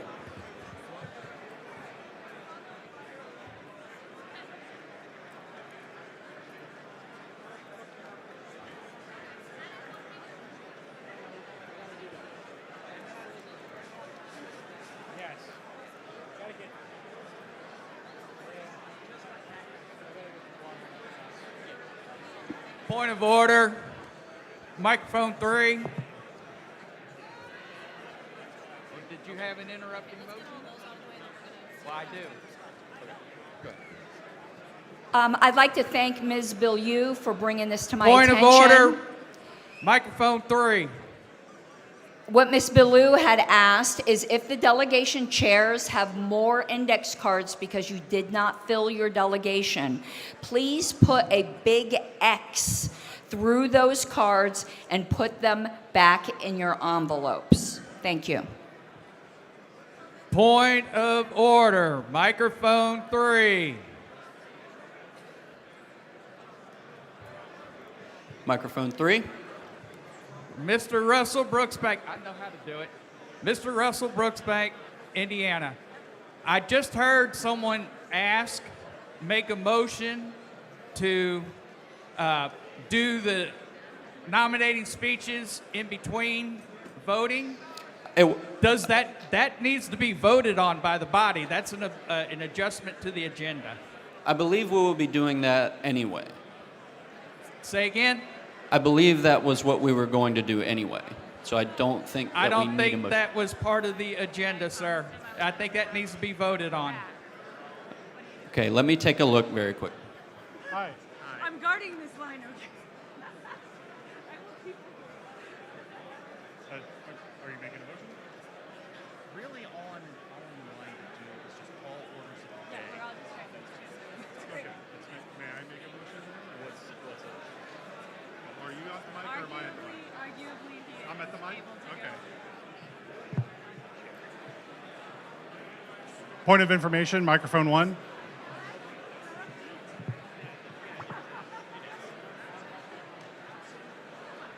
Point of information, microphone 1.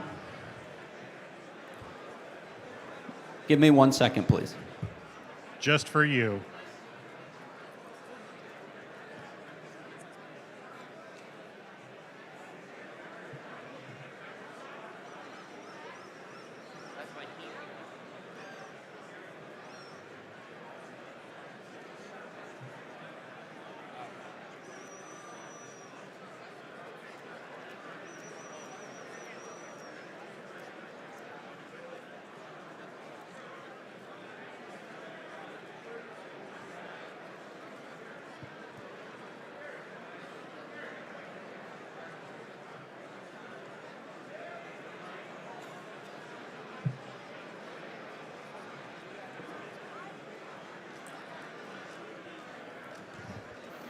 There was a point of information. Point of information, microphone 1. Microphone 1. I believe earlier it was stated that C-SPAN could not cover us tomorrow. They could only cover us today for our nomination. Is that correct? Angela? Guys,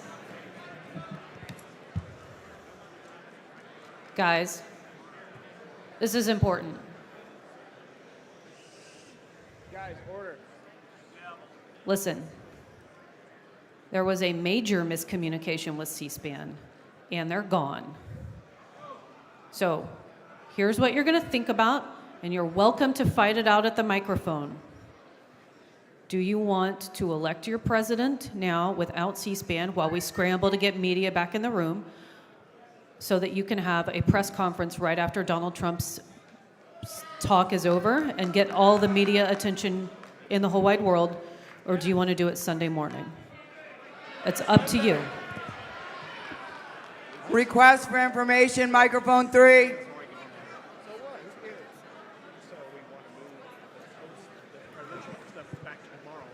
Madam Chair, microphone Sorry, 3, request for information. I'm still looking for an answer to my point of information.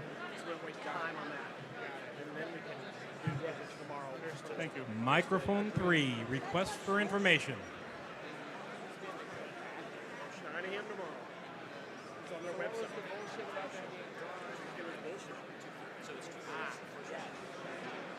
Yes.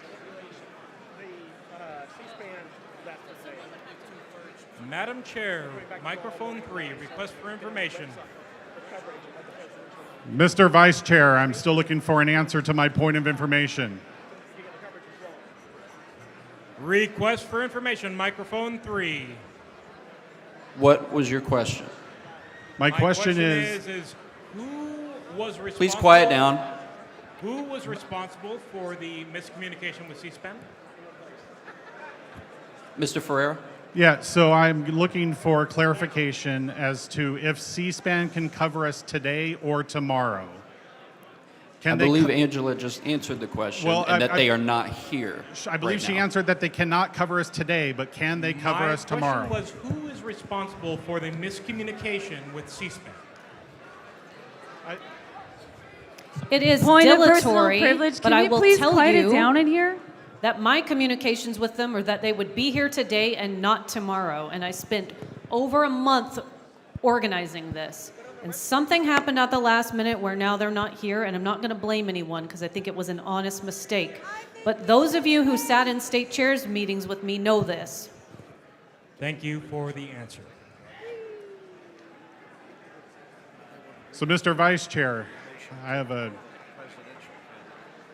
point of parliamentary inquiry.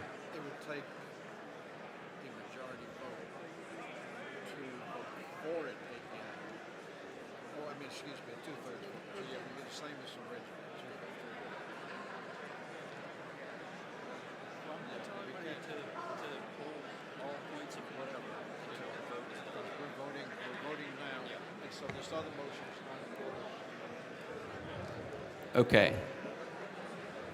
We are not going to be taking any points of whatever at this time. There is a vote in progress. Once that vote is completed and they're tallying those votes, then we will continue business. Okay? Thank you, Mr. Vice Chair. And we are going to hear from Scott Horton now while we are tallying. Mr. Vice Chair, What motion? point of personal privilege here. Can we get a statement on what is happening with the elevators? Because we're hearing some of our delegates are trapped upstairs in Washington, and we would like just a statement about how they get down, if anybody knows, because the Secret Service seems to not be letting anybody downstairs. We don't know. We will try to find out. Thank you for raising that for us. Thank you. Point of order, Mr. Vice Chair. Can you also? As I said, I am not entertaining any points of anything right now until the vote is complete. It's about fire safety at Mike 1. We are at ease. All right.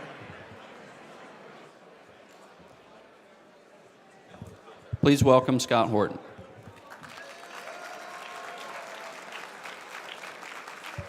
All right, thank you again, everybody.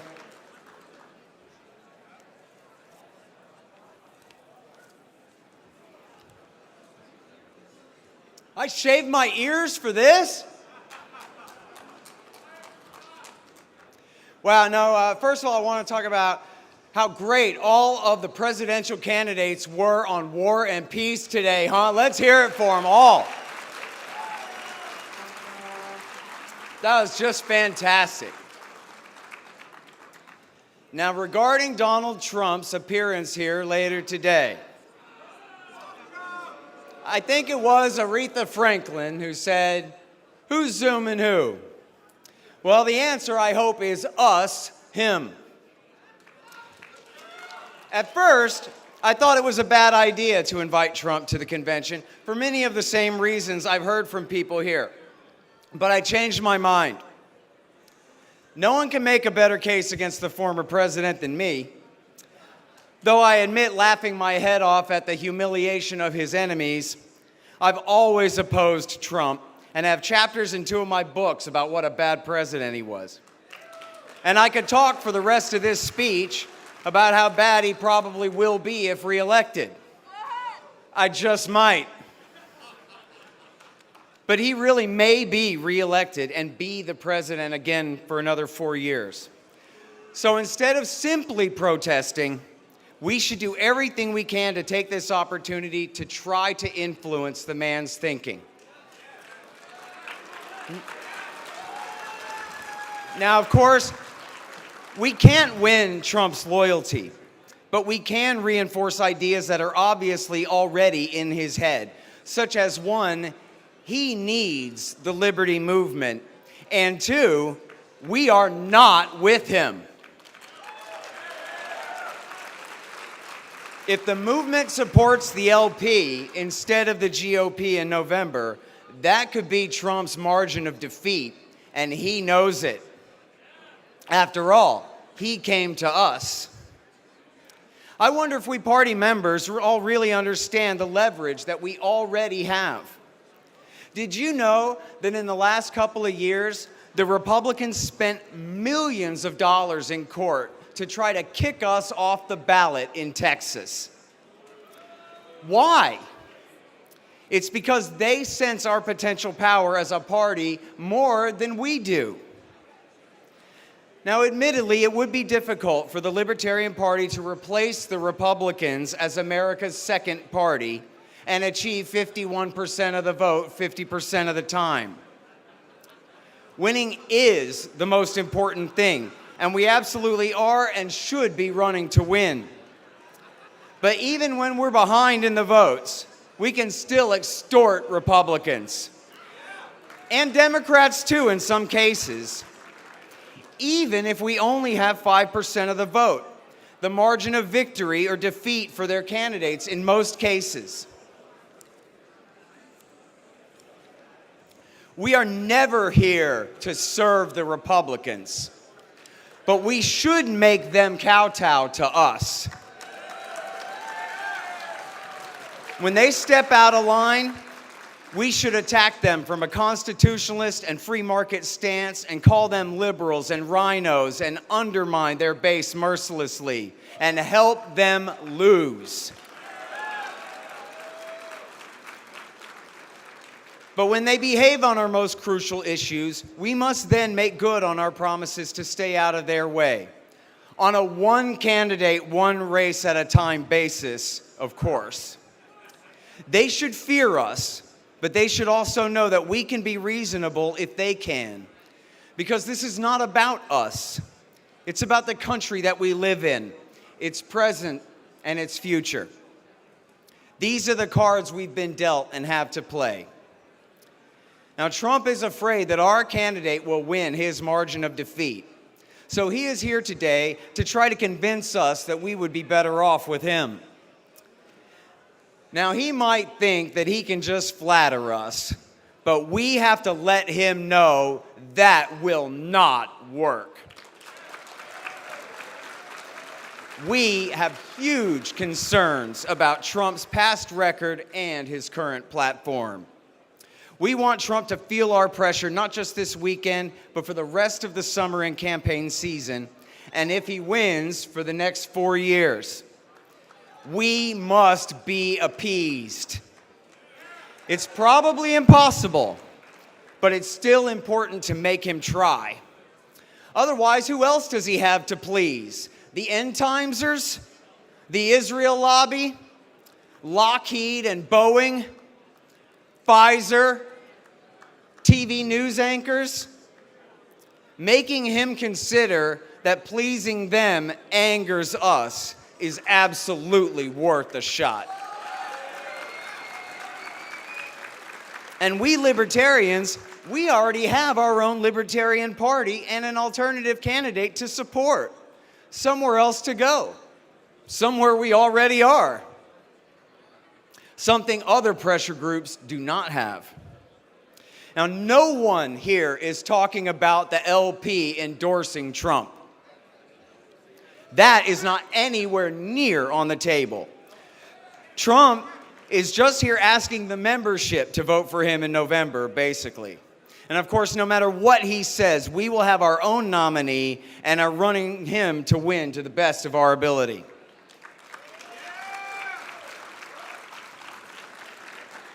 But I'll tell you one thing that Trump is right about. To him, we are the Ron Paul people. That is exactly who we are. But Trump is Rudy Giuliani, who, as we remember, was vanquished in one shot by Dr. Paul just by telling the truth about how Bush's father and Bill Clinton had motivated 9/11 by bombing Iraq from bases in Saudi Arabia all through the 1990s. Trump says we need to ban Muslim travel to America until we figure out what's going on. Well, Ron Paul already explained it. It was Bush Sr. and Bill Clinton bombing Iraq from bases in Saudi for 10 years as part of the Israeli-inspired dual containment policy, as well as their support for Israel's slaughter of the Palestinians and Lebanese that motivated bin Laden and the 9/11 hijackers. Putting Israel first is treason to the United States of America.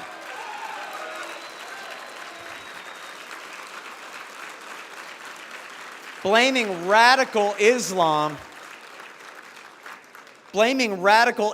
for terrorism is a ridiculous red herring, like blaming radical Catholicism for the IRA's war against the British in Northern Ireland.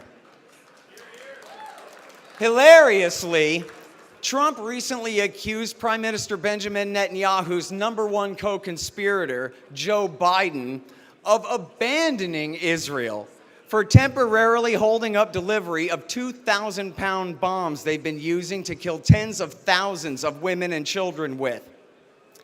One GOP congressman filed articles of impeachment over it. Impeachment over temporarily holding up an arms deal to a country we are not even treaty allies with. Who ever heard of such a crazy thing, right? It's just another case of the Republicans acting exactly like the Democrats. Read the room, guys. The American people do not believe in the wars anymore.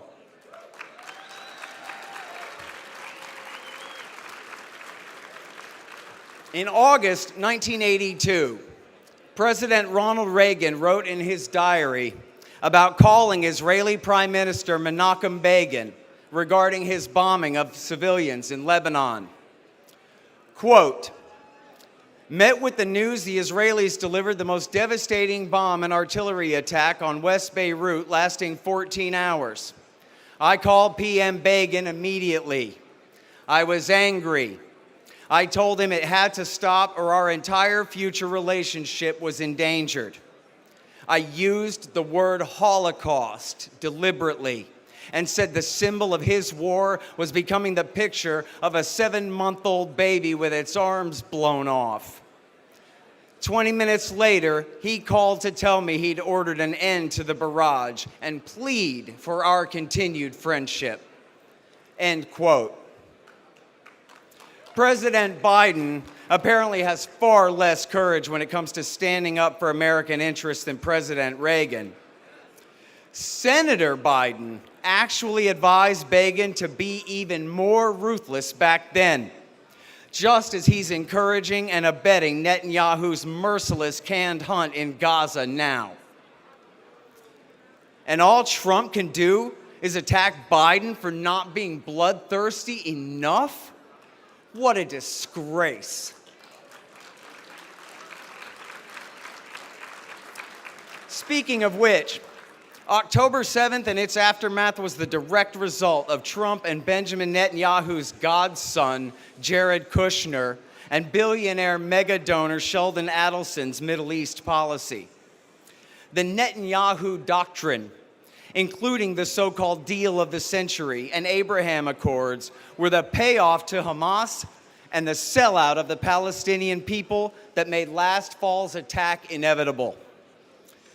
Just 4 weeks before October 7th, Netanyahu sent the head of Mossad to Qatar to pressure them to continue to send hundreds of millions of dollars to Hamas, for the purpose of dividing and conquering the Palestinians. A policy for which, according to the Israeli outlet Ynet, during his time in office, the Qataris got a waiver from Trump's Treasury Secretary Steven Mnuchin so they would not be sanctioned for backing a known terrorist group. Just 2 weeks before the attack, Netanyahu gave a speech at the UN bragging that he'd gotten away with permanently denying the Palestinians independence. Then all hell broke loose. The policy they called buying quiet failed. There's a very real risk that in his next term, President Trump will double down on his errors and help the Likud finish the job and cleanse all 5 million Palestinians in the occupied territories into the Negev Desert, Sinai Peninsula, or Jordan. The dishonest, cynical blasphemer John Hagee and his flock of misled sheep will love it. Future American victims of terrorism and the Geneva Conventions be damned. I wouldn't be surprised if Trump tried to make Netanyahu the Prime Minister of the U.S. Senate. Jared Kushner is already talking about building beachfront condos in Gaza. If Donald Trump wants the libertarians, the Ron Paul people, he will have to throw all the hawks overboard.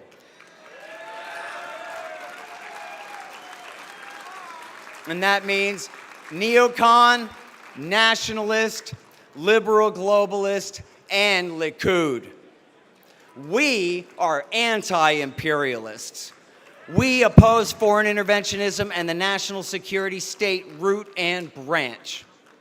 America first does not mean we can do whatever we want like George W. Bush. It means defend America first. It means bring the empire home now. Our government has no right to remain the dominant power in Europe, Asia, or the Middle East.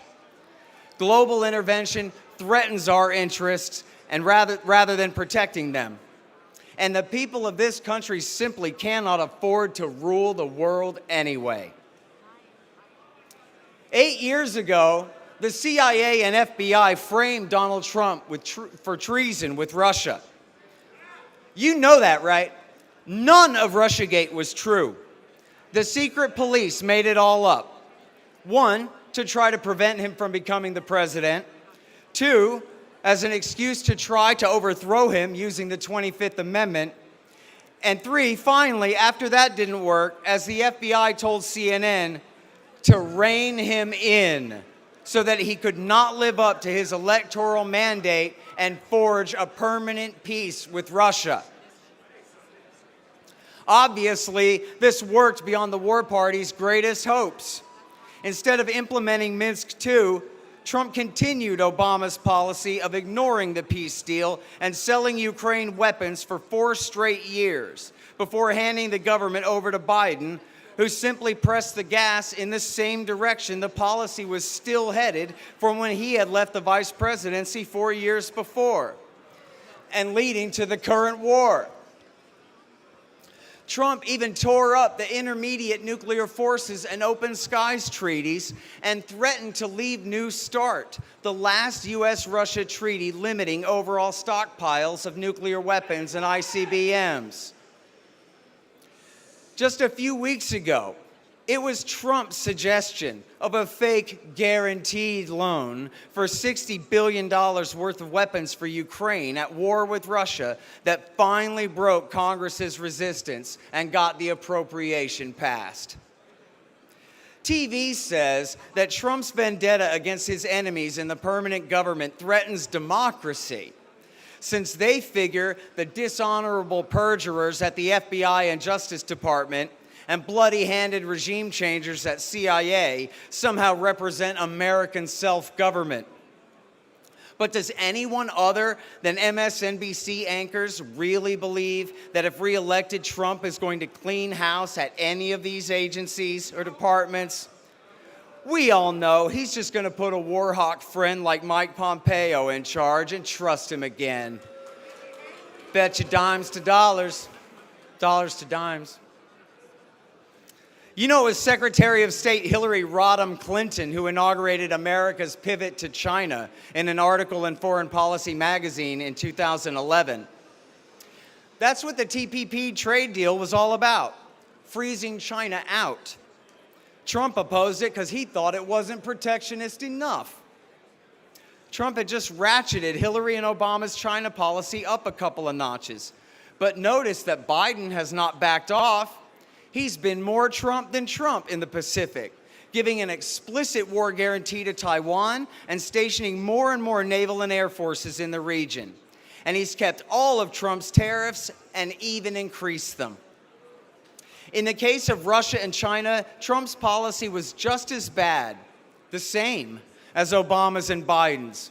And if he takes office again next year, he'll be picking up right where he left off again. So what is the point of being separate from the American power elite when you're no different than the rest of them in practice anyway? Now, here are two things Trump was good on: Afghanistan and North Korea.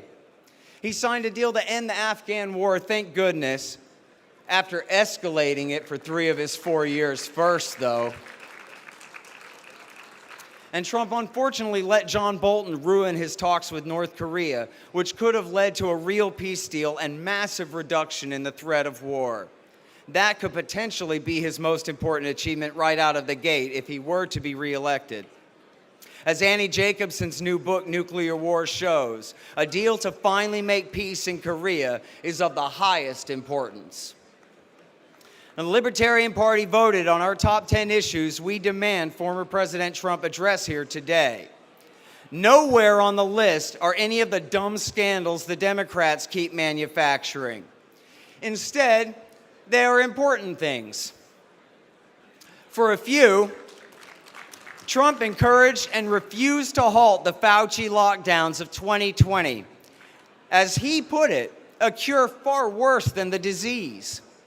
In doing so, he violated every American's rights and permanently destroyed millions of his constituents' small American businesses in favor of his deadly enemy, Jeff Bezos' Amazon.com, which did not have to shut down at all.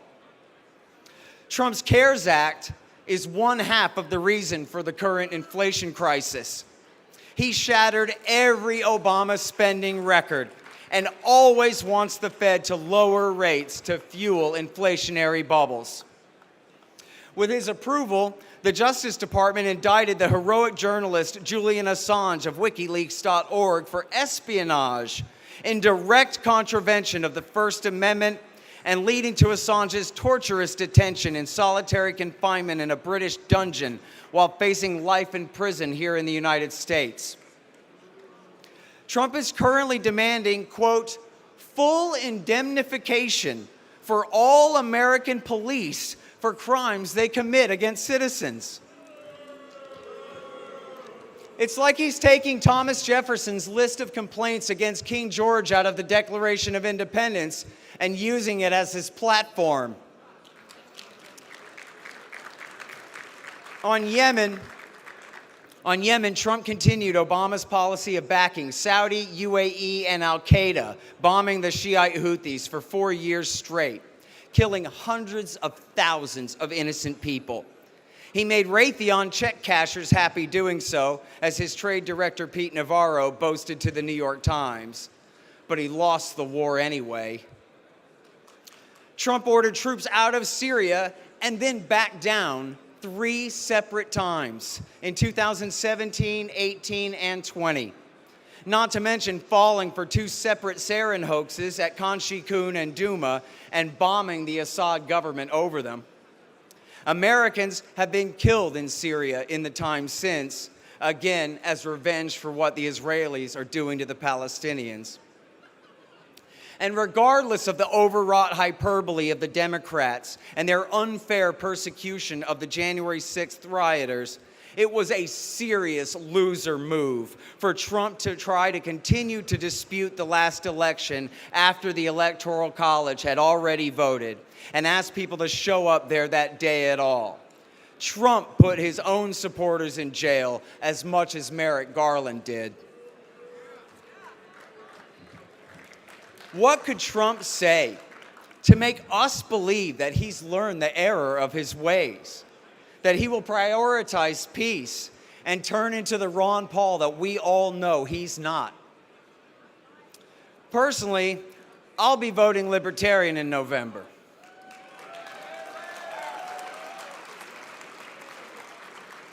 But I might consider supporting a ticket including Rand Paul for vice president. Though I'd really like to see the man be Secretary of State, a promise of that job before the election would just not be good enough for me compared to the naming of the senator for vice president at the Republican convention. Like I say, then at least I'd consider it. And by the way, Mr. Trump, there is easily a full national security cabinet worth of credentialed, America First, non-interventionist conservatives and libertarians who could run your Defense Department, intelligence agencies, and National Security Council. Have your people talk to my people. Okay, just me. I'll put you in touch. Now, our hosts today have tried very hard to arrange it so that Trump must address our criticisms, rather than think he can get away with just bulldozing us all with his regular stump speech. Now, we will probably all be as unimpressed at the end of his talk as we have been all this time. But usually he's pretty funny, at least. So let's be polite but firm with our guest. If he wants to be president again, we the people demand freedom and peace. Thank you. Thank you.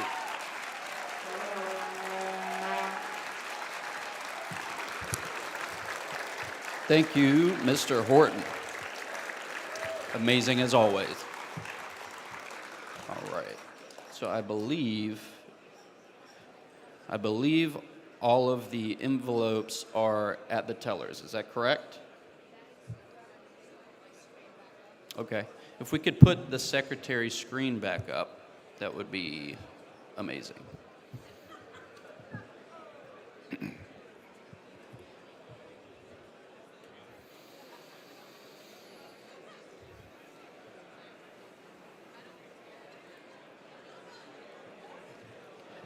Yeah, can we get the secretary's screen back up?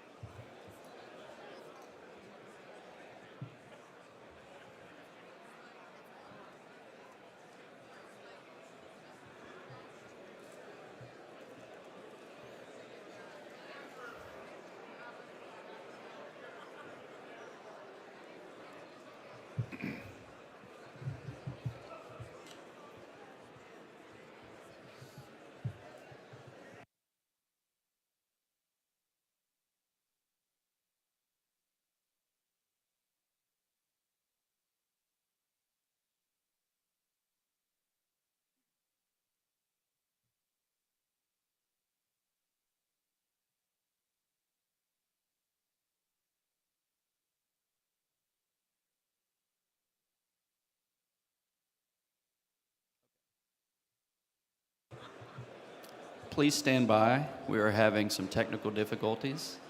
Oh, never mind. Here we are. All right, and the tellers have all the envelopes. So we may proceed with business, and I believe next up is presidential nomination speeches? Not speeches, nominations. So I believe I just opened the floor up for nominations. Are the mics working?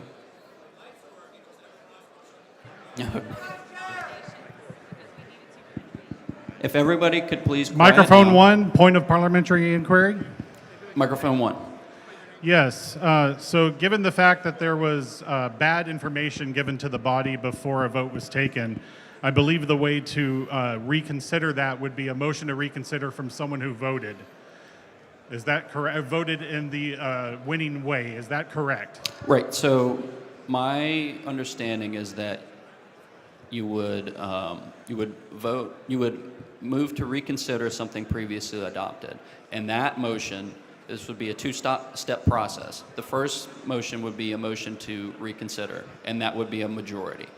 And then you would then revisit the vote, the motion that was adopted previously, and that would be a 2/3 vote, since it was a motion to suspend the rules.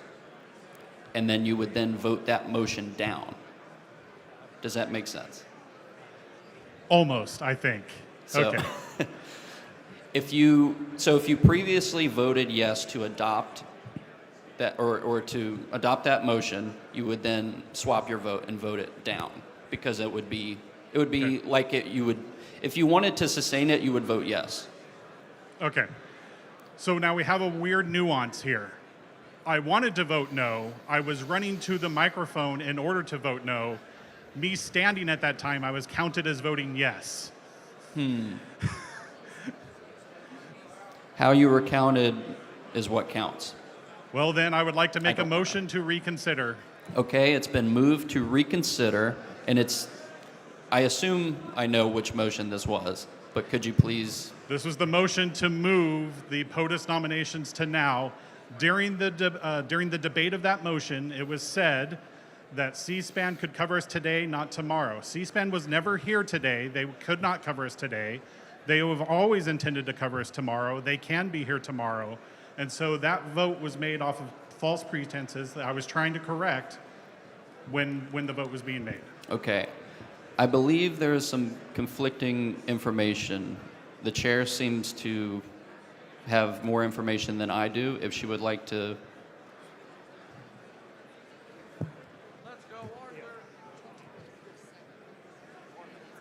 Sorry, everyone in line. Was there a second? Second. Okay. It was not always. I personally Point of order. originally planned for it to happen on Saturday. That's what their availability was. Their availability changed. Point of personal privilege, please. Microphone 3. Microphone 3. Rexlaw Horn, Oklahoma. There is too much noise in the hall and we can't hear business. Okay. If somebody could please shut the door, that would be great. Point of Wayne, order. yeah, where's Wayne? Where is Wayne? Point of order, microphone 2. Microphone 2. Kate Prather, Texas. Say again. Kate Prather, Texas. Point of order. Yes. I don't believe that we do business during balloting. We,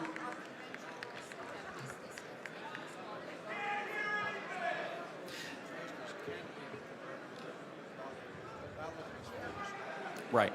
So balloting is finished right now. So they are counting the votes. So I thought until the election was done. No. It's business is in order at this time. It wasn't while we were still waiting on ballots to be turned into telling. And now they're... And all 50 states are in. All the states have their ballots in, and now they are being counted. Mr. Chair, microphone 4. They're not. Looks like Georgia has not submitted. The tellers say that Georgia has. They're re-voting. Georgia's revoting?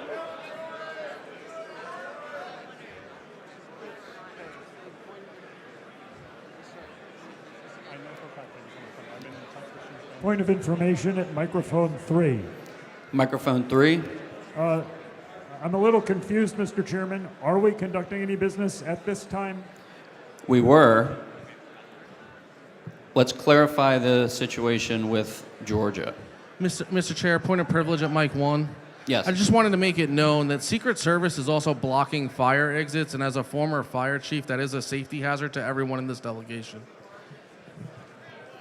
Okay. Mike 2, delegate from Georgia. I can't hear you. Can you please speak up? And everybody, please quiet down. Mike 2, delegate from Georgia. Just to clarify what's going on. Hold on 1 second. Everybody, please quiet down. Was that at microphone 4? Microphone 2. Sorry, I'm losing my voice. Microphone 2. Yes, sir. I was just going to let you know that we're almost done collecting. Can you please speak up? I'm. Sorry, I'm losing my voice. Delegate from Georgia, we are just about done collecting ballots. We had a wrong total number.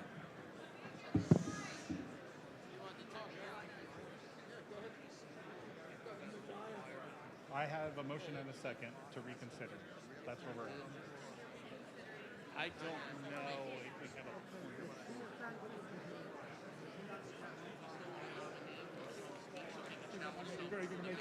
Are you going to make it? Are you going to make it?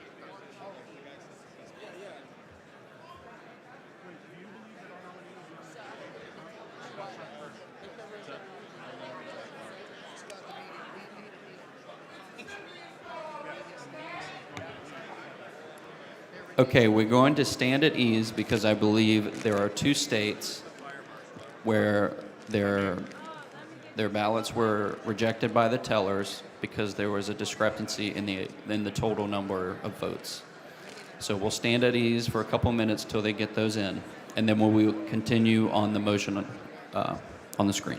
Thank you, Mr. Chair. Yep. Can I make an announcement from microphone 2?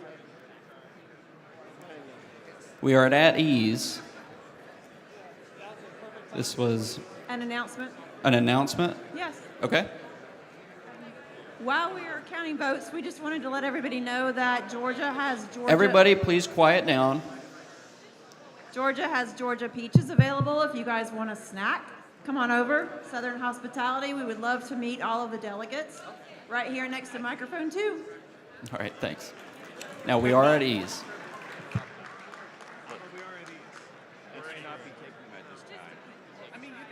Okay.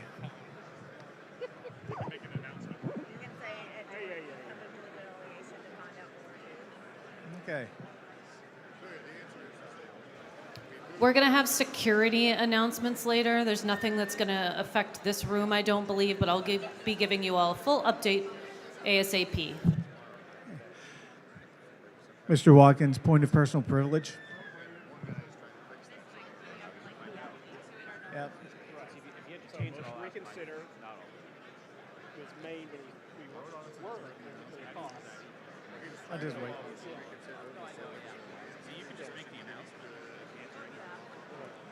So I want to make sure that they know. if it wasn't, then we'll just make it again when it comes back. We'll move to reconsider because I think the body wants that to happen. And then we'll vote to reconsider, and then it will fail 2/3 to change the amendment. It basically undoes it and it has to vote again. So the way it works is, no. So the motion reconsider is only a majority vote. So it has to be moved to second by someone who. Mr. Watkins, if I could have your attention, please. Microphone 1. Sorry, point of personal privilege. My name is Sam Robb. I'm from the state of Pennsylvania. Everybody, please quiet down. And I'm here with Andrea Holt from the state of Georgia. And we have some information that we would like projected on the screen when we're able. A friend of ours, Bethany Love from the great state of Texas, is a caring soul, passionate libertarian, and is also struggling with cancer. She was recently diagnosed and is going through chemotherapy. Madam Secretary, we sent you information that we ask that to be put on the screen whenever it is available and there's nothing of importance to be put up. Thank you. Thank you.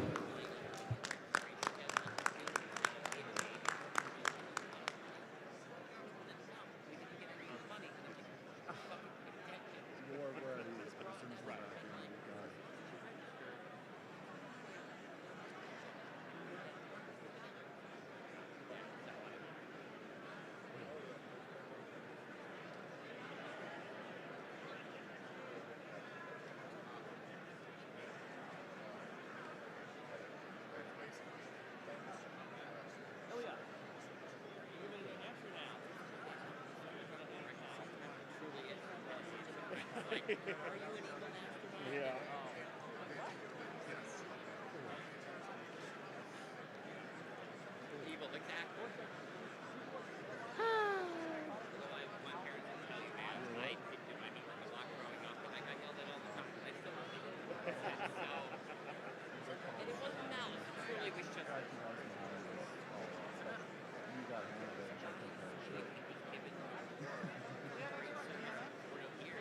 Mr. Chair, point of personal privilege, microphone 3.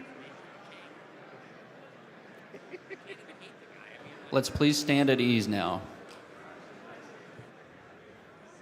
Question. A is A.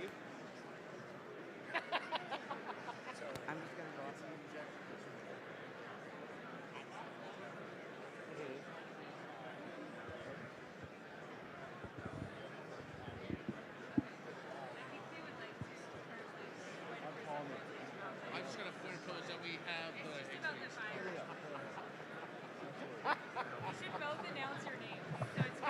Mr. Chair, point of personal privilege. Mike 1. Fire safety. Oh, they're the parliamentarians. I'm not going to entertain any more points of anything right now until we confirm that all the states have turned their ballots in. It's about the fire exits, real quick, if I can. So me and the architect, we checked all the fire exits. We do have enough coverage, just enough, so we're good. Thank you.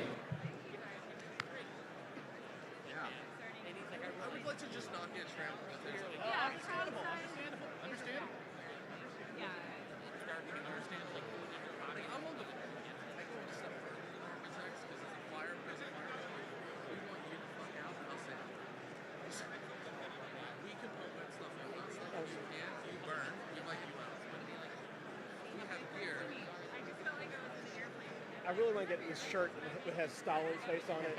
Dark humor is like food. Not everybody gets it. That's, oh, I see.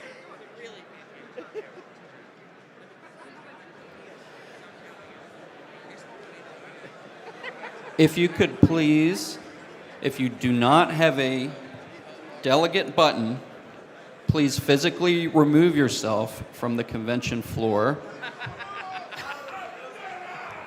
Again, I will repeat, if you do not have a delegate button, then please physically remove yourself from the convention floor onto the gallery or outside. Also, please keep it down, not right now, but later.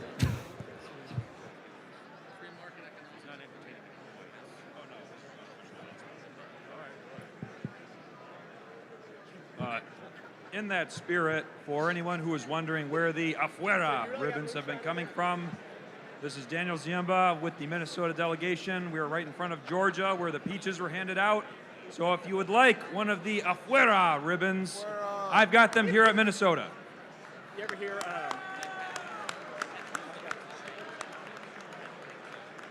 Mr. Chair, is taxation theft? I do believe so. Well, he's currently acting as chair. Big Bopper originally done it. They asked for happy, like called it White Light and said Mountain Dew. That's a good question.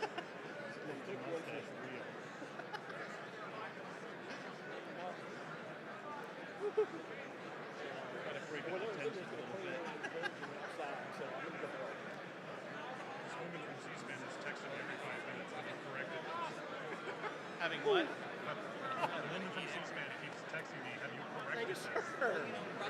Obviously, they want to cover our presidential nomination. Not right They now. had cameras set up all weekend to do just that. I'll clean out your insides. And they have set their programming tomorrow. They slotted out in their programming for us. Well, but the problem is that Trump is scheduled to speak tonight. So, and we want our duly nominated presidential candidate to be the one to respond to the press conference after this. Yeah, but whoever it is. we won't have a nominated president by then. It's already 4 o'clock. Nominations take 2 hours at a minimum. Yeah. Right? So now we're going to get neither thing. We're not going to get our president speaking after Trump, and we're not going to be on C-SPAN. Right? Am I wrong? So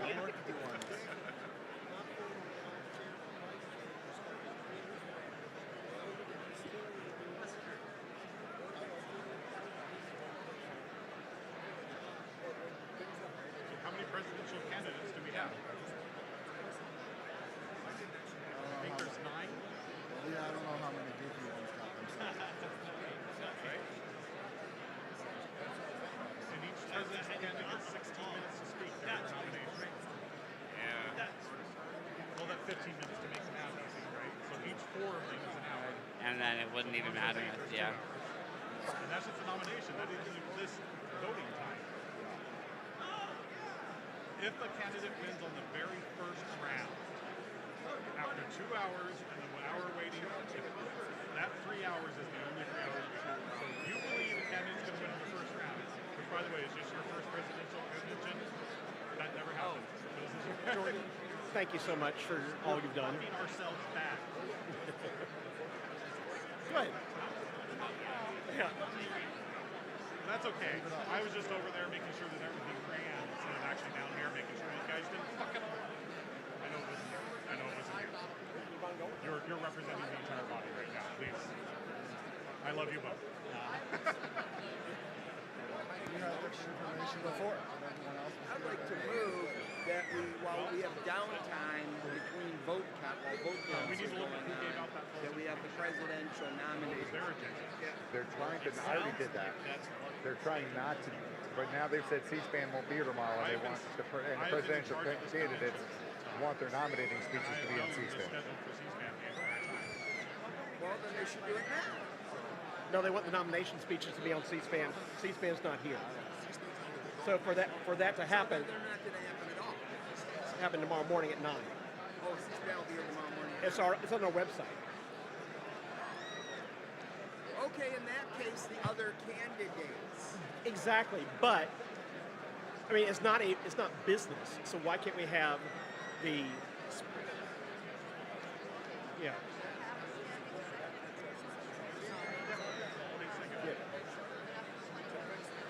Yeah. They had a miscount. But yet we can't do any business while they're still balloting. And so Georgia apparently had some kind of something. They're still balloting. Tallying is separate from balloting. So once all the ballots have been turned in, that's when tallying starts.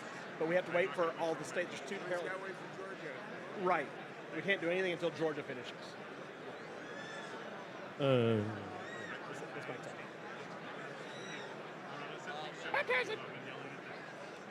I'm just very excited. I'm here in case I need to say something. But it looks worse to you, Mimi, because you're so short. You know, it looks like I'm yelling down.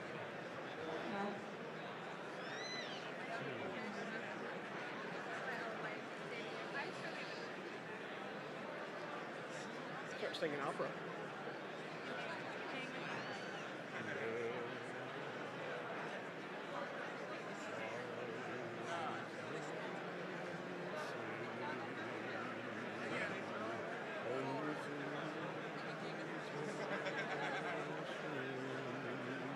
Hello, Scott.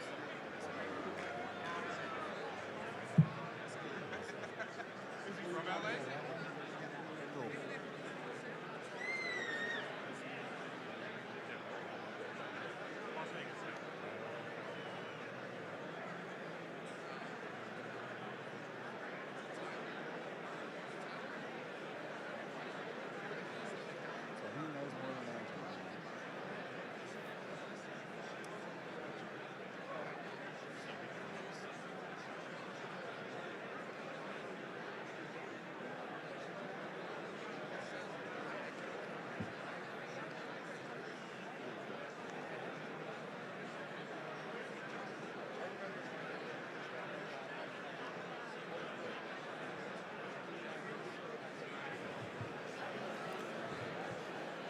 Everybody, please quiet down very quickly. There's an announcement at microphone 1.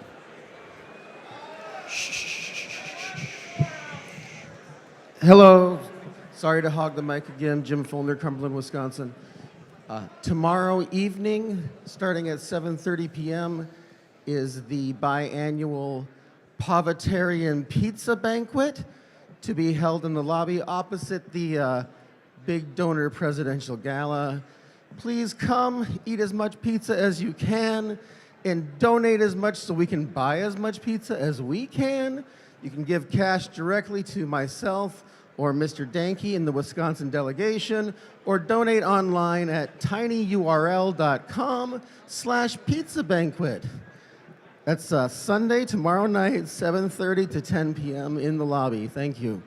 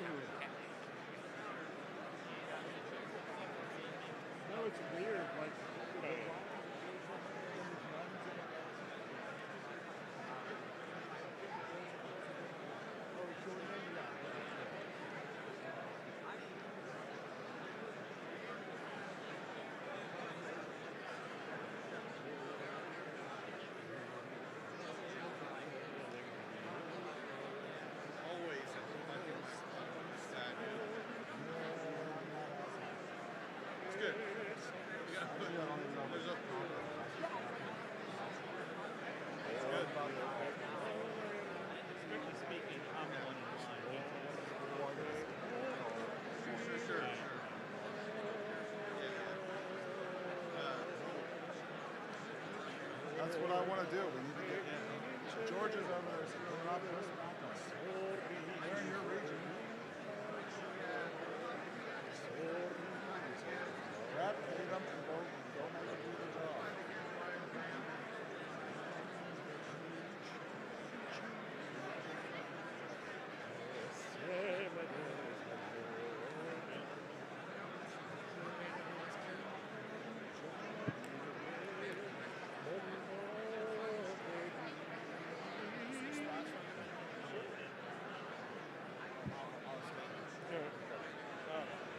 Mr. Chair, point of personal privilege on mic 4.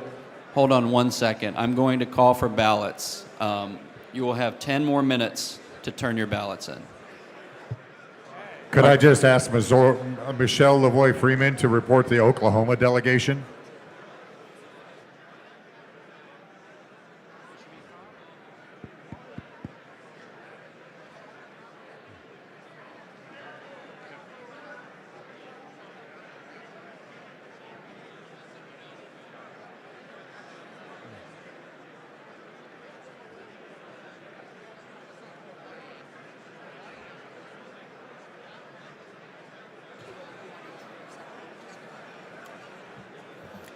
Everybody, please quiet down for a second. Karen Ann has to explain something to you. Excuse me, everyone.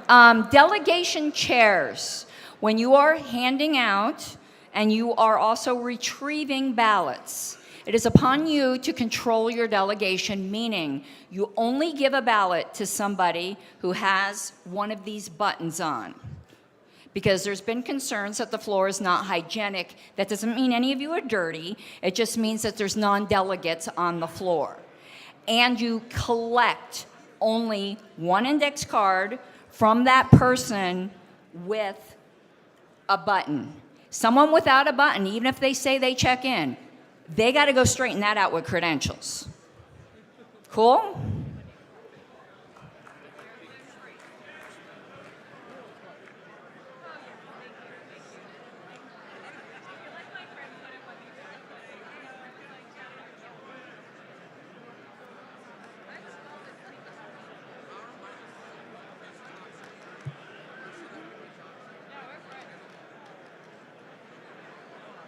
It's a good time.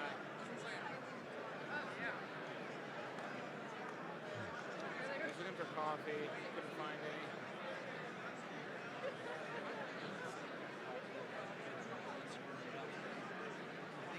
They said Georgia had a problem with theirs with somebody else.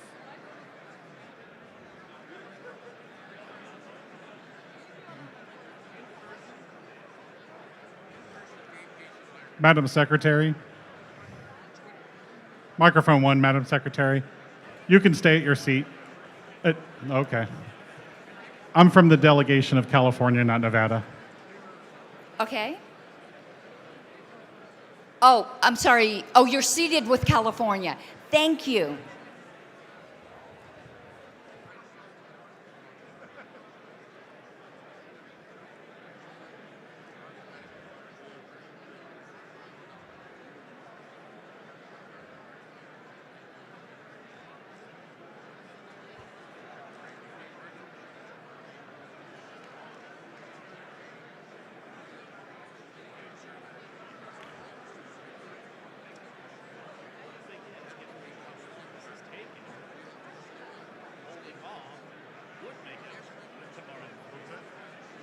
Given how long this is taking, holding off would make it tomorrow morning, okay?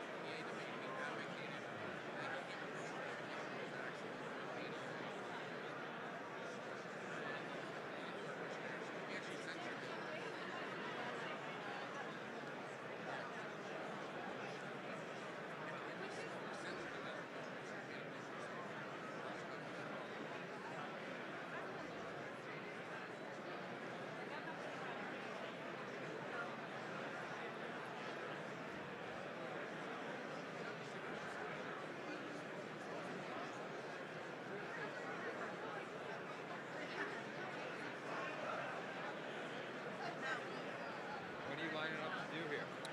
I'm just standing in line. Just blocking the line. Are you prepared in case they call on you? To do what? I don't know. If you guys need me to say something, I'll say No, it. I'm just wondering what I was curious if you've been standing here a long time. That's what they were all doing this. That's what they were. That's what they were all doing this morning. So. Just hogging the mic. Yeah.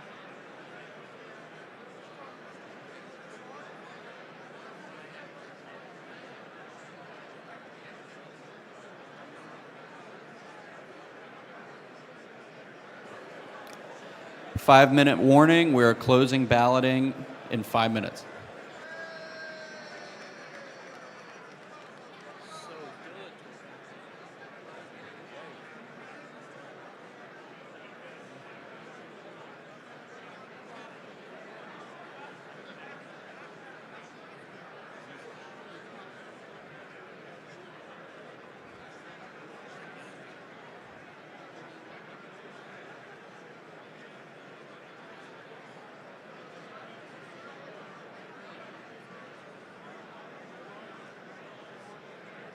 It's Georgia that's holding it up. Georgia's holding it up. It looks like they're breaking up, so. What? Looks like they're breaking up. They were huddled all together. So they should be done soon. Where the hell hopes? Apparently they submitted an extra ballot or something that wasn't marked.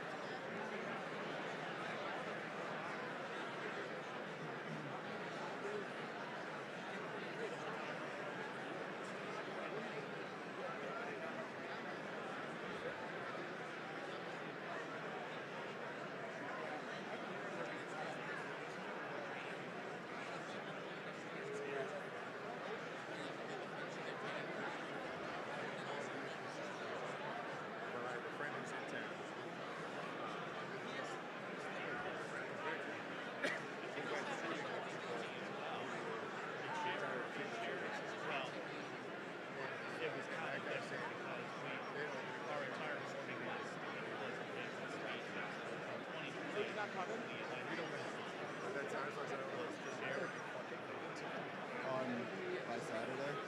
On Saturday, yeah, that's what we're going to do. I expect the show to.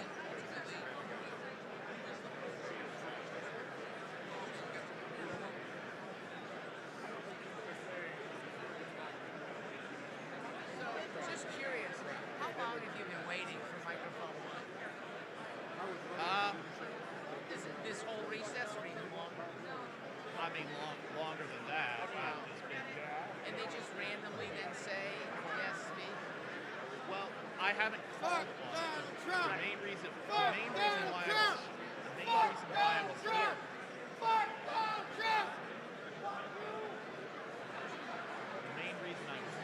was because I was anticipating more of the same yesterday, so I just went through the Got it. That makes sense. I'm going to get in line, see what happens. Thank you. It was actually here. Yeah. So a lot of people need to do that. They sure did that. Okay, so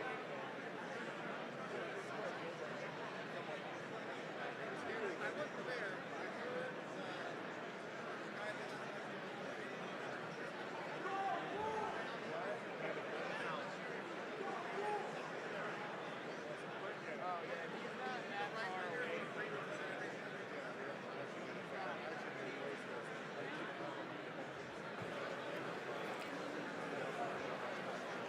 Excuse me, everyone.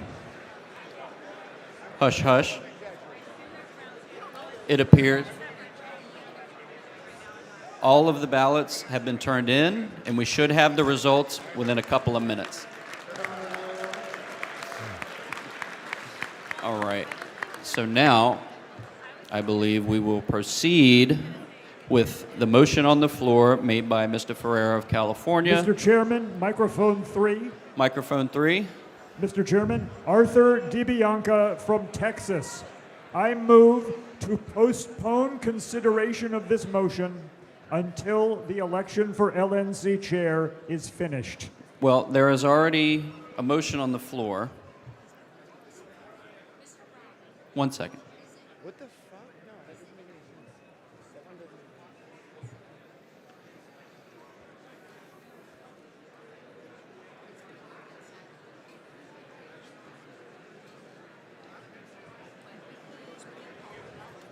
Why would we just sit on our fucking...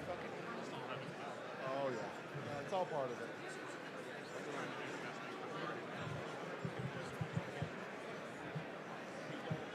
want him at the mic before I say something. I don't want to call him when they're discussing.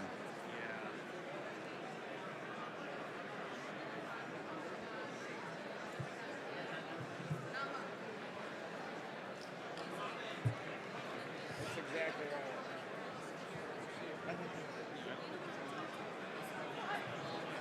It's an extra Yeah. step.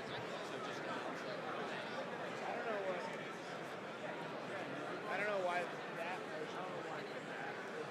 I don't understand the thought behind not doing anything at all for another hour.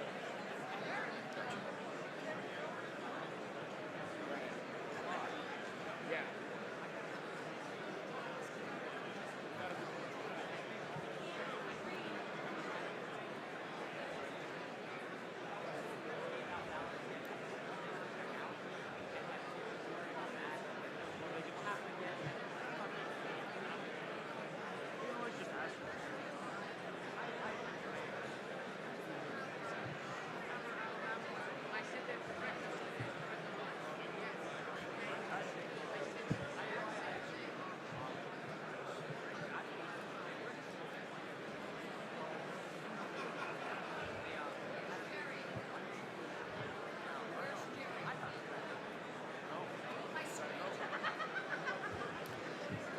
AV.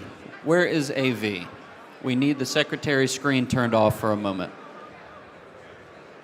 Mr. Chair, point of order, microphone 1. Microphone 1. Nick Sosowski, delegate, Pennsylvania. The motion to reconsider is out of order. Roberts 35-2, number 8. A negative vote on these motions can be reconsidered. Everybody, please quiet down. Shh. Thank you, thank you. Roberts 35-2, motions to rescind and amend something previously adopted. Number 8, a negative vote on these motions can be reconsidered, but not an affirmative vote. So this whole motion to reconsider is out of order. I do not. You have to Yes. re-amend. I believe you're looking at rescind, not reconsider.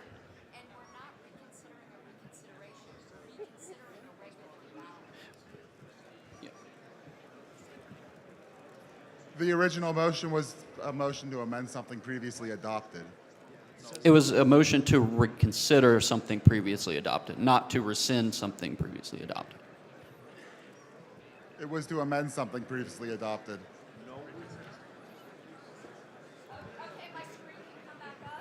We can have the secretary's screen come back up, please. Looks like we have the results.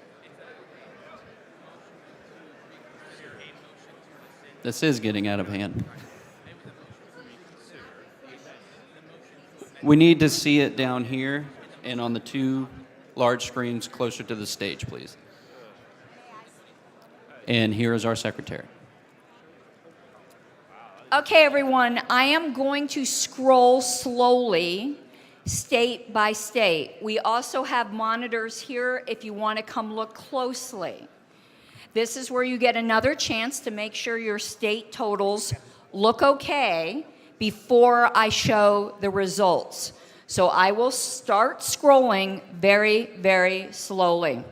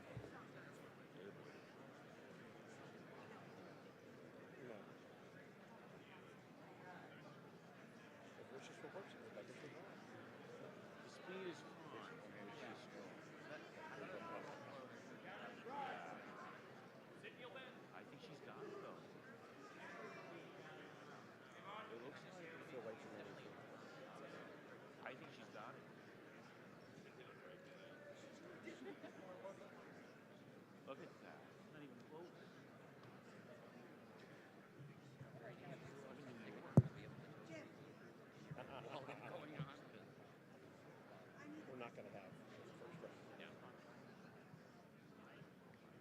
Madam Chair, are there additional rows below this that show the number of votes allocated per that each state is entitled to?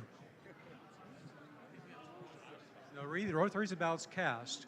Where's the language that says, where's the row that would show? One moment, please.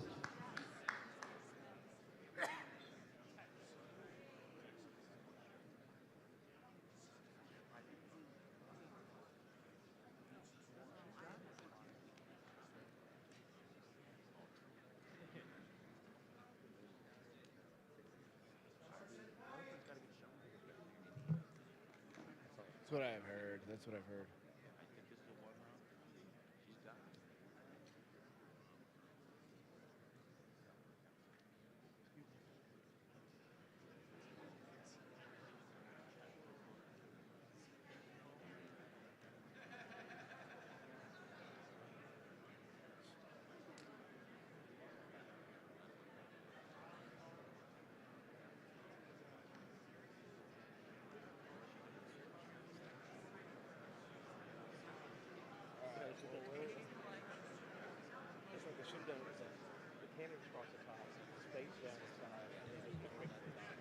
Madam Secretary, just to confirm, we don't have a number of registered delegates per state here, right? Just the total allocations that they could in theoretically have?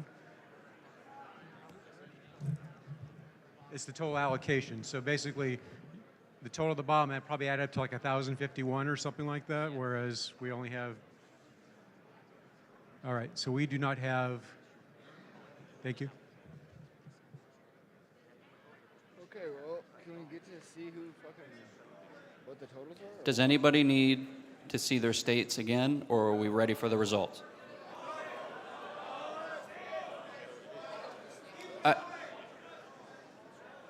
We'll keep... Just go to the result.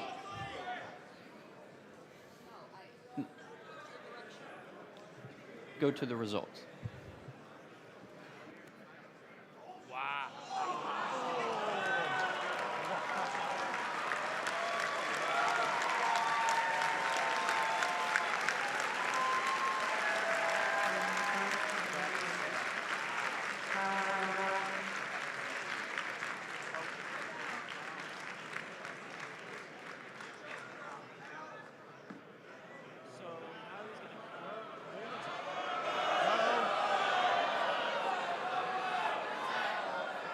I think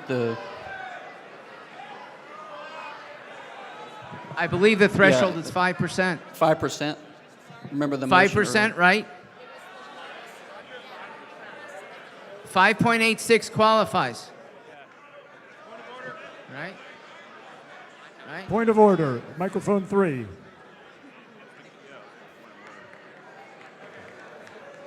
He stays in. Right, he stays in. All right, those are the results. And there was a point of order. Withdrawn. Withdrawn. Microphone 3. Point of Everybody, order please quiet down. Quiet down, please. Shh. Microphone 3. The point of order is withdrawn. Okay, thank you. All righty. So, round 2. Let's go.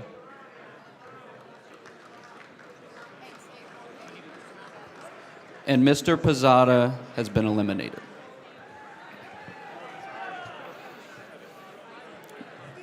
Do we get to hear from him? We will be at ease until further notice.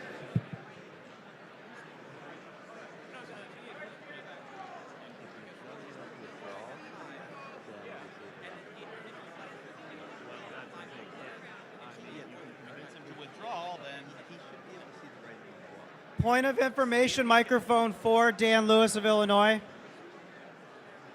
Oh, wait, here he goes, here he goes. I have just been informed by Mr. Nikela that he will be dropping.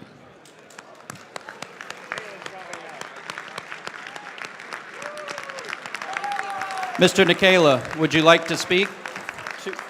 And Mr. Basada, you are allowed to speak as well. And I believe that's 2 minutes each? I Is that withdraw. something? Okay, I'll Mr. give Chair. 2 minutes. Mr. Chair, it's Ken Molman at microphone 3. Mr. Molman. I would also like to announce that I am withdrawing from the race. All righty.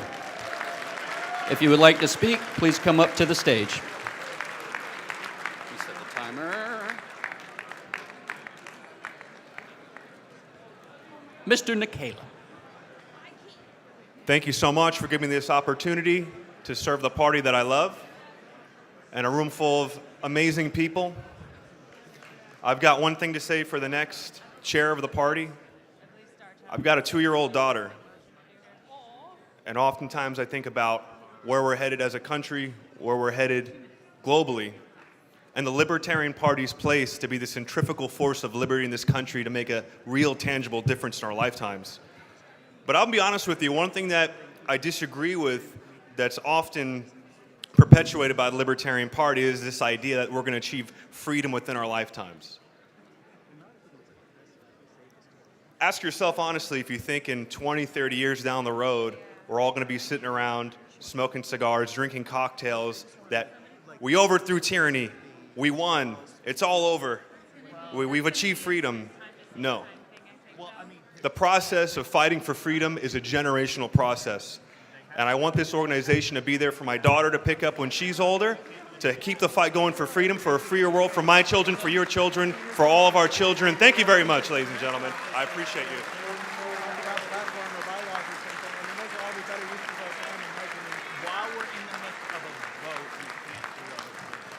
Thank you, Mr. Nikela. Mr. Basada. Hi, everyone. Thanks. Through no fault of their own, the misguided Zionists, their neocons, and the economically ignorant masses are once again inadvertently destroying freedom, just like the Bolsheviks did. We American libertarians, standing on the shoulders of Rothbard and fellow Austrians, are the best freedom fighters in the world. It is up to us to untangle the fallacies which lead to the hatreds and lead a freedom reconquista.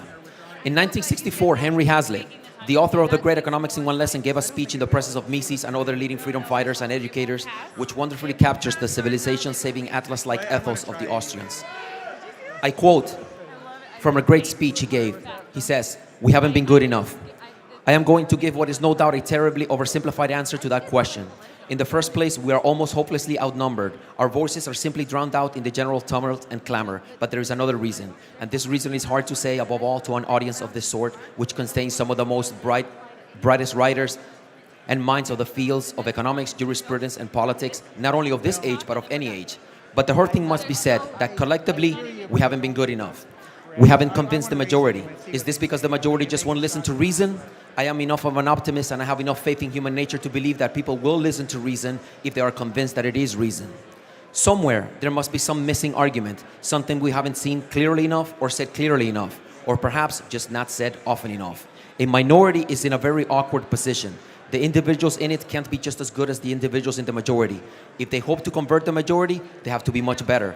And the smarter the minority, the better they have to be.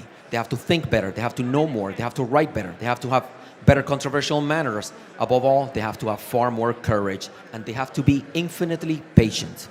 None of us is yet on the torture rack. We are not yet in jail. We're getting various harassments and annoyances, but what we mainly risk is merely our popularity, the danger that we will be called nasty names. So before we are in the position of Winston Smith, we can surely have enough courage to keep saying that 2 + 2 = 4. This is the duty that is laid upon us. We have a duty to speak more clearly and courageously, to work harder, and to keep fighting this battle while the strength is still with us. But I can do no better than to read the words of the great economist. Oh, we're done. Thank you. All righty. If Mr. Seebeck could talk to... Oh, never mind. All right.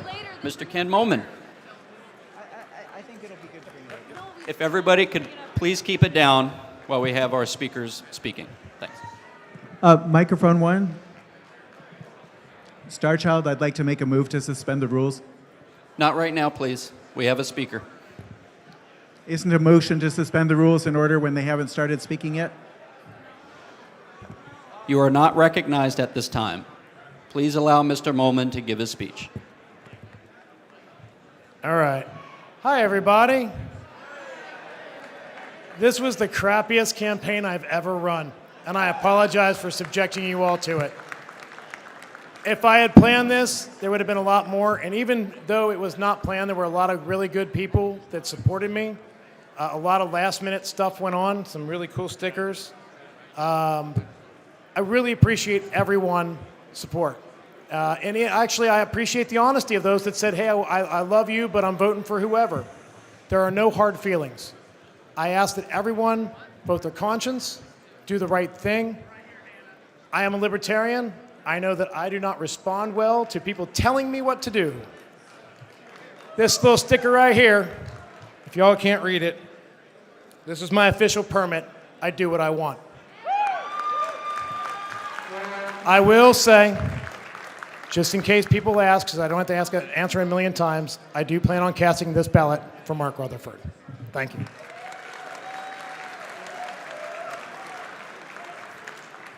Thank you, Mr. Molman. We will continue to be at ease while the ballots are in process. Microphone 1, Mr. Chair. We are at ease. You are not recognized right now.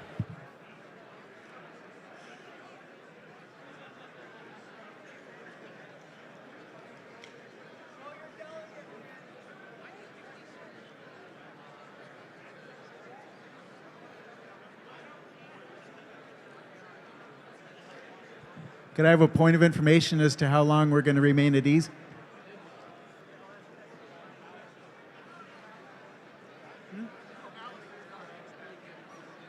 Estimate of how long that's going to be, I don't know.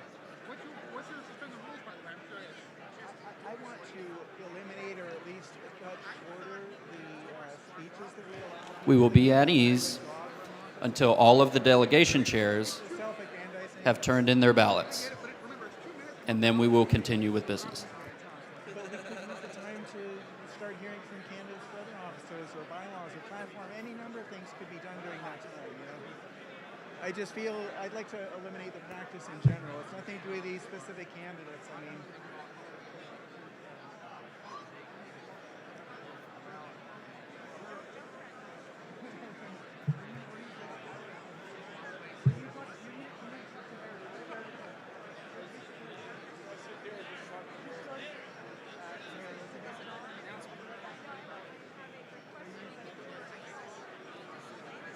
are you checking ballots, Elizabeth?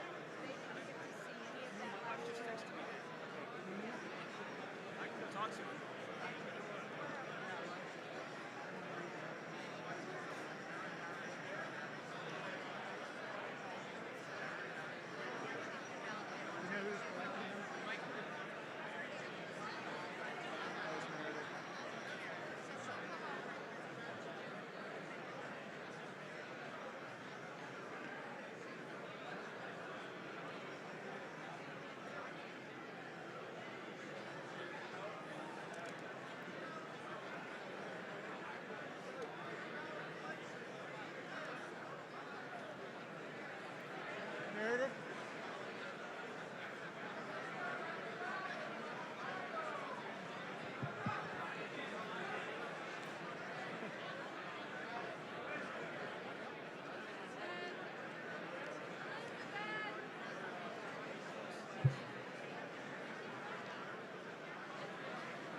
Point of information, Mr. Chair.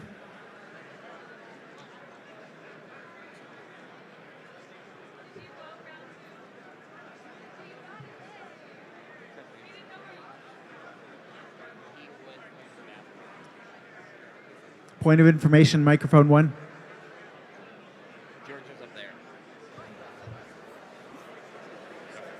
You could come up and speak to me. I would rather keep the mics clear at this time. Thanks.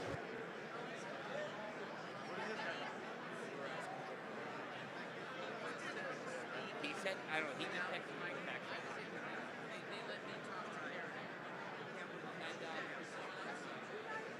Sean grabbed mine. Can't do it.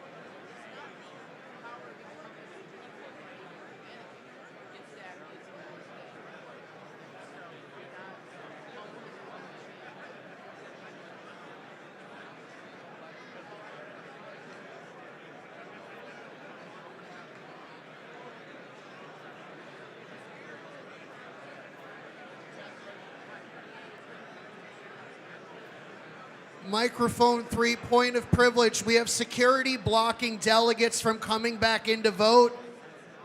I don't know how we'll attend to that, but just please be aware. Thank you.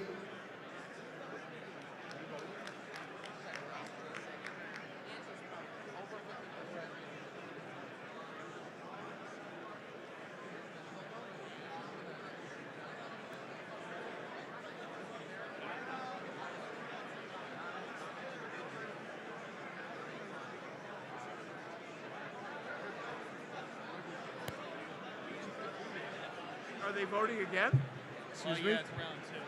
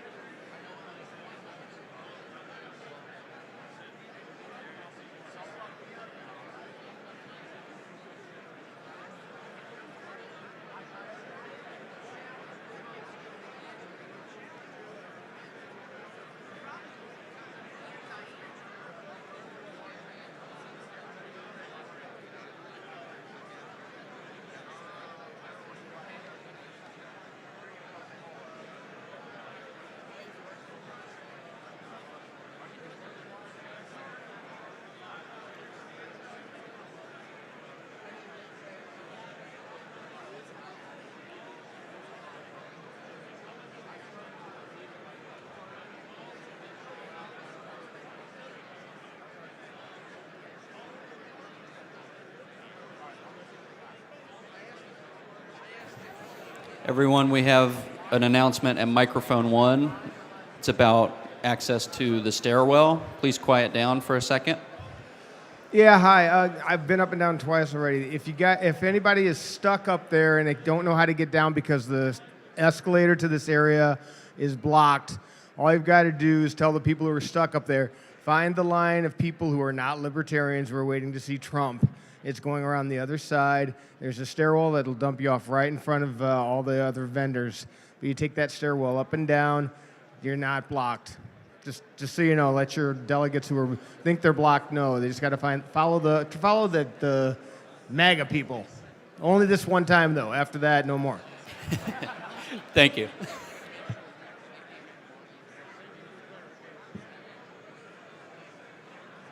they going to make sure that they can't get in line until we're seated? That the Trump people, if there's that many? I have no idea. Fucking message Angela. I mean, you could probably just walk up and ask her. I was just going to text her. She's on her phone anyway. Yeah, but she's probably got a dozen other people Yeah. she's talking to. Angela might get mad though if I do. Because they're tagging all the votes. I don't know what the fuck they're talking about. It is.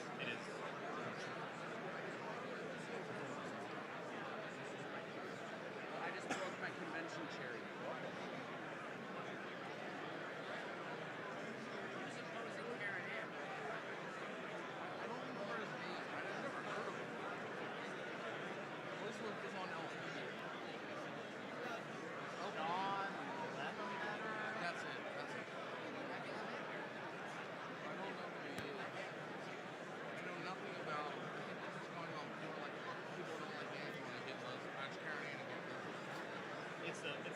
It's the same thing with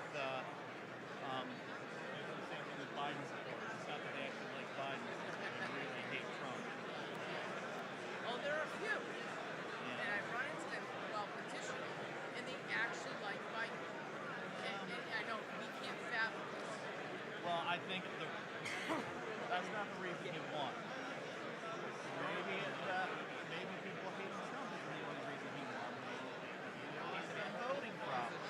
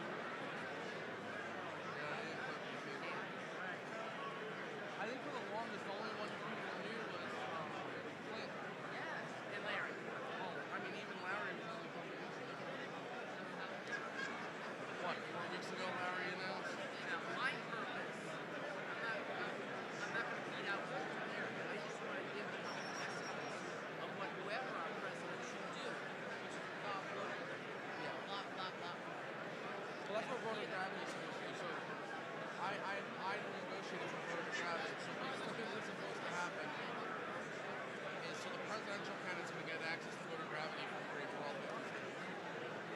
So like when Luke here runs for a county controller seat and door knocks and gets all this information, us at the LPPA, because county affiliate can see it, us at the LPPA can see it, national can see the notes, and that presidential candidate can see the notes, as well as the Senate candidate who's running Congress. So it's centralized. Like, is it voluntary with the candidate, or is it but it's only shared with the LPPA. So I could see some voters saying, I want you to have it and nobody else. But if they want the LNC's discount, then they have to sign that agreement. They can pay full price. We get a 50% discount. And the presidential candidate gets it for free. So I don't think he's going to want to pay. To put it this way, to get all of Pennsylvania if we wanted to for full price is $1,500. Now Pennsylvania's a much bigger. We got actually more. Actually, it's bigger than 50%. It's like statewide is $1,500 for PA. We paid $200. Because some of them are 50%, like the local races end up being 50. It's weird. It's per type of race. The discount fluctuates because of what the average donors are. Like a township supervisor, like my wife's race, she's not going to get more than $10,000 in donations. So hers is $50 off. Whereas, let's say in the school board race, the minimum price is $50. But like a state like Pennsylvania, like a statewide race, we have 14 million something registered voters or some shit like that, 11 million or some shit. That's a much higher voter base. In voter gravity, I mean, you could break it down to I only want to target versus I want to target cops. So is that developed by No, so it's a company in Virginia that is owned by a Republican and a Libertarian. They do work with the RNC and the DNC, but in our contract, everything's compartmentalized. So they can't see anything we can see. In the contract, they also made it available that any candidate at the end of their race in the next 4:30, so you can keep your shit on a flash drive on the printer. You always have access, even if you don't pay for the gravity. for a statewide race? 1,500 is pretty reasonable. Oh yeah. For that kind of info, that's pretty reasonable. But 200 is a lot of reason. Alright, so what has to happen? Just fill out. So they didn't do a good job advertising it around here, but on the LNC website now, there's a link for voter gravity and resources. You have to sign a non-disclosure agreement and a data use policy. And I get an email, and right now it's me, Angela, and the whole, the chair of candidacy. It's me, Josh Thomas, and Angela. And then the LNC reps for candidacy. Right now it's Dustin Blankenship. Handsome. You changed a bit. Yeah, grew my hair out I some. took out my hair away. Yeah. Unless it took it over from me. No, I say it all ran down to here. Possibly. No, you gotta start now. Not like.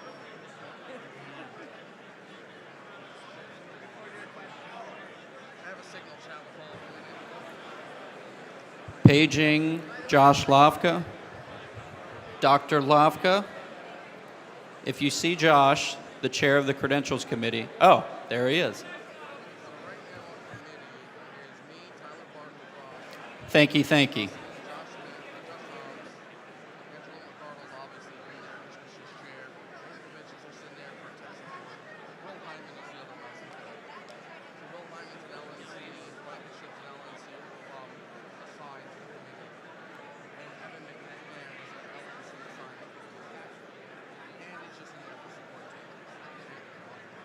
So I'm curious, do the presidential candidates race?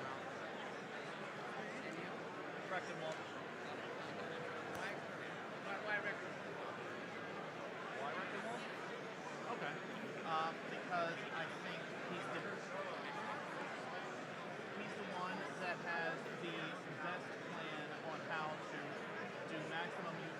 maximally utilize the presidential campaign for the good of the party, because especially with Kennedy in the race, that we're not getting votes, we're not getting a certain percentage, we're not getting electoral votes.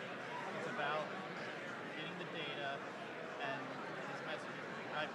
Also, I mean, keep in mind, Macy's Caucus, he's our candidate. Yeah, but I want to know why. Okay. Yeah. But also, he wasn't very convincing on that question about the electability aspect. So far, you've actually said more than me. okay. Yeah, I didn't catch the whole thing. I had to go to the I had to bathroom. go through like 5 water stations. They're all empty. And I'm one not of them's surprised. blocked by Secret Service barricades. I'm not surprised. I literally went to a concert and was like, you guys gotta give us water. So, all right, we're not going to get electoral votes. I get it. Right. And when you say electability, what do you mean by that? Well, just how are you more potent at getting votes, period, than the other candidates in an independent? Okay. So I would say that for me, it's not like this year especially. We can't go by the votes because we're going to get slaughtered. Because again, it's not just that Trump is it's Trump versus Biden. And they're both hated. They're both hated. Well, Biden is very hated. So is Trump. It's very partisan, but also there is a major independent candidate with the name Kennedy, who is potentially going to get more ballot access than we are. Not now anyway. Okay, yeah. Even if you think the votes We are at election. would matter normally, this one year, because I believe it was what was the year that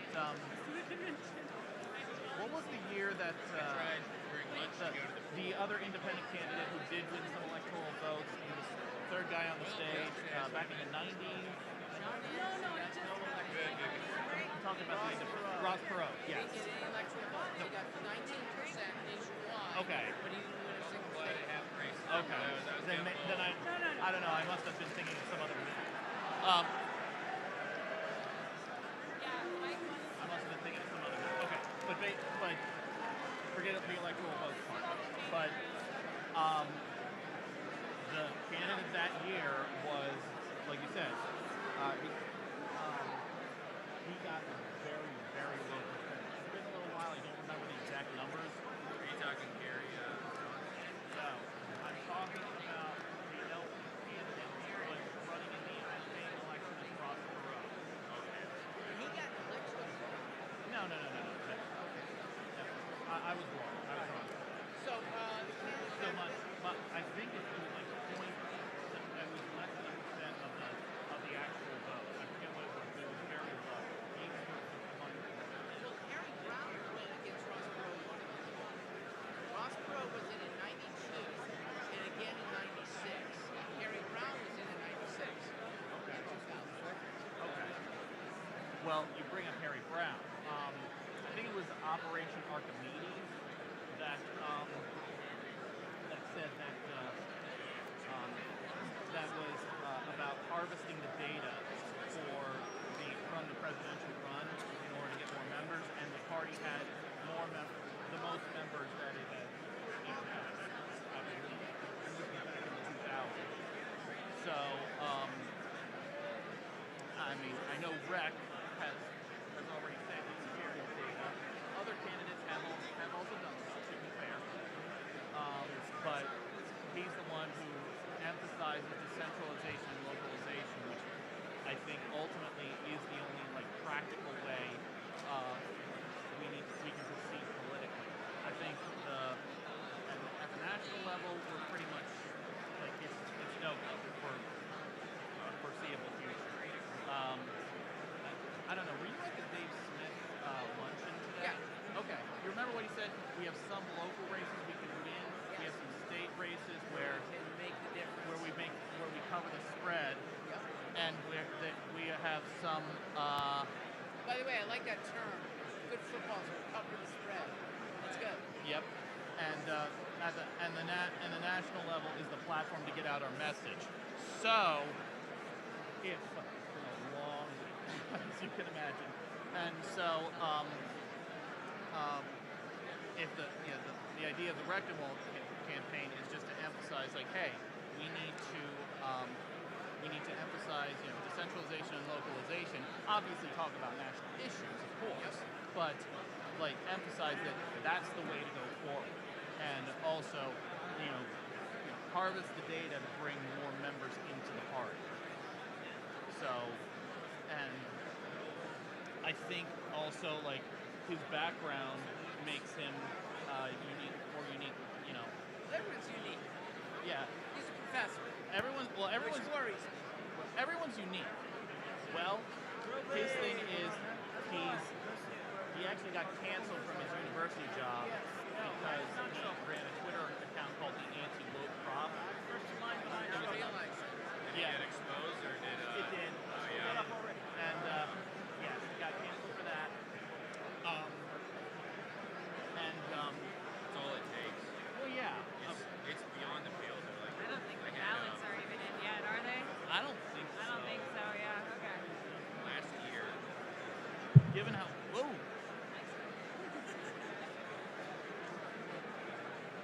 Last year I did a voting review early on, like March or something. And I joined this one. It spent many months to get in. Left my full-time job ready. They have this Slack channel and all that. So we haven't started it. And they just had introductions. They said, okay, just say your name, where you're from, pronouns, something else, your favorite movie. And all I did was set my name, left out the pronoun bit, and said everything else. Before you know it, a week and a half later, I get an email that says, hey, we just want to review the contract with you. Are you free? I was like, sure. And for some reason, I didn't have my guard up. As skeptical as I tend to be. I thought, I haven't DM'd anyone anything. I've instigated nothing. I have zero intent to message anyone or even hinted at being political. I'm here to learn. And nonetheless, I get on the call and they said, hey, someone showed us Twitter that had like 2 followers. And we found these tweets.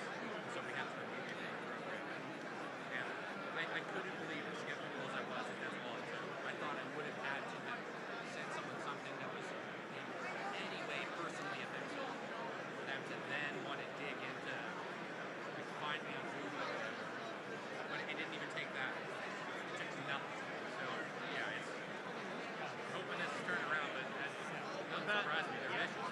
Back to what I think. He spent a long time as, a committed Marxist. He went through like all the schools of Marxism, which a lot of people have been using against him. I actually think that to his credit, because that means he knows like the left very well. Rejected it. He's written a lot of books.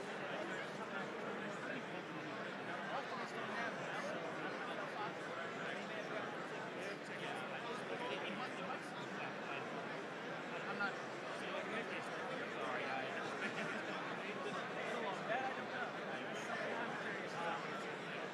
I will that.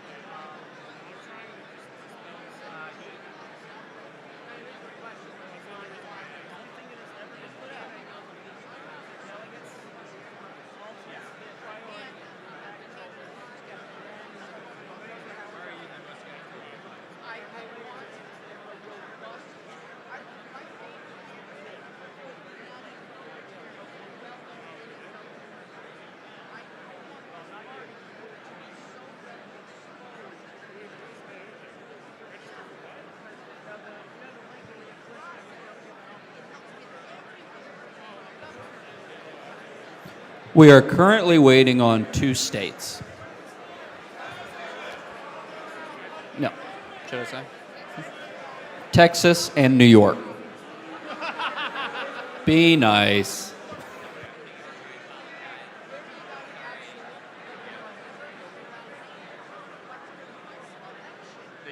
They did this before too. It might. They got ours in.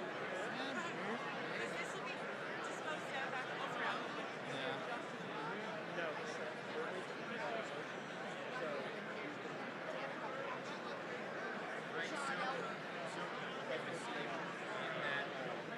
So here's a question. Would be to either find out more than we can chew, rely, well, you know, saying we want this much exposure, and then finding out that the principals aren't as in alignment as us.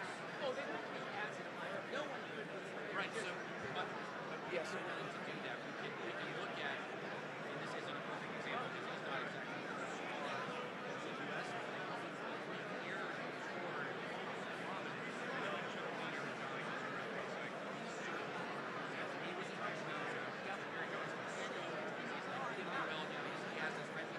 And I frankly think that embarrassed us because embarrassed and confused the whole just air around us.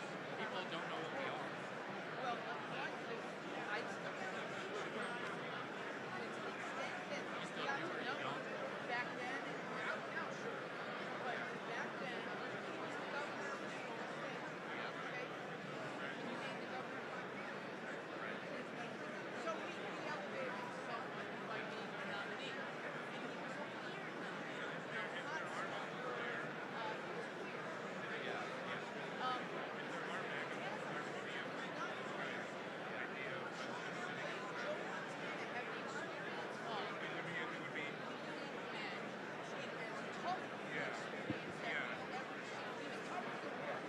Request for information, please.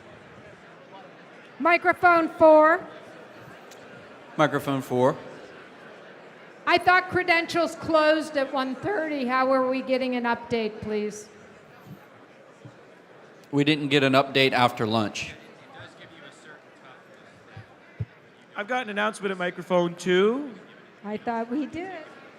Microphone 2. New York is submitting its ballots as I speak. Okay, thank you. Where is Texas? They still doing their thing?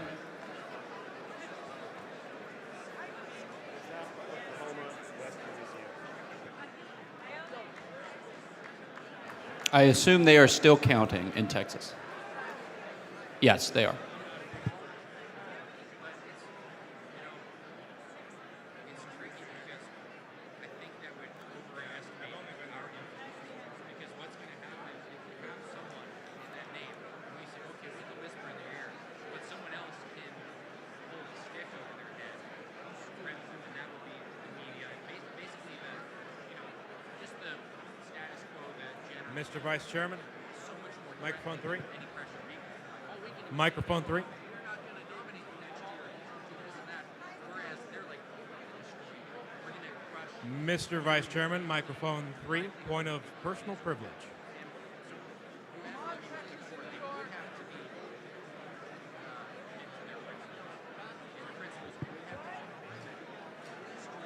Mr. Vice Chairman, microphone 3. Point of personal privilege. Or, excuse me, request for information. Can you please speak up? Yes, sir. Request for information, microphone 3. Everybody, please quiet down a second. Mr. Little- Vice Chairman, Nathan Madden from Arizona. Is taxation theft? Yes, of course. Thank you. That was important, very important.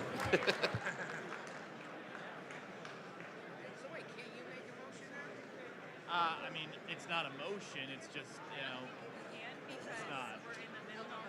So what was that?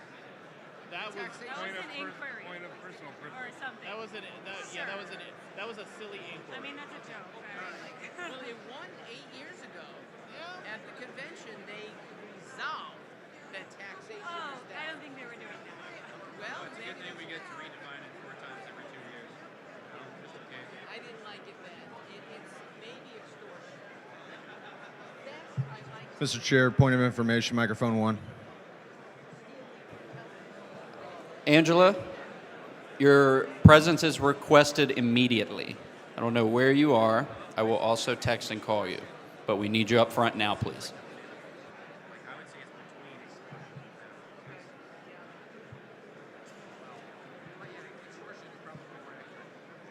But the voluntary aspect of it is too easily overstated. You can just move somewhere else.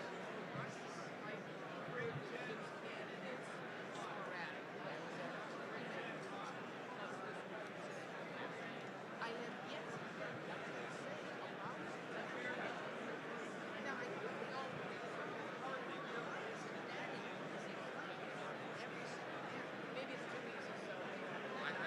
that's the case is that a lot of these, like even the questions they asked were largely softball because although they sound extreme amongst these people, it's a consensus. You know, like, which three-letter agencies do you? Well, I do the CIA. I do the Fed. Next person. I do the Fed. Next person. Let's end the Fed. So I mean, we're radicals, but we're all fairly radical. It's not exactly a debate if we're just agreeing on everything. 5:30 was supposed to end business, but the next order was presidential debate, 6 to 7:30, so we have an hour and a half to add extra in the extension. If the body wants to do it, but that's... Here's the thing. I've been mainly waiting here to call orders of the day. So if orders of the day. I'm also technically second in line. We have a friendly situation. Okay. If someone's interested. I was just wanting to make a point of information. We're basically just doing the same thing.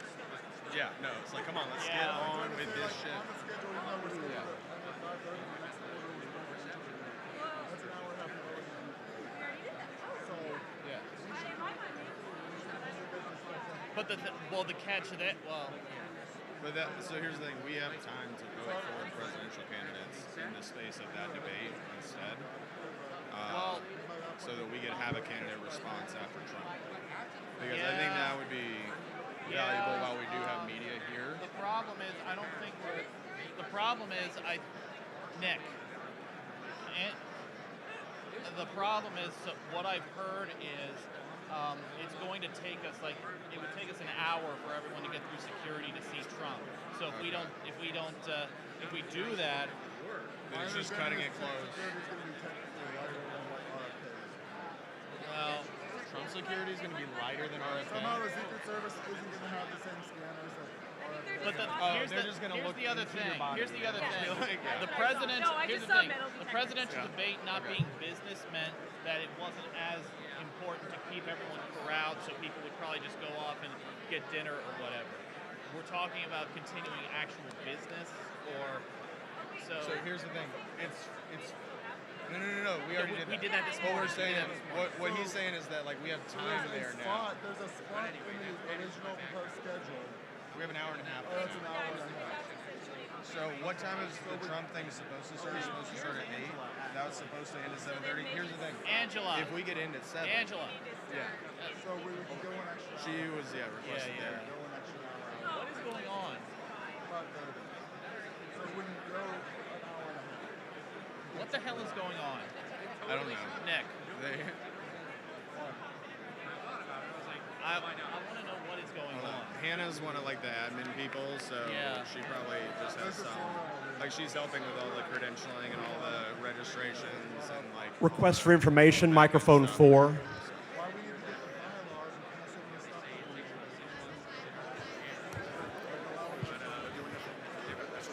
Microphone 4. Joe Carl White, Texas. There's information going around right now, it needs to be confirmed or squashed, that delegates for our delegates have to be seated for the Trump speech by 5:30, or else they will release those seats to general entrance. Is that true? 1 second. Listen to this. It's not correct, and I was in the middle of dealing with it when I was called back urgently to address it before I finished fixing your line and your rope and stanchion. So I'm going to let the vice chair continue with the gavel while I go check out the seating arrangements, but everything looks fine right now. Thank you, guys.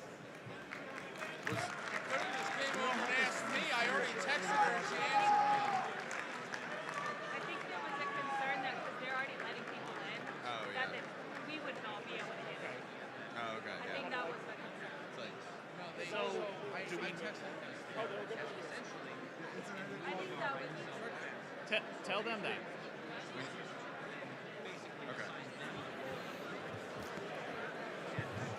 All right, everybody. I believe that Texas should be done here shortly. So, they're right there. All right, so if we could quiet down and please find our seats, that would be great.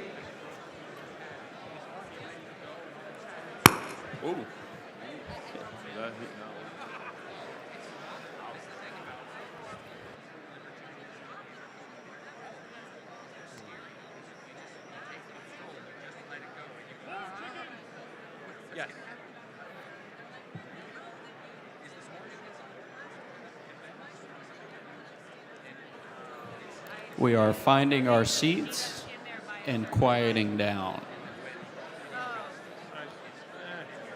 Request for information for microphone 2.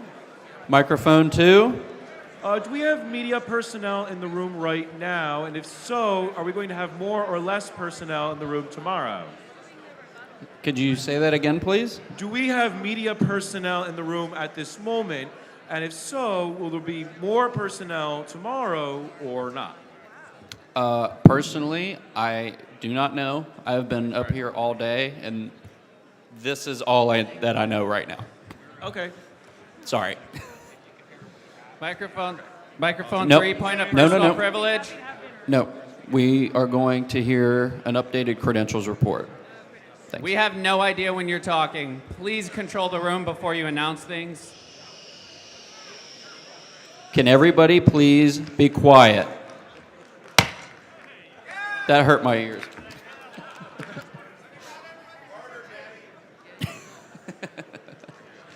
All right. Are you ready? Turn the mic on.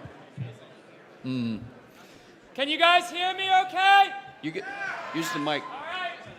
Gotta use my big boy voice because the mic isn't working here. Use the mic. It's working? All right. Never mind. It works now. Adjourning. Ladies and gentlemen here, just want to give an updated credentials report here. Currently, we have 935 delegates checked in. That makes quorum 374, a majority 468, 2/3 is 624, and then a 7/8 vote, if we even have to get to that, is 819. Thank you.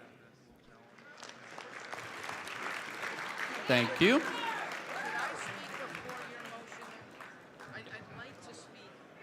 All of the teller sheets are in. Excuse me, I am getting tired. They are just doing their double checks, and we will have results in a few moments. And while we wait, I believe there was a motion to postpone the motion to reconsider. And I forget who made that motion. Point of information, microphone 3, Nicholas Conrad. Could microphone 3 please speak up and state your name? Microphone 3, Nicholas Conrad from Alaska. Everybody shush, please. Point of information, I have the wallet of Kevin C. Reed. Would you please, Kevin, if you're in the room, come to the Alaska delegation to collect your wallet? Thank you. Mr. Chairman, microphone 2. Microphone 2? Yeah, you were asking about my motion to postpone. This is Arthur DiBianco from Texas. Yes. I made the motion to postpone the motion to reconsider. I mean, I think it'd be best just to wait until we have the results and then decide what to do because it might be moot. I would make it as a point of Okay. We should have the results in a few minutes. let's see what it said. I would do it as a point of privilege first. Oh, and we need to turn off the secretary's screens. Hey. Hey, point of information.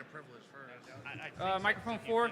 Microphone 4. Hi, I'm Nathan Cole from New Jersey. I used to live in Maryland. Everybody, please quiet down. I was here during the height of COVID hysteria, when we were required to use an app to people were required to use an app to prove they deserve to eat indoors.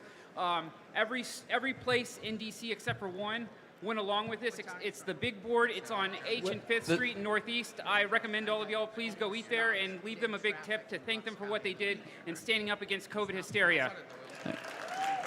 Thank you. And here we have the results. Never mind. Never mind my never mind. Mr. Chair, request for information. 1 second, please. The secretary is going to slowly scroll so we can see the results. It's not a cakewalk. I think your gal's gonna make it. It's not. She's got 50% to the one already. So far, no. Tony wrote himself in. Noda's got 3. I think it's better if she wins. I actually think she could. I don't think it's her fault. Literally, Angela's. We're keeping her out of it right now. Okay,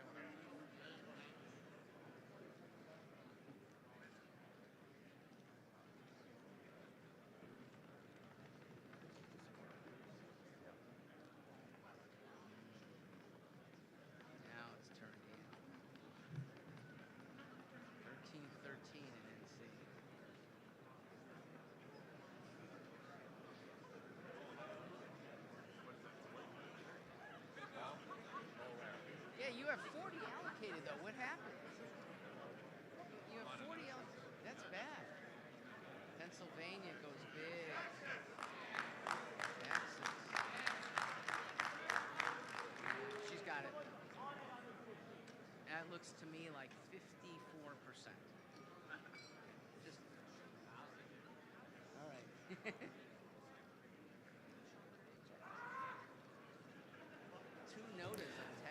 Does anybody, and this probably won't be helpful, but does anybody need the secretary to scroll again? Let's just do it. Could the secretary please What scroll state? again for Arizona? Colorado. Arizona, please. And Arizona.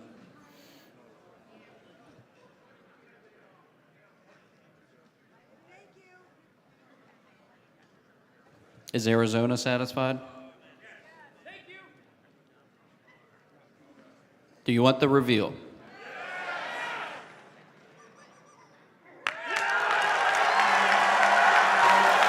All righty. Congrats to Ms. McCardle. Mr. Rutherford, would you like to come speak?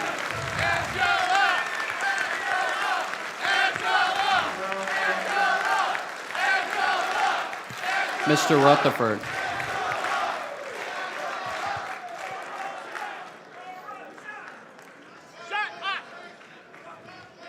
Here he comes.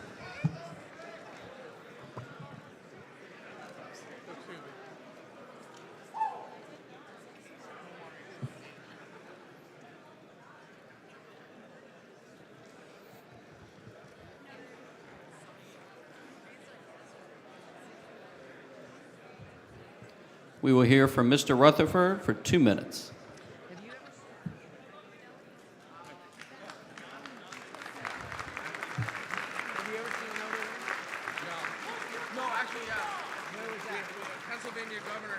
Thank you, everybody. Thank you all of you who supported me. Thank all of you who supported Angela. This is an important convention where we get together and make tough decisions. I thank you all for doing that.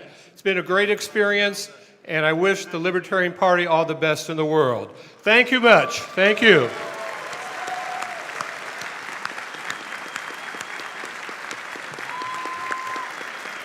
Thank you, Mr. Rutherford. Mr. Chairman, microphone 2. Microphone 2. Mr. Chairman, this is Arthur DiBianca from Texas. My understanding is that my motion to postpone is now moot. Okay. I will be passing the gavel back. Thank you. Hi, everyone.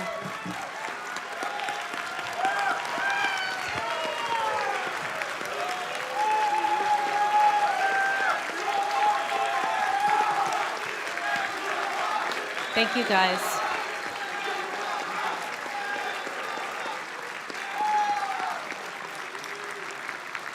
Now, I'm so sorry. Someone was at the microphone speaking. Who was speaking? I would like to speak. At microphone. Request for information, Madam Chair. Microphone 4. Okay, microphone 4. Thank you. Mark Tippett, two-time gubernatorial candidate from the great state of Texas. I have a request for information, but first of all, unlike Trump, I do recognize the results of this election. Congratulations, Madam Chair. My request for information is as follows. I just got back from where the Trump event is going to be, and the people that are ushering them in, they said that first they are going to usher in the media, and then the Libertarians have priority up until 5:30, and then after that all the maggots get to go in. I mean MAGAs get to go in. Okay. Is that correct? No.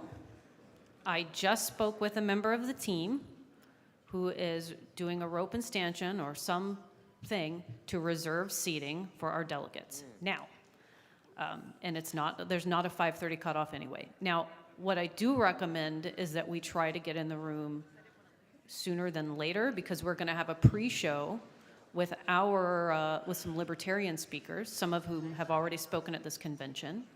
And our candidates are also going to have an opportunity, at least afterwards, and I'm working out before right now. And there is also going to be a straw poll, and I believe AV will be able to get that QR code up right now, but it already exists and it's been tested.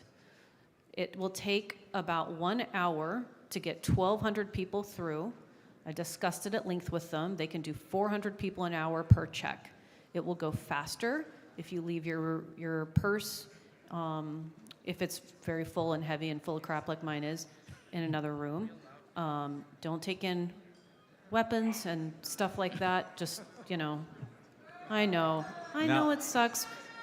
To clarify, the roped off section, Madam Chair, the roped off section that you're talking about, Yes. is it a roped off section in front? I haven't seen it, but I did ask for it to be at the front. For the delegates, because I paid almost $800 to go Yes, to that. it is. So In fact, I was actually up there organizing it all when I was called back here for something else.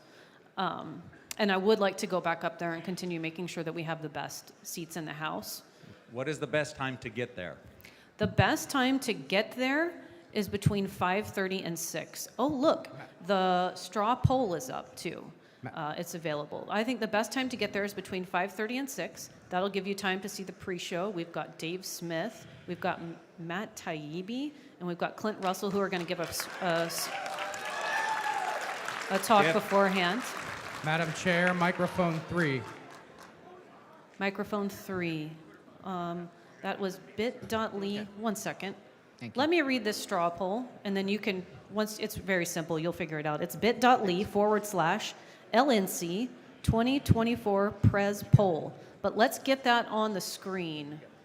Oh, I bet our secretary actually could be the one to do that. Okay, fantastic. Microphone 3. Madam Chair, Dustin Nana from Ohio. I move to adjourn until 9 a.m. tomorrow. Beautiful. Madam Chair, a point of privilege from microphone 1. State your point of privilege, please. It could turn into a motion to suspend the rules. It's possible. Then no. But we're it gonna is hear to the point of rectify an privilege. injustice. Motion to adjourn does not get kicked aside. So at some point, Is it air conditioning? now it is to allow the vice presidential candidates who were denied order. the chance to sometime It's out of before order. Thank you. to be in. Okay, we're going to go back to Mr. Nana's adjournment motion. There were definitely some seconds in the room. If you're interested in adjourning, would you like to just like stand and say aye? Beautiful. Is anyone opposed?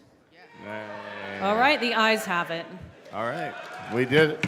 We're adjourned. So here's what's going to happen. I want you guys to vote in this straw poll. And it's because we need to know who you want on the stage to give a press conference. It's our presidential candidates, a press conference based on their performance in the straw poll debate. Who do you want on stage afterwards? It's approval voting. It's approval voting. Madam Chair, microphone 3. Can you please state your name and let me know what microphone you're at? Microphone 3, Arizona, Nathan Madden. Thank you, Nathan Madden. An urgent request for information. Was this motion a general motion to adjourn? No, this was an adjournment until 9 a.m. tomorrow morning. Thank you. Thank you. No, it is All right, this poll is going to be open for an hour. So we have an hour. So you have a lot of time to consider it and to vote. This is going to help us decide who gets on the stage right after Trump. It's going to be the most media coverage we've ever gotten. It is an amazing opportunity, so choose carefully. We want to take very good care of our candidates.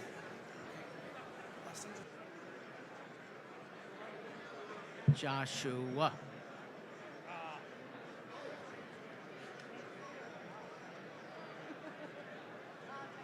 Excuse me.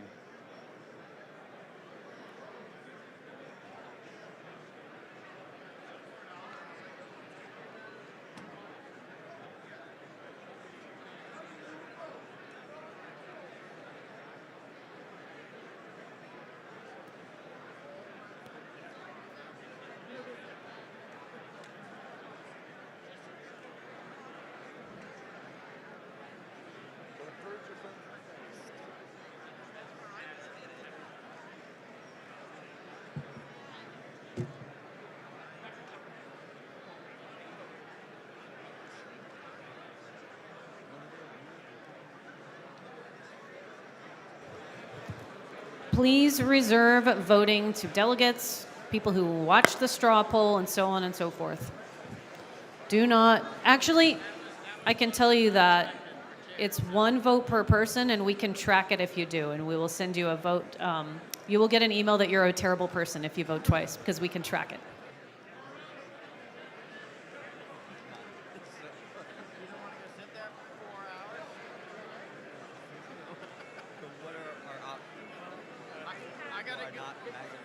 I gotta go into my room for a couple minutes, make a call to my wife and kid.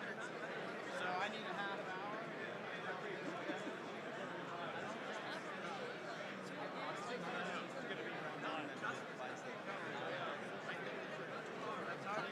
It's really tough. Mark, you gonna go get a picture with Trump? You gotta get a picture. That's my goal.